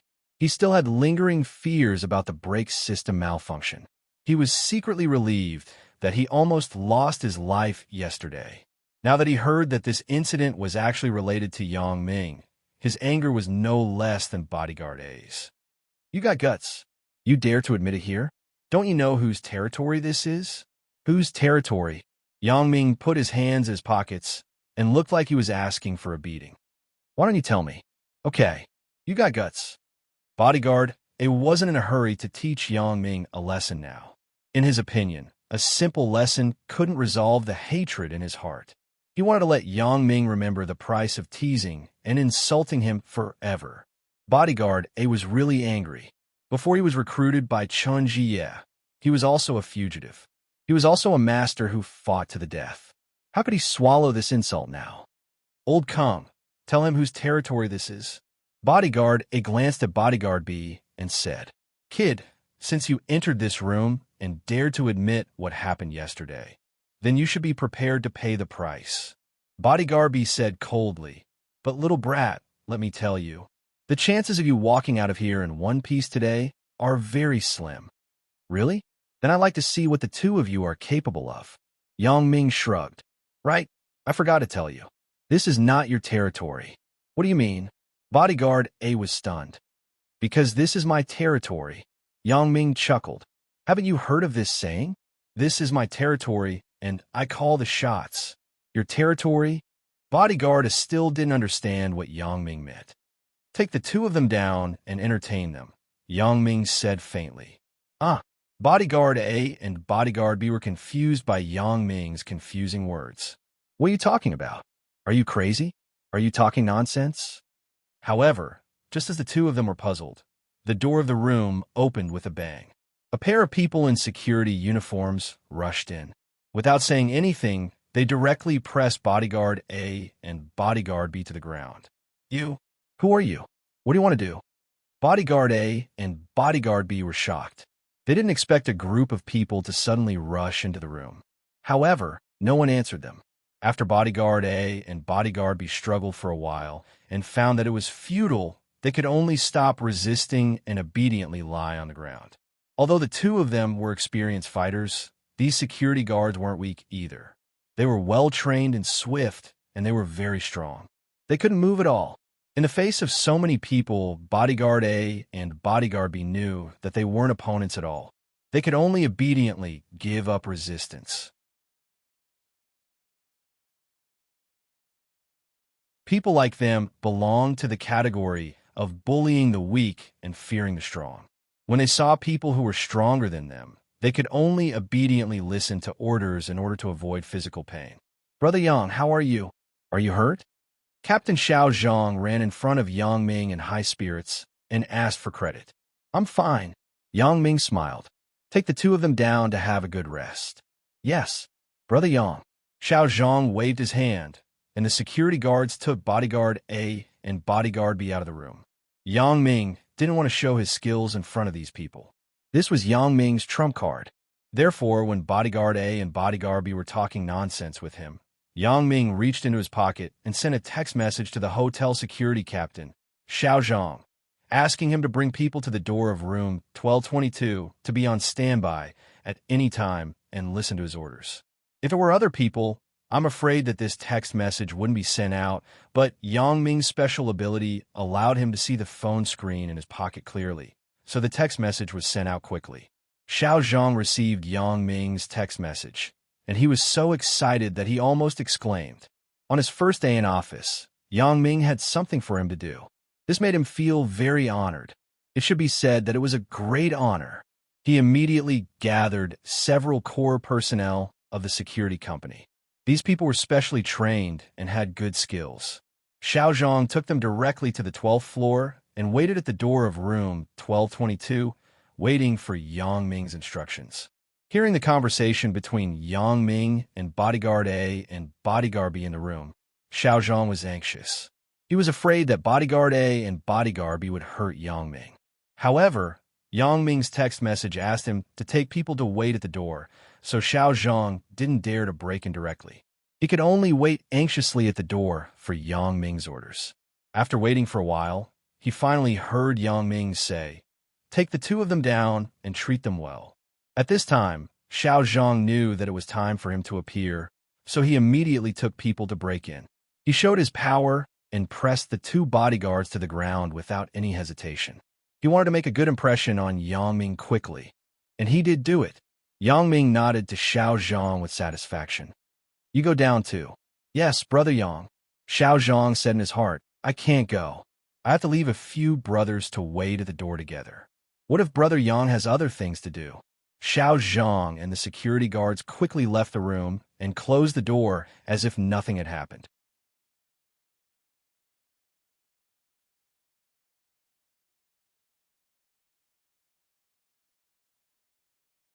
Chapter 1572. Come out. Did you enjoy watching? Yang Ming waited for Little Zhang and the others to leave. He stared at the door of the presidential suite with a smile and said mockingly.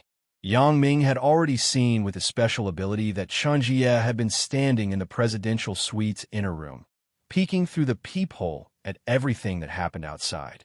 However, Yang Ming didn't expose it before. He waited for his people to take the two bodyguards away before he spoke sarcastically. At this moment, Chen Jie was already sweating.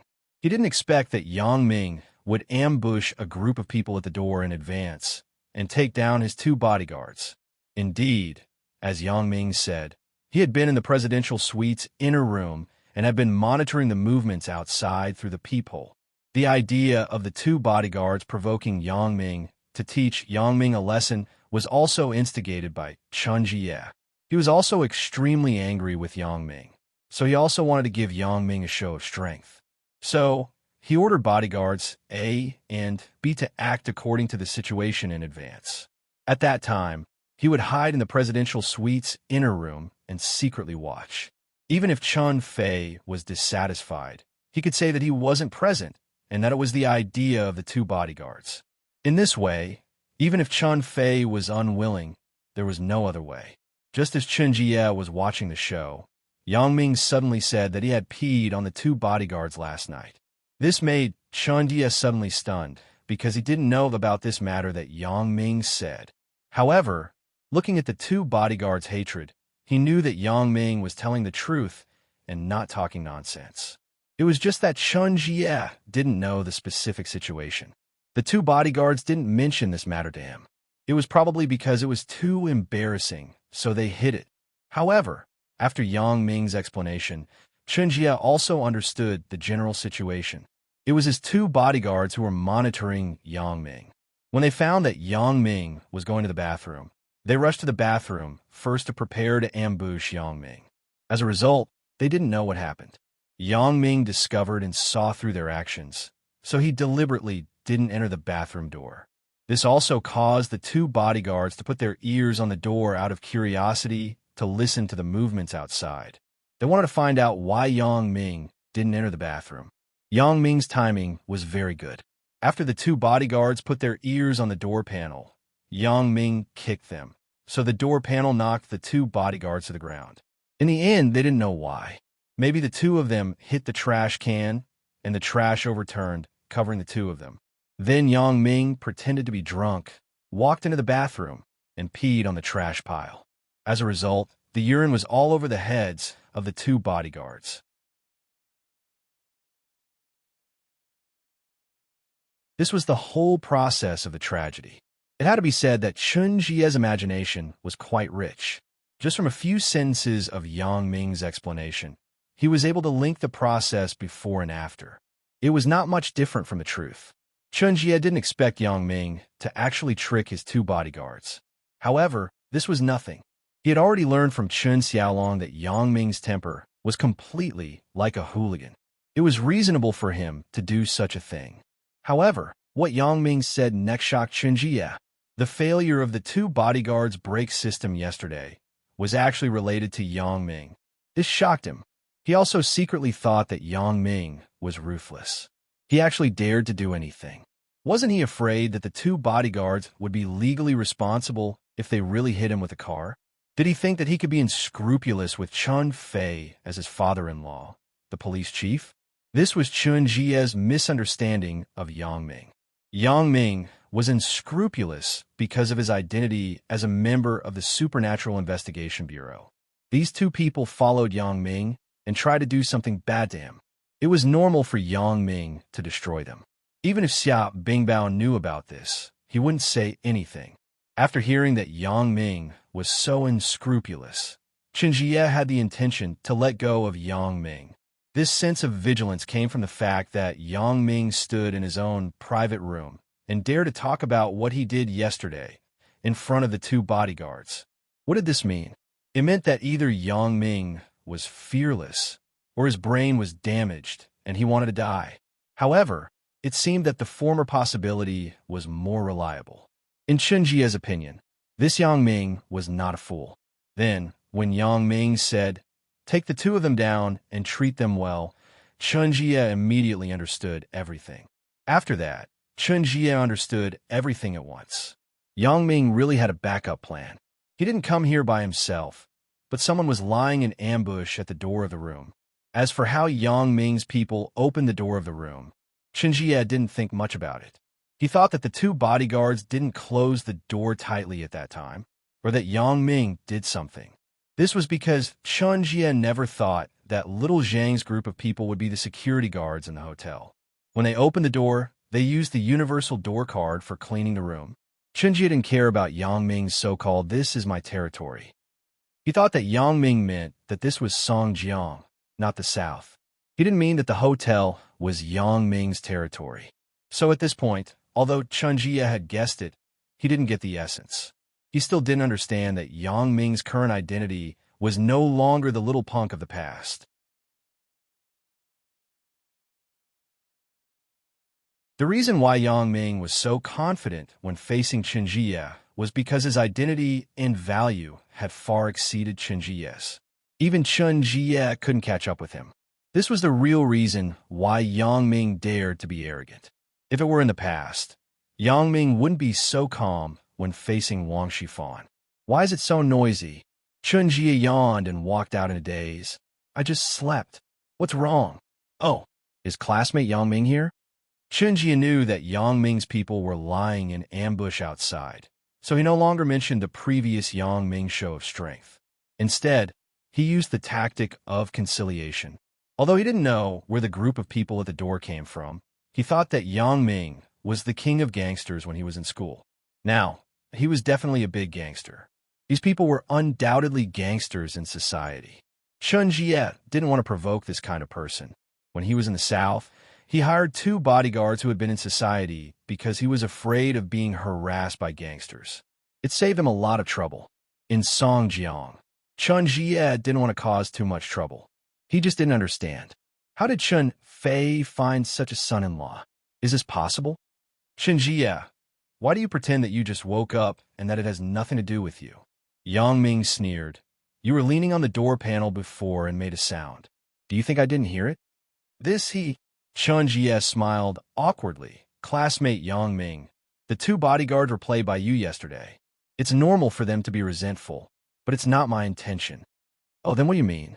Yang Ming snorted coldly. Naturally, he didn't believe Chun Jie's nonsense. I mean, we can talk about it. Chun Jie was a little afraid that Yang Ming wouldn't play by the rules. This kind of person was the most troublesome.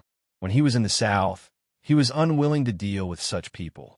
He couldn't be persuaded by force or persuasion unless he found someone more powerful to pressure them. Talk about what? Yang Ming asked. Talk about what great benefits you want to give me? Yes. Chun Jie regained his confidence when he talked about this great benefit. Yang Ming, why do people live in this world? Talk to me about life? Yang Ming shrugged. What do you think? I think that people need to enjoy life. But to enjoy life, you must have money first. If you don't have money, how can you enjoy life? Chun Jie talked about what he was good at and began to talk, so I think that people need to make money first and then enjoy life. Do you think I'm right? Sorry, I don't think the same as you. I can't say if you're right or not. Yang Ming shook his head faintly. Oh, Chun Jie was stunned. What do you mean? You don't like money?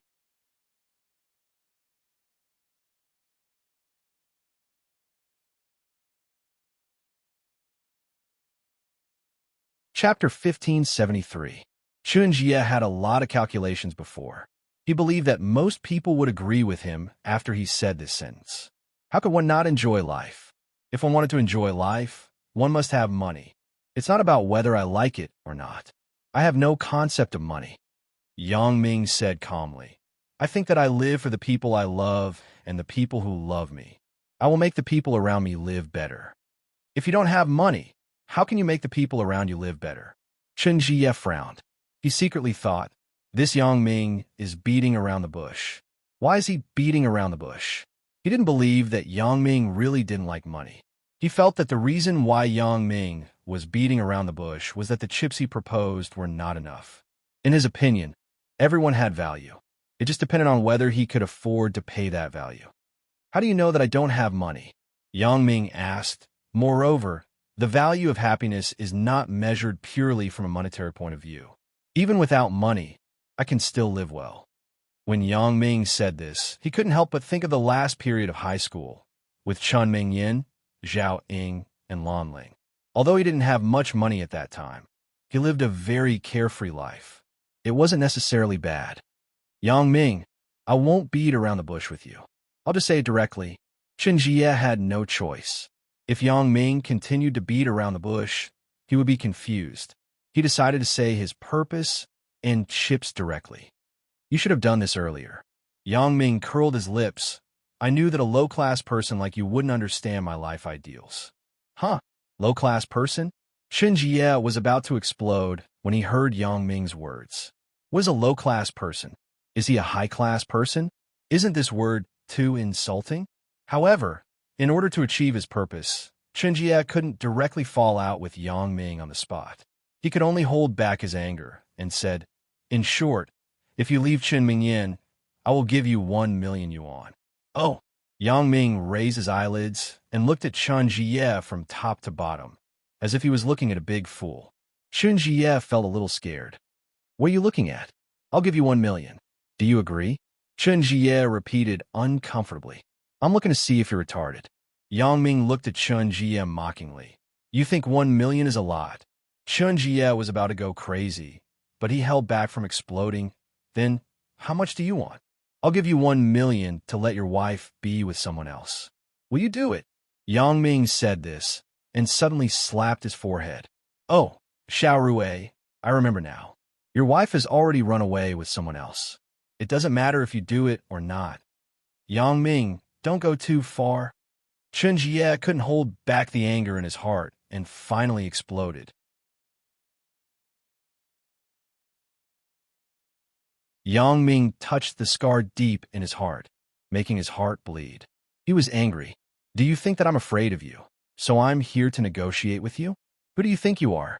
You think 1 million is too little? Why don't you go rob a bank? Oh, then since you think it's a lot, I'll leave it for you to spend. If there's nothing else, then I'll leave first. Yang Ming felt that although Chen Jie was hateful yesterday, he had the aura of a superior.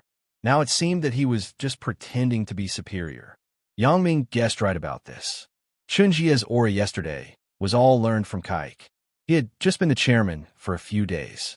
How could he cultivate the aura of a superior? He had been acting like a grandson in front of Kaik before, so he immediately revealed his true colors after being provoked by Yang Ming. Moreover, although Chen Jie was very rich, his consciousness had not changed yet. He used to act like a grandson, but he did not spend money extravagantly. He always thought that he was working for others.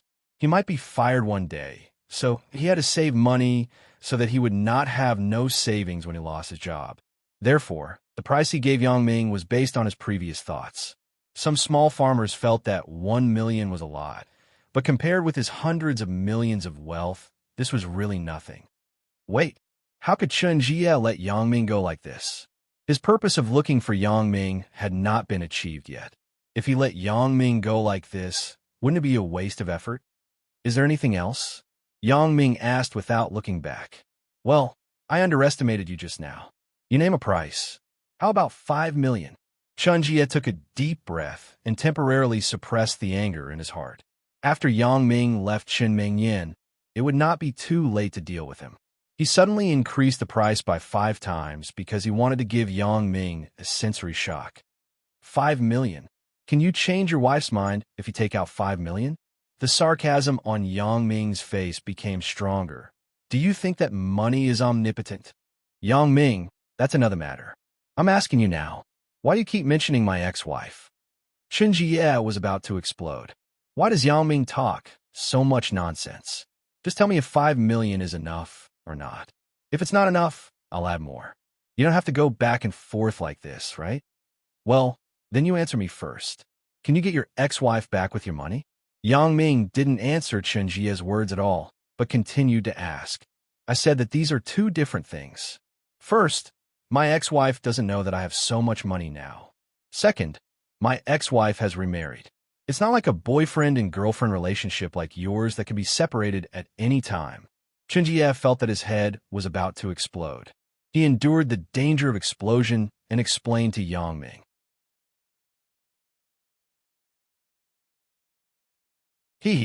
I'm afraid that your ex-wife won't do anything if she knows that you have so much money because the one she found later is also very rich. He may not be as rich as you, but when money reaches a certain level, it can only be a string of numbers. Yang Ming said with a smile. If you can buy it, he can also buy it. No matter how much money you have, can you buy everything in the world and put it home? Of course you can't. You can only choose what you like. You motherfucker. Chen Jie finally couldn't help but fly into a rage. Yang Ming, is it meaningful for you to say so much to me? Tell me, how much money do you need to leave Chen Mingyan? Why don't you ask Chen Mingyan how much money she needs to leave me? Asked Yang Ming. Chen Jie was speechless for a while. He already knew from Chen Xiaolong that Chen Xiaolong had tested Chen Mingyan a few times yesterday. The results were not very good, so Chen Jie decided to start with Yang Ming. However, Chen Xiaolong would also work on both sides at the same time. When Chen Jie made an appointment with Yang Ming, Chen Xiaolong also went to find Chen Mingyan. Don't talk about those useless things. Say the number. Chen Jie roared. After so long, you still don't understand. Yang Ming shook his head. My son is retarded, and I am not smart. No wonder the child's mother ran away. Yang Ming's words could be said to be extremely sinister. He scolded 3 people at once. Chen Jie's face had turned purple. If he wasn't afraid of Yang Ming's thugs at the door, he would have already slapped Yang Ming. Yang Ming, what do you mean? Are you playing with me? Asked Chen Jie with a pale face. I didn't play with you. You didn't understand what I meant from beginning to end. Yang Ming sighed. I have already said before that I am not short of money, but you still talk to me about 1 million or 5 million. I don't understand. Do you not understand me? Or do you think I am lying to you? Chen Jie was so angry that he couldn't speak. Moreover, I wanted to leave here several times, but you didn't let me go. How did it become me playing with you? Yang Ming shook his head. Do you have money? I have already investigated. Your father, Yang Dehai, is a laid-off worker. I was the leader of his workshop. Now, the factory is closed down. Chen Jie said hoarsely. Your mother has never had a job. She is a temporary worker. Chen Xiaolong told me all this. What money do you have? Oh, you're right. Yang Ming nodded. I have never denied the work my parents used to do, and I don't think it is shameful to be laid off. However, you have said so much, but you have neglected one person. In my family, besides my parents, there is also me.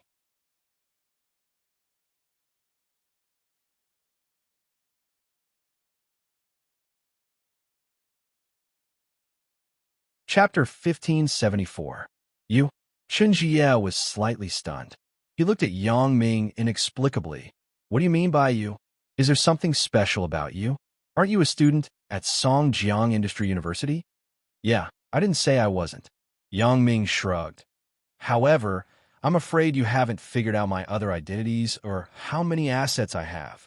You have assets? Could it be that you won the lottery? You don't care about this 5 million? Chen Jie frowned. He naturally didn't think that Yang Ming's money came from business or other channels.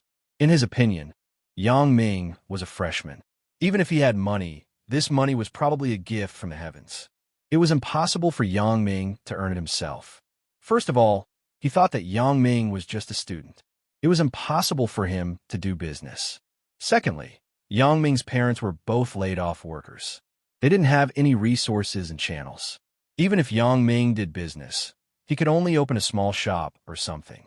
It was basically impossible to earn 5 million. Although 5 million was not a lot in Chen Jie's eyes, it was an amount that most people couldn't earn in a lifetime. Therefore, if Yang Ming didn't care about 5 million, there was only one possibility. That was, Yang Ming had won the lottery. Only this possibility would be accepted by Chen Jie. Won the lottery? Yang Ming couldn't help but laugh when he heard Chen Jie's words. Yes, I bought the lottery and did win the prize. When Chen Jie heard Yang Ming admit it, his face immediately showed a look of understanding. He had an expression that said, Look, it's true. But I didn't win the first prize, but the third prize, 60,000 yuan. Yang Ming immediately added, Only 60,000 yuan? Chen Jie didn't believe it. Then how much do you think it is? Asked Yang Ming. Then, you only have 60,000 yuan. You actually think that 5 million is too little? Chen Jie frowned. He didn't know what Yang Ming meant. I said that I won 60,000 yuan, but who told you that I only have 60,000 yuan? Yang Ming looked at Chen Jie and curled his lips. You. Chen Jie felt that Yang Ming's words were too irritating. He didn't finish his words at once. It really made him feel anxious. What? Yang Ming spread his hands innocently. You asked me if I won the lottery. Is there anything wrong with me saying that I won 60,000 yuan?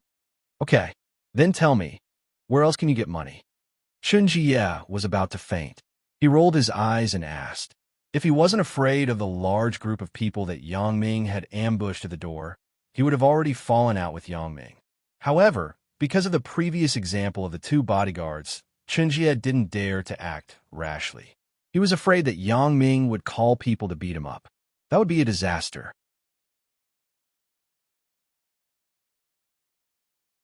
I really don't know if you're deliberately pretending to be stupid or you really don't understand. Yang Ming sighed and said, You are such an idiot. How did you become a billionaire? Oh yes, I heard that you used to flatter a foreigner. Then, the foreigner returned to China and left the company to you. Is that right? Fuck. Chen Jie was so angry that he trembled. He blurted out a curse, but quickly stopped halfway. This Yang Ming has a group of people. If I scold him, he will take the opportunity to fix me. Then, the loss outweighs the gain. So, he took 2 deep breaths and calmed himself down. Now tell me, how much money do you have? Don't talk about those useless things. Oh, that's right. Yang Ming smiled apologetically. I'm sorry, Xiao Rue. I really feel it. Seeing that you are such an idiot, I have to say a few words of praise. Oomph. Chun Jie thought, when I figure out Yang Ming's matter, I must find a chance to mess with him. Originally, Chun Jie planned to give Yang Ming a sum of money to let him leave Chun Mingyan. He didn't want to have anything to do with him in the future. But now, Chun Jie felt that if he didn't mess with Yang Ming, it would be difficult to resolve the hatred in his heart. Didn't I say before? This is my territory. Yang Ming looked at Chun Jie and said, "You can't not understand this sentence, right? My territory, understand? You want to say that you're the local tyrant of Songjiang." Chun Jie frowned. Damn. Yang Ming was speechless. Jie, your IQ has reached an amazing level. Yang Ming, don't think that I'm afraid of you just because I'm talking to you nicely now. If I didn't want to solve this matter peacefully, do you think that you can do anything to me with just a few people at your door? Chun Jie finally couldn't help but burst out. If I make a call, the hotel security will arrive immediately. Your people are entangled here. It is obvious that they're up to no good. What do you think will happen to them? Sorry, the person who took the lead just now is the security captain here. Yang Ming said apologetically, "You are really retarded. This Songjiang International Hotel is my territory. This is my industry. You still don't understand this truth? What did you say?" Chun Jie looked at Yang Ming in disbelief. His eyes widened and were full of doubt. This place is yours. If it's not mine, how can it be called my territory? Yang Ming smiled and looked at Chun Jie. Otherwise, how can I come here alone? Do you think I am stupid? Chun Jie's expression became uncertain. This time, he was really shocked. This Songjiang International Hotel actually belongs to Yang Ming? This was something that Chun Jie couldn't believe. However, since Yang Ming said so, Chun Jie didn't think that Yang Ming was lying to him. After all, this matter could be known as long as he inquired about it. Moreover, Yang Ming didn't have to lie to him about this.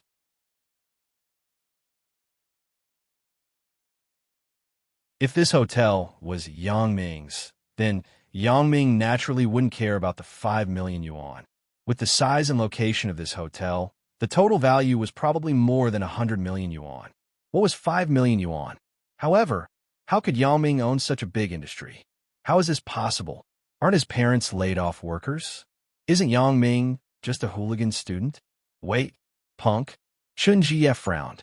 It was possible for a punk to open an entertainment city in the end, and then a hotel. This also followed the law of the market. Could it be that Yang Ming was the lucky one? There were cases where a punk became a big boss. There were a few in every city. They used to be punks on the streets, but they eventually became tycoons through hard work.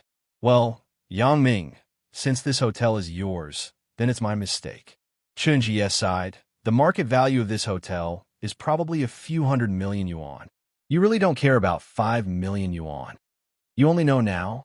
Yang Ming looked at Chun Jie and said sarcastically, "Now can I go?" "Okay, you can go." Chun Jie knew that his plan today was completely ruined. After he knew that this hotel was Yang Ming's industry, he gave up the idea of tempting Yang Ming with money. He also knew that no matter what he said today, he would not achieve his goal. However, he didn't intend to let Yang Ming go just like that. The humiliation that Yang Ming gave him today, he would definitely return it in the future. Although Yang Ming now had the qualifications to be on equal footing with him, he was not alone. He had a backer. Behind him was Kaik, the young patriarch of the big family.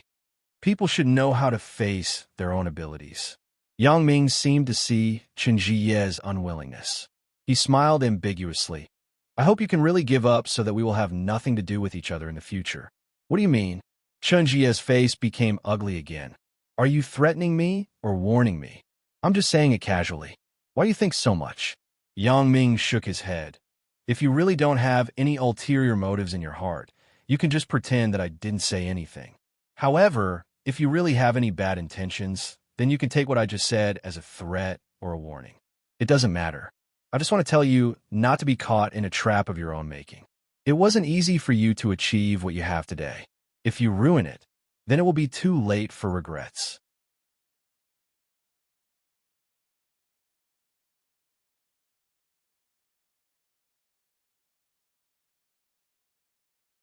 Chapter 1575.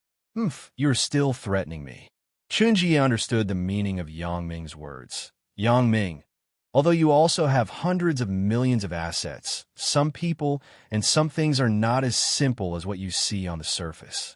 Do you think you have the qualifications to be on equal footing with me? I might as well tell you that I also have a backer behind me. Backer? Well, do whatever you want. Yang Ming didn't want to argue with Chunjie. He turned around and prepared to leave. I've said what I should say. You can think whatever you want. Well, Yang Ming, since you don't know how to appreciate favors, then we will wait and see. Knowing that this hotel belonged to Yang Ming, Chunjie was relieved. He thought that Yang Ming wouldn't mess around in his hotel, nor would he let the security guards at the door come in and do anything to him. Yang Ming shrugged and didn't reply. He walked out of the room quickly and closed the door behind him. In a blink of an eye, he saw the security captain, Xiao Zhang, who was still standing at the door. Brother Yang. Xiao Zhang saw Yang Ming come out and quickly greeted him. Xiao Zhang, why are you still here? Yang Ming wasn't surprised. After all, he had used his special ability to probe before.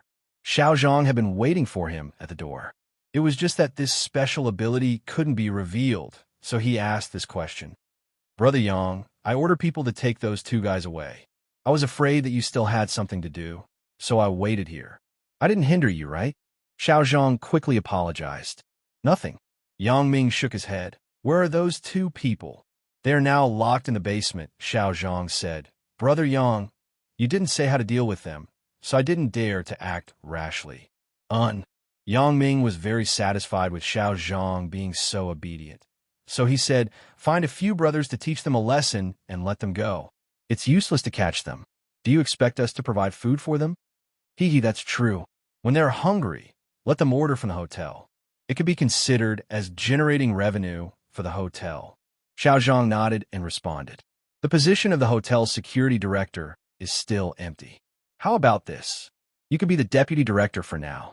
After a while, you can find someone to take over your position as the captain and become the official. Yang Ming recognized Xiao Zhang's performance today, so Yang was not stingy with people who sincerely worked for him. Thank you, Brother Yang.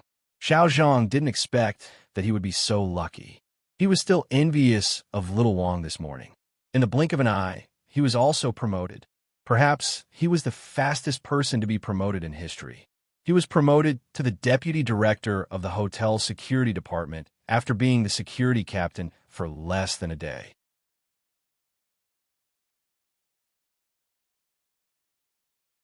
As a matter of fact, the deputy director of the security department was one of the company's senior leaders. He usually didn't need to be on duty. He just had to sit in the office. Moreover, the authority was much greater. Not only did he manage the security team, but the hotel's gym, swimming pool, and other places were also managed by the security department. He was much better than the previous security captain. Yang Ming waved his hand. Do a good job. Don't let me down. Don't worry, Brother Yang. Xiao Zhang quickly expressed his determination. I will work hard and live up to your expectations. Yang Ming nodded. Well, go back to work. I will talk to Bao Sanli about this, but I have to leave now. Brother Yang, take care. Xiao Zhang said quickly.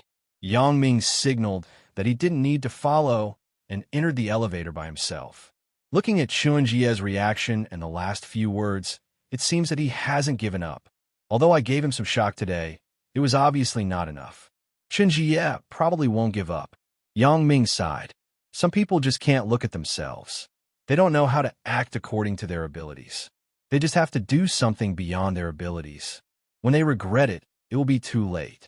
In Yang Ming's opinion, Chunjie was such a person. Although he had already hinted to him not to destroy his future and go against him, Chunjie obviously didn't listen. Instead, he felt that Yang Ming was threatening him, and he was even more unconvinced. As a result, it was foreseeable that Chunjie would do something else. This is the last chance I'm giving you. If you're still stubborn, then I have no other way. Yang Ming said to himself, I'll let you go this time because Uncle Chen also came from the Chun family village. Next time, I won't be merciful. I hope you know what you're doing and can pull yourself back from the brink. Yang Ming came out of the elevator and nodded to Manager Liu in the lobby. Then, He quickly left the hotel. He walked into the parking lot and just got in the car when the phone rang. It was Sun Jia. "Hello, little Jia." Yang Ming picked up the phone. "Yang Ming, I'm done with class." "What happened before?" asked Sun Jia. "Nothing. I just wanted to tell you that I'm back from outside. I'm now in Songjiang." "Why I called you just now? I was at school." "I wanted to ask if you have time to have lunch together," said Yang Ming. "Lunch? I'm afraid I can't make it at noon. I already have an appointment with someone," said Sun Jia apologetically. "An appointment with someone? Is it Ching Ching?" Yang Ming asked with a smile. "If it's Ching Ching, then let's eat together. There is indeed Sister Ching Ching, but there is also a classmate from our graduate class. She has a good relationship with me and Sister Xiao Qing." Sun Jia said, "We have already agreed to eat together at noon. If you come, it's not very good, right? If she sees something, how embarrassing would that be?"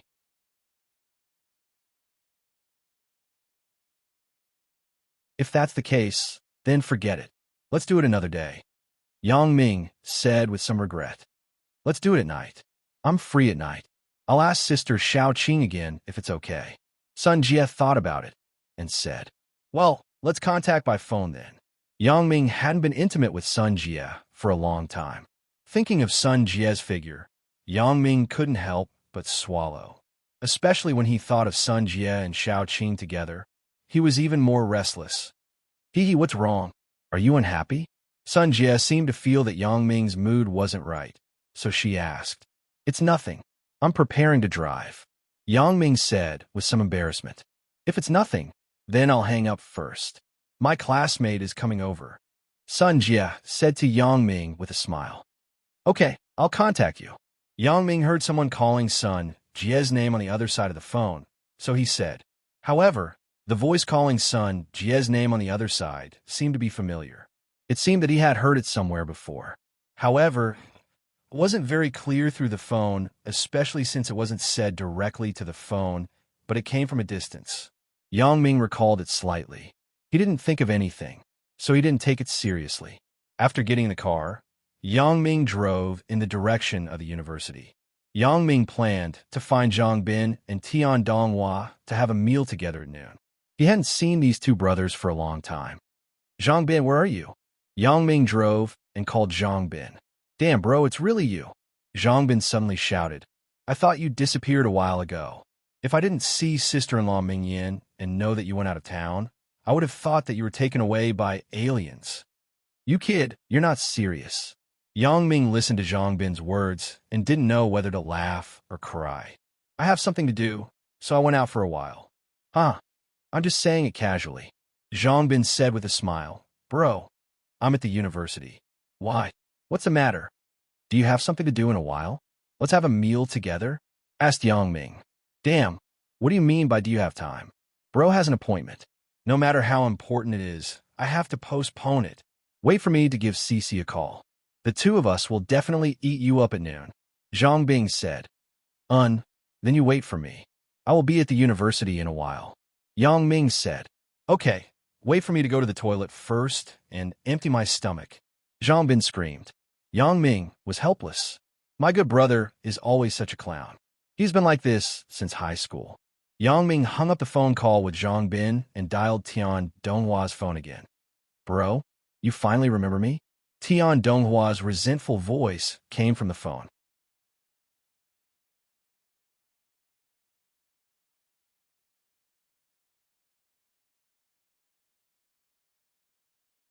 Chapter 1576. However, the way he addressed Yang Ming was the same as Zhang Bin. "What do you mean by finally remembering you?" Yang Ming sweated a little. "You ignore me for so long. I thought you were going to abandon me." Tian Donghua sighed, like a resentful woman. "I went out a while ago." Yang Ming had no choice but to repeat what he just said to Zhang Bin to Tian Donghua. "I had something to do. I just came back." "Haha, I just said it casually." Tian Donghua's words were the same as Zhang Bin's. "I'm just bored because the pressure at work is too great." "Pressure at work?" Yang Ming was stunned. "I have started to learn and deal with the affairs of the Hongjun group," Tian Donghua said. "Otherwise, Uncle's son can't handle it alone.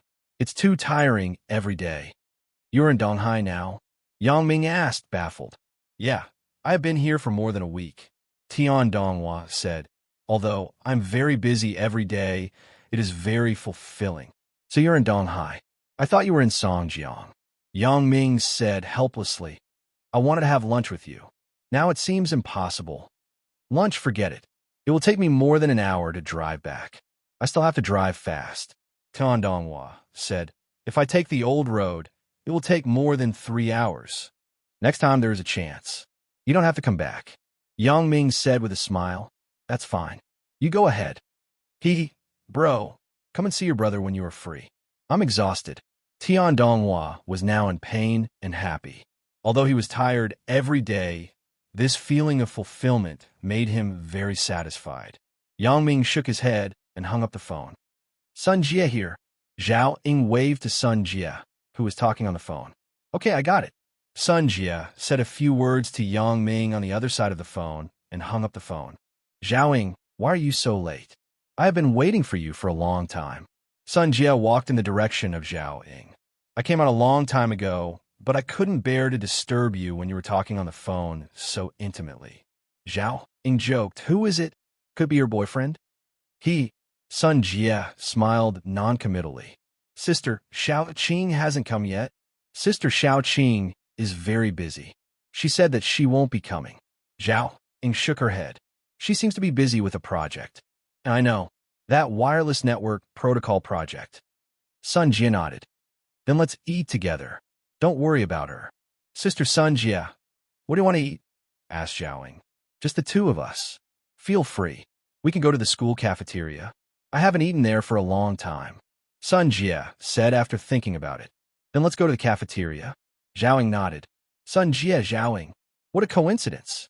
Sun Jie and Zhao Ying were talking when a handsome young man walked towards them. It was Fan Jinjia, their graduate student in the computer science class.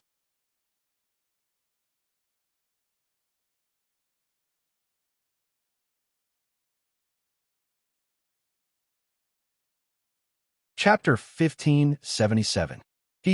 Yeah, what a coincidence. Sun Jie was much more generous than Zhao Ying. When she saw Fan Jinjia coming over to strike up a conversation, she immediately replied. She especially emphasized the words, what a coincidence. Fan Jinjia naturally heard the sarcasm in Sun Jie's words, and he suddenly looked a little embarrassed. To be honest, he had a good impression of both Sun Jie and Zhao Ying, but he liked Sun Jie more. There was no other reason. It was just that Sun Jie's figure was too hot, especially her huge breasts. This made Fan Jinjia always fantasized about Sun Jie. As for Zhao Ying, although she was not inferior to Sun Jie in terms of appearance, her figure was slightly worse than Sun Jie's. However, Zhao Ying was more well-proportioned, and Sun Jie was more like a cow. After seeing Sun Jie's craftiness a few times, Fan Jinjia knew that Sun Jie was not a simple woman. She was not so easy to fool and pursue, so Fan Jinjia still rationally targeted Zhao Ying. In contrast, Zhao Ying was much more pure and shy. Especially since Fan Jinjia had studied women's physiological conditions for a period of time, he could see that Sun Jie was no longer a virgin, but Zhao Ying was. Therefore, Fan Jinjia targeted Zhao Ying even more. You haven't eaten lunch yet, right? Why don't we go together? Fan Jinjia pretended not to hear the implied meaning in Sun Jie's words and invited, find a restaurant, my treat. No need. We'll eat in the cafeteria. Sun Jie shook her head and rejected Fan Jinjia's kindness. Don't be in a hurry to reject. Zhao Ying hasn't said anything yet, right? Since Fan Jinjia had already chosen a target, he did not care much about Sun Jie's thoughts and directly objected. I eat in the cafeteria with Sun Jie. Zhao Ying had to speak at this time. Although she hated Fan Jinjia would definitely chatter endlessly if she did not express her opinion at this time. Fan Jinjia was even more embarrassed. Then let's eat in the cafeteria. I also eat in the cafeteria. Do as you wish. Sun Jie glanced at him and sighed that there was really someone who was not afraid of death.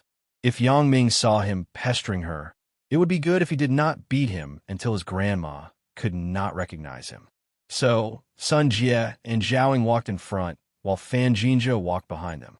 It was a very strange situation. Why is he so irritating? Zhao. She was his target. Was he? Fan Jinzhou was? In the end, Yang Ming helped him. Him? His target is you? Zhao Ying. I was just implicated. Sun Jie shrugged. However, Zhao Ying, you don't have a boyfriend. You might as well consider it. I heard that he opened a company outside of school. The scale is around a few million. He has an annual income of hundreds of thousands. Then why didn't you consider Sun Jie? Zhao Ying shook her head. Don't I have a boyfriend? You heard it when we were on the phone just now.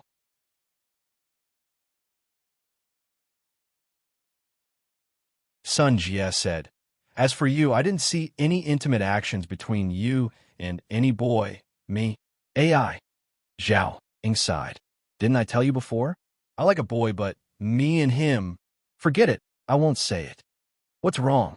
Why don't you say it? Sun Jie was a little curious when she heard Zhao Ying's words. This was the first time that Zhao Ying talked to her about feelings.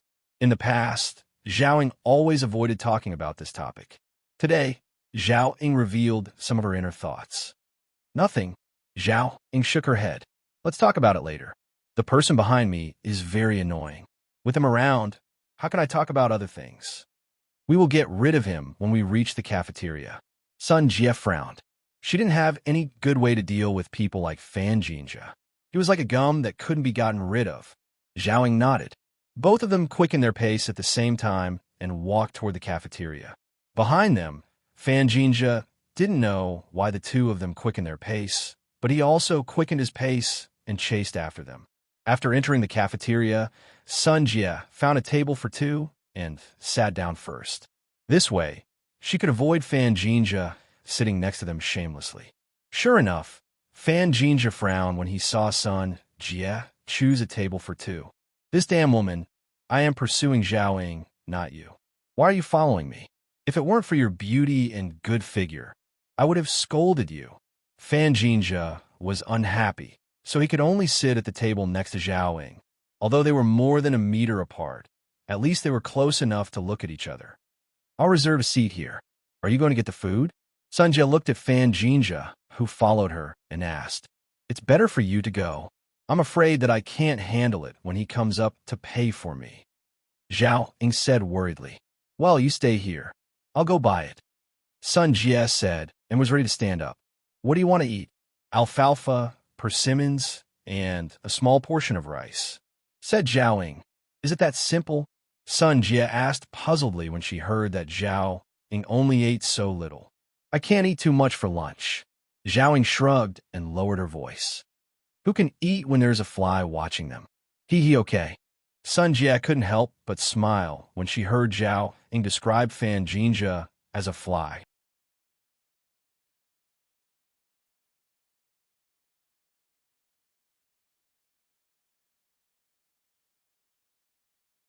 Chapter 1578. Sun Jie turned around to buy something. Fan Jinzhou hesitated, stood up, and followed her. Although he also wanted to talk to Zhao Ying here, he hadn't bought anything yet.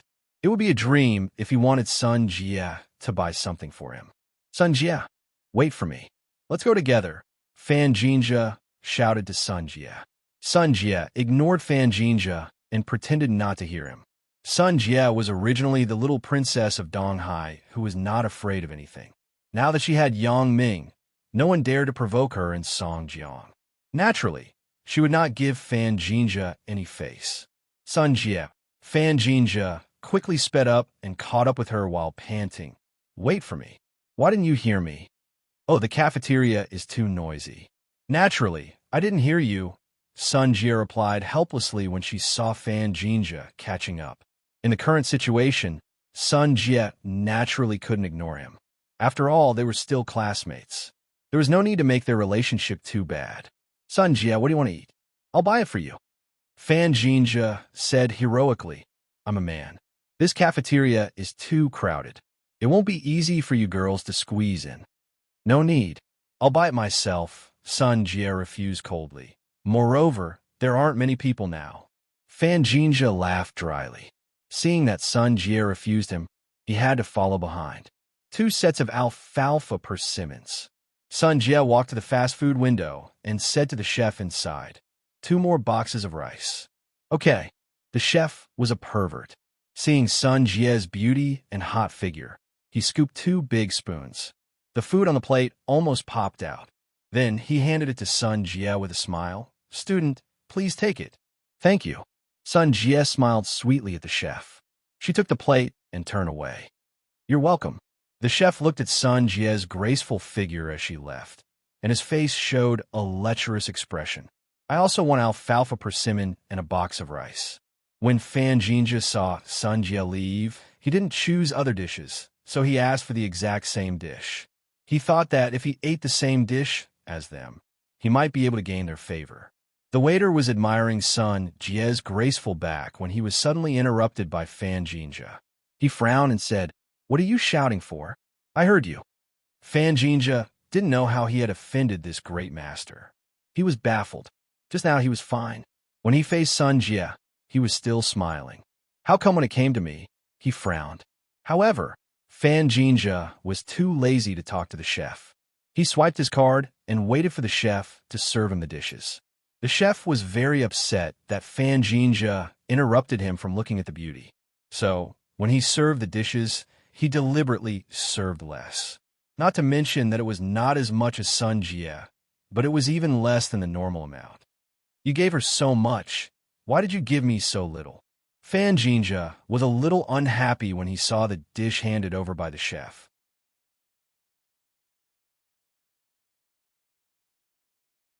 He was a man. This little bit was not enough for him. It would be fine if it was just a little bit less, but this is too little, isn't it? What's less? How much is a pound of persimmons now? How much is a pound of eggs now? Do you want it? If not, I'll go back. When the chef heard that Fan Jinja was still being picky, he was even more dissatisfied. He raised his eyebrows and was about to put the dish back into the bowl. Okay, then you give me another dish." Fan Jinja saw that the chef was angry and was too lazy to argue with him. He still had time to pick up girls. How could he have time to argue with him? Isn't it just a dish? It was 3 to 5 yuan. Fan Jinja was not short of money. The chef scooped a small spoonful of alfalfa persimmons into the plate, then handed it to Fan Jinja and said, "Okay, I got you another dish."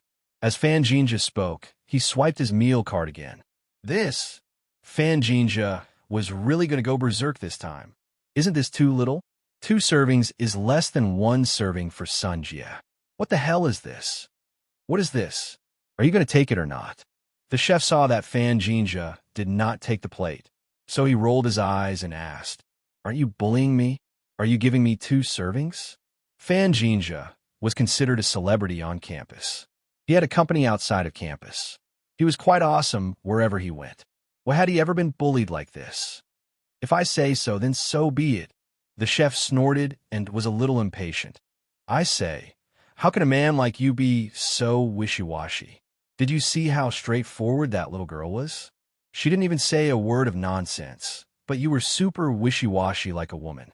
Look at how glossy your clothes are. Don't tell me they're all fake and imitations." Fan Jinja wanted to curse. If he was not afraid that Zhao Ying would see him like this, he would definitely not let it go. He suppressed his anger and took a deep breath. Just as he was about to take the plate and forget about it, an accident happened. "Master, give me a plate of alfalfa persimmons." A girl walked over, said to the chef, and swiped her card. "Okay." The chef nodded, scooped another spoonful of food on Fan Jinja's plate, and handed it to the girl. "For you." "Thank you." The girl smiled sweetly and left with the plate. Fan Jinja's face immediately darkened. It was fine that Sun Jie bought a lot before, but the girl after that also bought so much. Moreover, there was an extra spoonful of food on his plate of 2 servings. How could Fan Jinja endure this? What do you mean?" Fan Jinja was furious. "Nothing. Do you want it? If not, give me your meal card. I will refund you." The chef said without looking up. "Yes. Give me 3 servings of alfalfa persimmons and 2 boxes of rice." Fan Jinja endured it. This time, he asked for 3 servings and swiped his card again. Ka. The chef scooped 3 spoonfuls of food and handed them to Fan Jinja.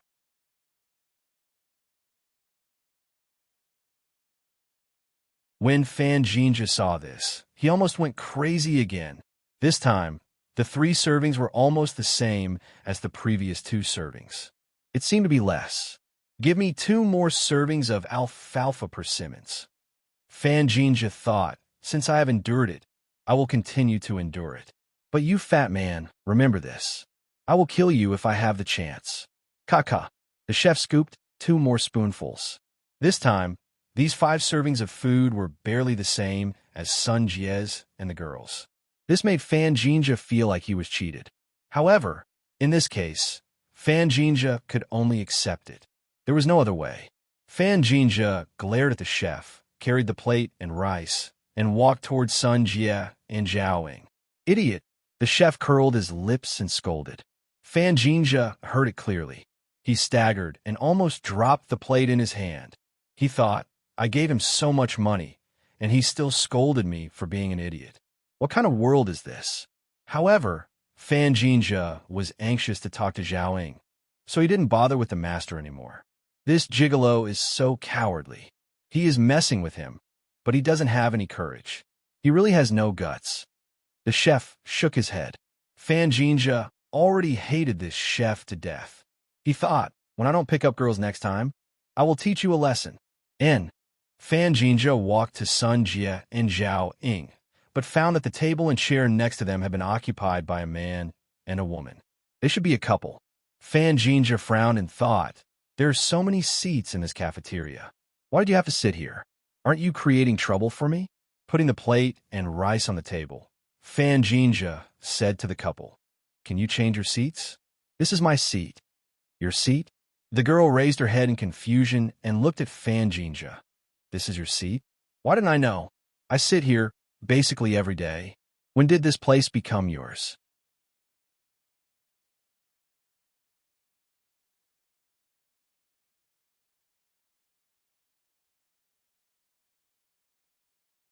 Chapter 1579. I took the seat before. Fan Jinja explained patiently.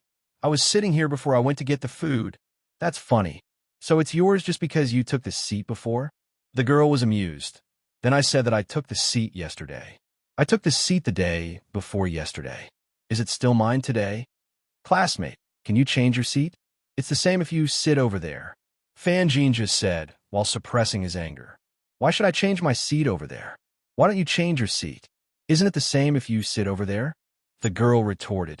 You are being unreasonable. Fan Jinja did not expect to be so unlucky today. First, he was tricked by the chef who served the dishes. Then his seat was taken by someone else. The person who took the seat was still being unreasonable. I'm being unreasonable? Watch your words. Can you do it or not? This is a public cafeteria. Are you brainless? The girl frowned. It's only because of my current temper. If it was in the past, So what if it was in the past? Are you threatening me? Fan Jinja was threatened by a girl in front of Sun Jie and Zhaoying. He suddenly felt embarrassed. Why don't you find out who I am? Fan Jinja, I'm also famous in the school. Fuck your mother. Are you done yet? The boy opposite the girl was really annoyed by Fan Jinja's nagging. He picked up the alfalfa persimmon on Fan Jinja's table and smashed it directly on Fan Jinja's face. Get out of here if you don't want to die. This boy was naturally Bai Hai, who came to the school to visit Guxin Yao. The girl was naturally Guxin Yao. The two of them finally had a meal in the school cafeteria and experienced the beauty of university life, but it was ruined by Fan Jinja. How could Bai Hai just let it go? Originally, Bai Hai did not want to cause trouble, but this Fan Jinja did not know what was good for him. In the end, he even bragged about how famous he was. Bai Hai could not help but give him a slap in the face with a plate. Pa! A plate of hot dishes was splashed all over Fan Jinja. His eyes and nose were full of vegetable soup. Fan Jinja was a little dumbfounded. He didn't expect that the boy sitting here would actually make a move without any warning. In an instant, he was in trouble. Wasn't this too fast? You. Fan Jinja pointed at Bai Hai. He was so angry that he couldn't speak. Who are you? If you have the guts to leave your name, Fan Jinja, will remember what happened today. I'm Bai Hai. Bai Hai said, but I don't study here. If you want to take revenge on me, you can look for Jin Gang first. He can find me. Li Jinggang was an excellent student in the school's physical education department. He was strong and good at fighting. He was famous in the school. Fan Jinja naturally heard of Li Jinggang's name. He even had a meal with Jinggang through a friend. Fan Jinja's expression immediately changed when he heard Li Jinggang's name.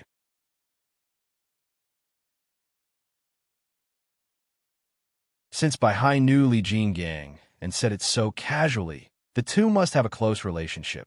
Otherwise, everyone would call Li Jinggang brotherly. At this moment, Fan Jinja was in a dilemma. How could he dare to offend Li Jinggang? In this school, there were probably only a few people who were not afraid of Jinggang. If it was a normal day, Fan Jinja would just say a few words and this matter would be over. He would not pursue it further. But today was different. Sun Jie and Zhao Ying were watching. If he gave in, wouldn't Zhao Ying and Sun Jie laugh at him? Thinking of this, Fan Jinja gritted his teeth. What Li Jinggang? I don't know him. Don't say those useless things. You must apologize to me today. Otherwise, don't even think about leaving. What if I don't apologize? Bai Hai suddenly laughed after hearing it. Let's not talk about how you are looking for trouble. Even if I take the initiative to look for trouble with you, you have to accept it. Let's see what you can do to me today. Fan Jinja did not expect Bai Hai to be so tough. He really could not do anything for a while. After all, when it came to fighting, he knew that he was definitely not a match for the strong Bai Hai. I will count to 3. Get lost. Bai Hai frowned. What? Fan Jinja's face had turned into a purple eggplant. He felt that he had been humiliated, but he did not dare to resist. Zhao Ying, let's go. We won't eat here, Sun Jie said to Zhao Ying, feeling a little disgusted when she saw Fan Jinja on the side. Okay, let's go. Zhao Ying also nodded. She picked up the plate in her hand, stood up, and found another seat with Sun Jie, far away from Fan Jinja. When Fan Jinja saw that Sun Jie and Zhao Ying had left, it was meaningless for him to pretend to be the big brother here. So, he quickly said before Bai Hai said 3, I'll go. I'll go now. After that, Fan Jinja left Bai Hai's table dejectedly. Sun Jie and Zhao Ying were now sitting in the crowd. There were more and more people in the cafeteria. There were already people around them. It was probably impossible for Fan Jinja to squeeze in. After experiencing the incident with Bai Hai, he did not dare to simply grab other people's seats. Moreover, even if there were seats, Fan Jinja would only increase Zhao Ying and Sun Jie's disgust if he went there now. Fan Jinja stomped his feet and walked out of the cafeteria bitterly. He thought, why am I so unlucky today? I must look at the calendar before going out in the future. Then Fan Jinja met a powerful person. Sun Jie shrugged and smiled. The 2 people over there helped you solve a big problem. He asked for it. He can't blame others. Who asked him to be so overbearing first? Zhao Ying had no sympathy for Fan Jinja. Okay, now that there are no outsiders around, you can tell me about your relationship, right? Sun Jie asked very nosily. Zhao Ying was suddenly embarrassed.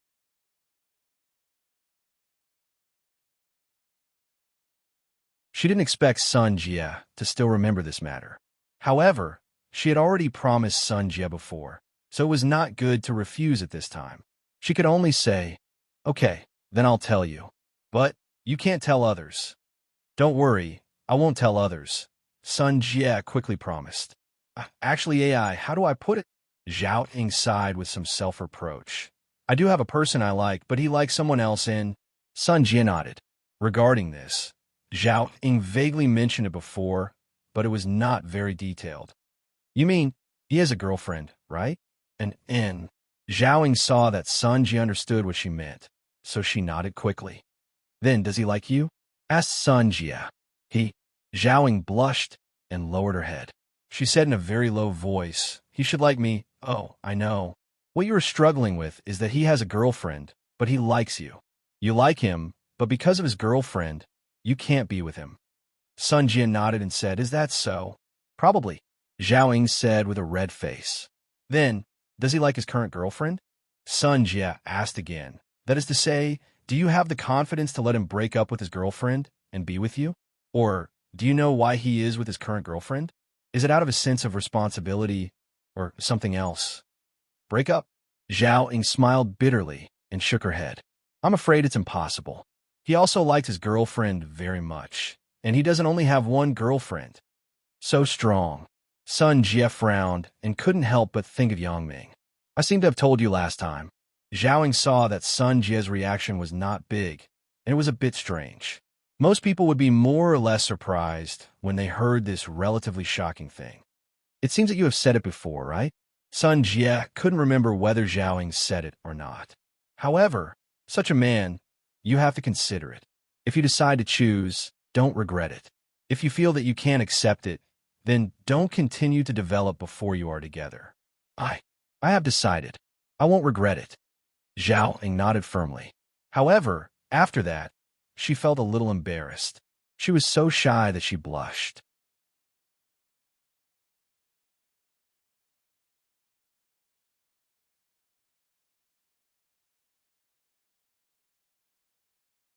Chapter 1580. Yua, I really don't know what to say to you. Since you have decided, why aren't you together yet? Sun Jie nodded helplessly. Why does Zhao Ying have the same fate as me? Could it be that beautiful women can't escape this fate? Or are there really too few excellent men? However, since Sun Jie and Yangming were together, naturally, she didn't feel that there was anything wrong with Zhao Ying having a similar situation as herself. I used to be his teacher. Zhao Ying's words were shocking. Moreover, I was also his girlfriend's teacher. Although I'm not now, his girlfriend's concept can't be changed in a short time. She shouldn't accept me. You're his teacher? Sun Jie opened her mouth and felt that this was too much of a coincidence. Why does it sound more and more like Yang Ming and Xiao Qing? It was just that Sun Jie didn't say it out loud. Yeah, I used to be. I was his high school teacher. Zhao Ying nodded. Oh my God. Sun Jie was a little dizzy. He is so much younger than you. This is too similar to the relationship between myself, Xiao Qing, and Yang Ming. Sun Jie really had a feeling of a bosom friend. He's not too young. Zhao Ying was a little embarrassed, but since the words had already been said, she naturally let go of her shyness. I also resigned because of him, and then I was admitted to our school as a graduate student. You don't want to tell me that he is a student of our school, right? Sun Jie really wanted to say that in the world, there really was such a thing as if there is a similarity, it is purely a coincidence. Zhao Ying nodded. Okay, I won't say it. If I say it again, you will get me to say it. Even if you say it again, I don't know him. Sun Jie shook her head helplessly. How long have I stayed in school? Except for a few graduate students. How can I know anyone else? That's also true, but I really don't know what to do now. Zhao Ying sighed. On the one hand, I really want to be with him. On the other hand, every time I make a decision and take the initiative, something like this always happens, interrupting the matter. Then I don't have the courage. Isn't this very confusing and unlucky? Oh my God. Sun Jie listened to Zhao Ying's rough love history and was somewhat speechless. Since he likes you, why didn't he take the initiative to chase you? Chase? I did chase him. Zhao Ying sighed. But when he chased me, I retreated. I really don't know what to say about you. A girl like you is really the best. How can you have such a messy relationship like yours? Sun Jie shook her head angrily. You belong to the group of people who don't leave, but fight back. What is that? Zhao Ying blinked her eyes and was somewhat baffled. Donkey, said Sun Jie. Zhao Ying was slightly stunned and suddenly complained. You dare to say that I am a donkey? I will ignore you. It's just a joke. Sun Jie smiled. It's just a metaphor.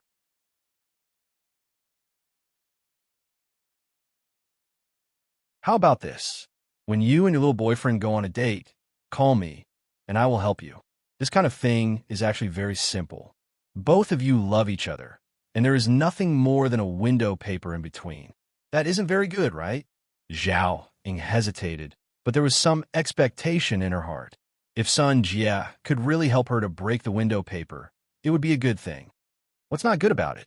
Sun Jie said, if you think that only I am more awkward, then I will call my boyfriend. Then we will be more open with 2 men and 2 women. That works too. Zhao Ying thought about it and agreed. Then I will trouble you. What trouble?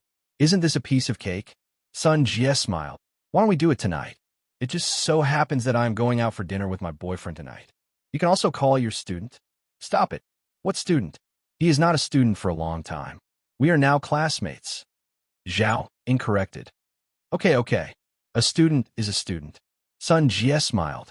The two people talked and laughed for a while. Then they left the cafeteria and went to their respective classrooms. Yang Ming looked at the slowing traffic in front of him and frowned. There should be an accident in front. There was no barrier in the middle of this road, and it was relatively narrow.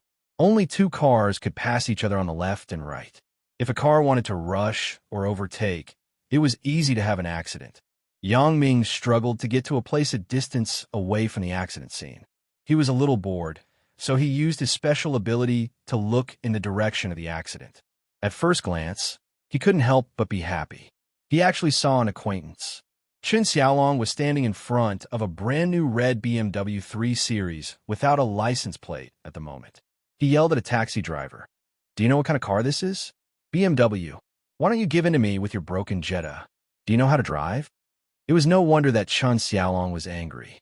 He had just taken out a brand-new red BMW 3 Series sedan from the BMW 4S shop.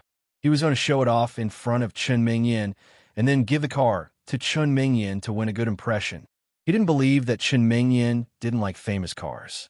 When the time came, he was not afraid that Chen Mingyan would not be tempted. He had already made an appointment with his father, Chen Jie. The two of them would work together. Chen Jie would start from Yang Ming's side, and Chen Xiaolong would start from Chen Mingyan's side. However, it was almost 12 o'clock when he finished picking up the car. Chen Xiaolong was a little anxious. The lunch break was about to end. He didn't know if Chen Mingyan had classes in the afternoon. It would be fucked if he couldn't see Chen Mingyan. Therefore, Chen Xiaolong had to hurry and overtake all the cars.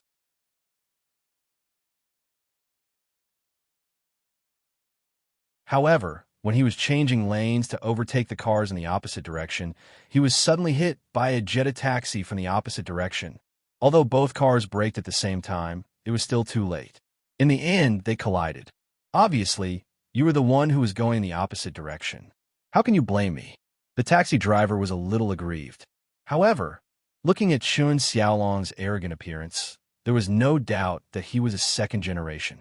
The taxi driver couldn't afford to provoke such a person. Besides, if you hit me, just solve it. Why are you yelling? Yelling? I want to scold you too. Do you know that you've ruined my plans? Chen Xiaolong said with a frown. I'm in a hurry to see my girlfriend. You fucking hit my car. Fuck your grandpa. The taxi driver frowned. Why are you scolding me? The responsibility of this accident is clearly yours. Are you being reasonable? Scold you? Just because my car is a BMW, which is better than yours, I'll scold you. Chen Xiaolong said arrogantly. After saying that, he added, What? You don't accept it? If your car is better than mine, then you can scold me too. You're too unreasonable. Even if your car is a good car, you don't have to be like this, right? The taxi driver was very angry. Even if you have money, you can't bully people like this, right? So what if I bully you? It's good that I didn't hit you. Chen Xiaolong snorted coldly. Let me tell you, you're too lucky today. My two bodyguards didn't follow me. Otherwise, they would have beaten you up so badly that even your mother wouldn't recognize you. The taxi driver had never seen such an arrogant young man. It was clearly his responsibility to hit others, but he still had such words. Call the police. When the police come, we'll know who's responsible. Hey, whatever. Isn't it just repairing a car? How much is this broken car of yours? I'll just buy you a new one. Chen Xiaolong said proudly. If you continue to dawdle, I'll smash the car for you. When the taxi driver heard Chen Xiaolong's words, he was extremely angry, but there was nothing he could do. However, when Yang Ming saw the appearance of the taxi driver, he couldn't help but be stunned. He hadn't noticed it before, but now that he took a closer look, he realized that it was actually an acquaintance. Here, he was actually able to see two acquaintances, which surprised Yang Ming.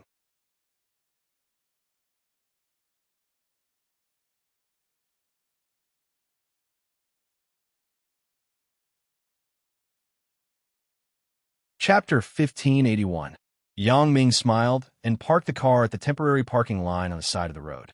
Then, he took out a large wrench from the trunk and walked in Chun Xiaolong's direction. Chun Xiaolong was in a rage with the taxi driver, so he naturally did not see Yang Ming coming over. When Yang Ming walked in front of him, Chun Xiaolong still did not notice because he was already surrounded by onlookers. He did not care and continued to slap the hood of the Jetta taxi while pointing at the taxi driver and shouting, "Look, look, your broken car is still an old model of Jetta. How can it be compared to my BMW? If you were a Mercedes-Benz, even if it was an Audi, I wouldn't say anything if you hit me. The key is that your car is too broken. You don't even know how to drive. If I were you, I would feel inferior." The taxi driver stood there helplessly with a bitter smile on his face. He could only wait for the traffic police and the insurance company to deal with the problem. He did not answer because he knew that a second generation like Chun Xiaolong was very arrogant. Even if he answered, it would be useless. On the contrary, it would make him scold him even more fiercely. The taxi driver thought that he might as well not speak. After scolding for a while, he would shut up when he was tired. But who knew that when Chun Xiaolong saw that the taxi driver did not speak, he scolded even more fiercely. "Do you have fucking eyes? Let me tell you, not to mention that my car hit your car. Even if I smash your car, I will compensate you with a new one. But can you afford my time? I'm a person of status. I am very nervous every minute. How can a small figure like you compare to me?" Clang! With a loud sound, as soon as Chun Xiaolong finished speaking, Yang Ming smashed the glass of Chun Xiaolong's BMW with a wrench. The windshield, which had not been covered with an explosion-proof film, was immediately smashed into pieces. Chun Xiaolong heard the loud sound and immediately turned around, only to see Yang Ming holding a wrench and looking at him with a smirk. Chun Xiaolong was about to go crazy. Wasn't he called by his father? How could he still appear here? Isn't this too fucked up? "You, Yang Ming, what are you going to do?" Chun Xiaolong's car was just bought and was hit by a taxi. Although it was not very serious, it already made his heart ache. Now that Yang Ming directly smashed the windshield, Chun Xiaolong's heart was bleeding. "My car, this is the car that I used to chase Chen Mingyan." However, Chun Xiaolong's words, Chun Xiaolong's car, he did not dare to scold his mother like he did to the taxi driver. He did not dare to provoke of the situation. But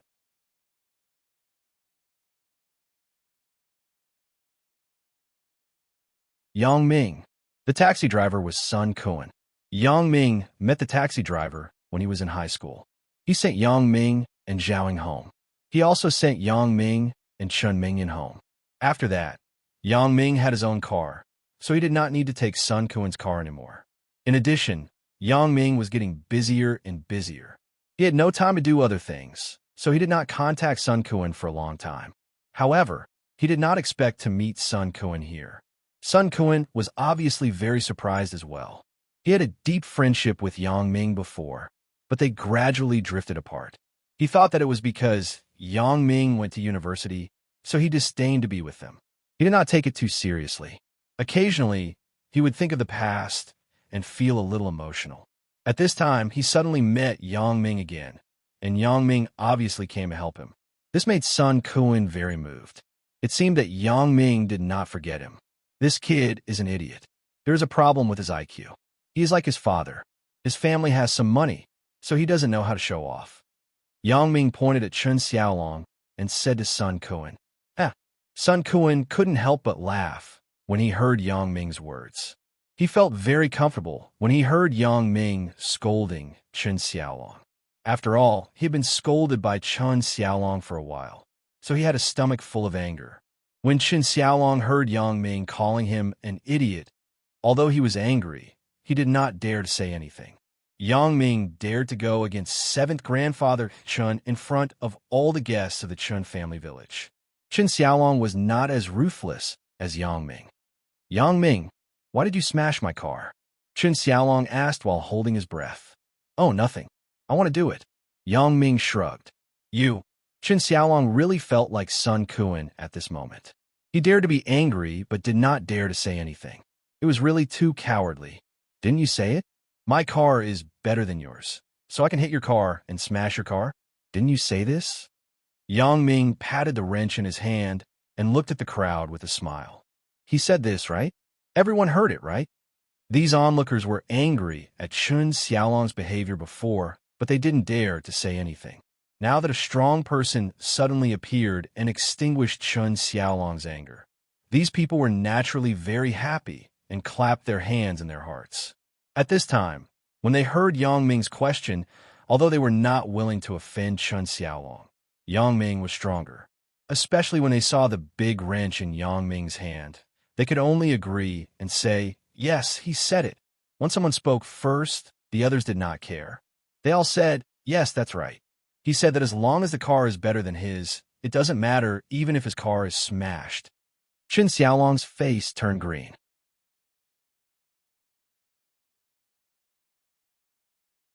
He did not expect that the people who did not say anything and looked like they were watching the show would now support Yang Ming.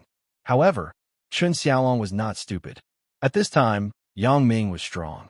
Of course, everyone supported Yang Ming. He did not want to cause public anger and be beaten up by a group of people. Well, even if I said this, where is your car? Do you have a car? Chun Xiaolong asked with a sullen face. Don't tell me that you have a bicycle. You will know soon whether I have one or not. Yang Ming said faintly, since you really want to know whether I have a car or not, then I will fulfill your wish. After that, Yang Ming turned and left, then walked to his car. The onlookers didn't think much of it. When they saw Yang Ming walking towards a BMW X5, they had a look of understanding on their faces. In their opinion, since Yang Ming dared to go against Chun Xiaolong, he must be more powerful than Chun Xiaolong. However, Chun Xiaolong's face was gloomy. He looked at Yang Ming in disbelief. He did not believe that Yang Ming had any car that was more high-end than his, so he asked like this before. But when he saw Yang Ming actually walking to a BMW X5, he suddenly had a bad feeling in his heart. As for Sun Quan, although he was a little surprised, it was not too much. He had already seen that Yang Ming was extraordinary. He would be successful in the future, so he did not have any special feelings about Yang Ming having his own car. Under Chun Xiaolong's disbelief, he still saw Yang Ming open the door of the BMW with the remote control. Chun Xiaolong's face became extremely ugly. Indeed, he said before that if the car was better than his, he could even smash his car. But that was only for Sun Quan. It was based on the premise that Sun Quan's car was worse than his car, so he dared to say such nonsense. Moreover, he did not think that anyone would stand up for Sun Quan at this time. After all, it was not related to them. Who would help Sun Quan and lead the trouble to themselves? However, he never dreamed that he would actually meet Yang Ming here, so coincidentally, and Yang Ming really interfered. Originally, he just thought that Yang Ming had a conflict with him, so he took the opportunity to retaliate against him. So, he used words to pressure him and told him that he said that he could only smash the car if the car was better than his. He, Yang Ming, did not have a car, so he should leave as soon as possible. Therefore, he asked before in order to let this evil star get out of here quickly and not get involved here. However, he did not expect that Yang Ming actually drove a BMW X5. Although it was also a BMW, the difference between the two was too big. One was at the level of 300,000 yuan, and the other was at the level of 1 million yuan. Even people who did not understand cars could tell the difference between the two. You're tuning into the Romance Rendezvous YouTube channel. We're so grateful for your support, and don't forget to subscribe to join us on this incredible journey through captivating stories. Your generosity through donations truly makes a world of difference, as it's the primary source of revenue that allows me to expand and enhance this channel for you. Thank you from the bottom of my heart for being a part of this adventure.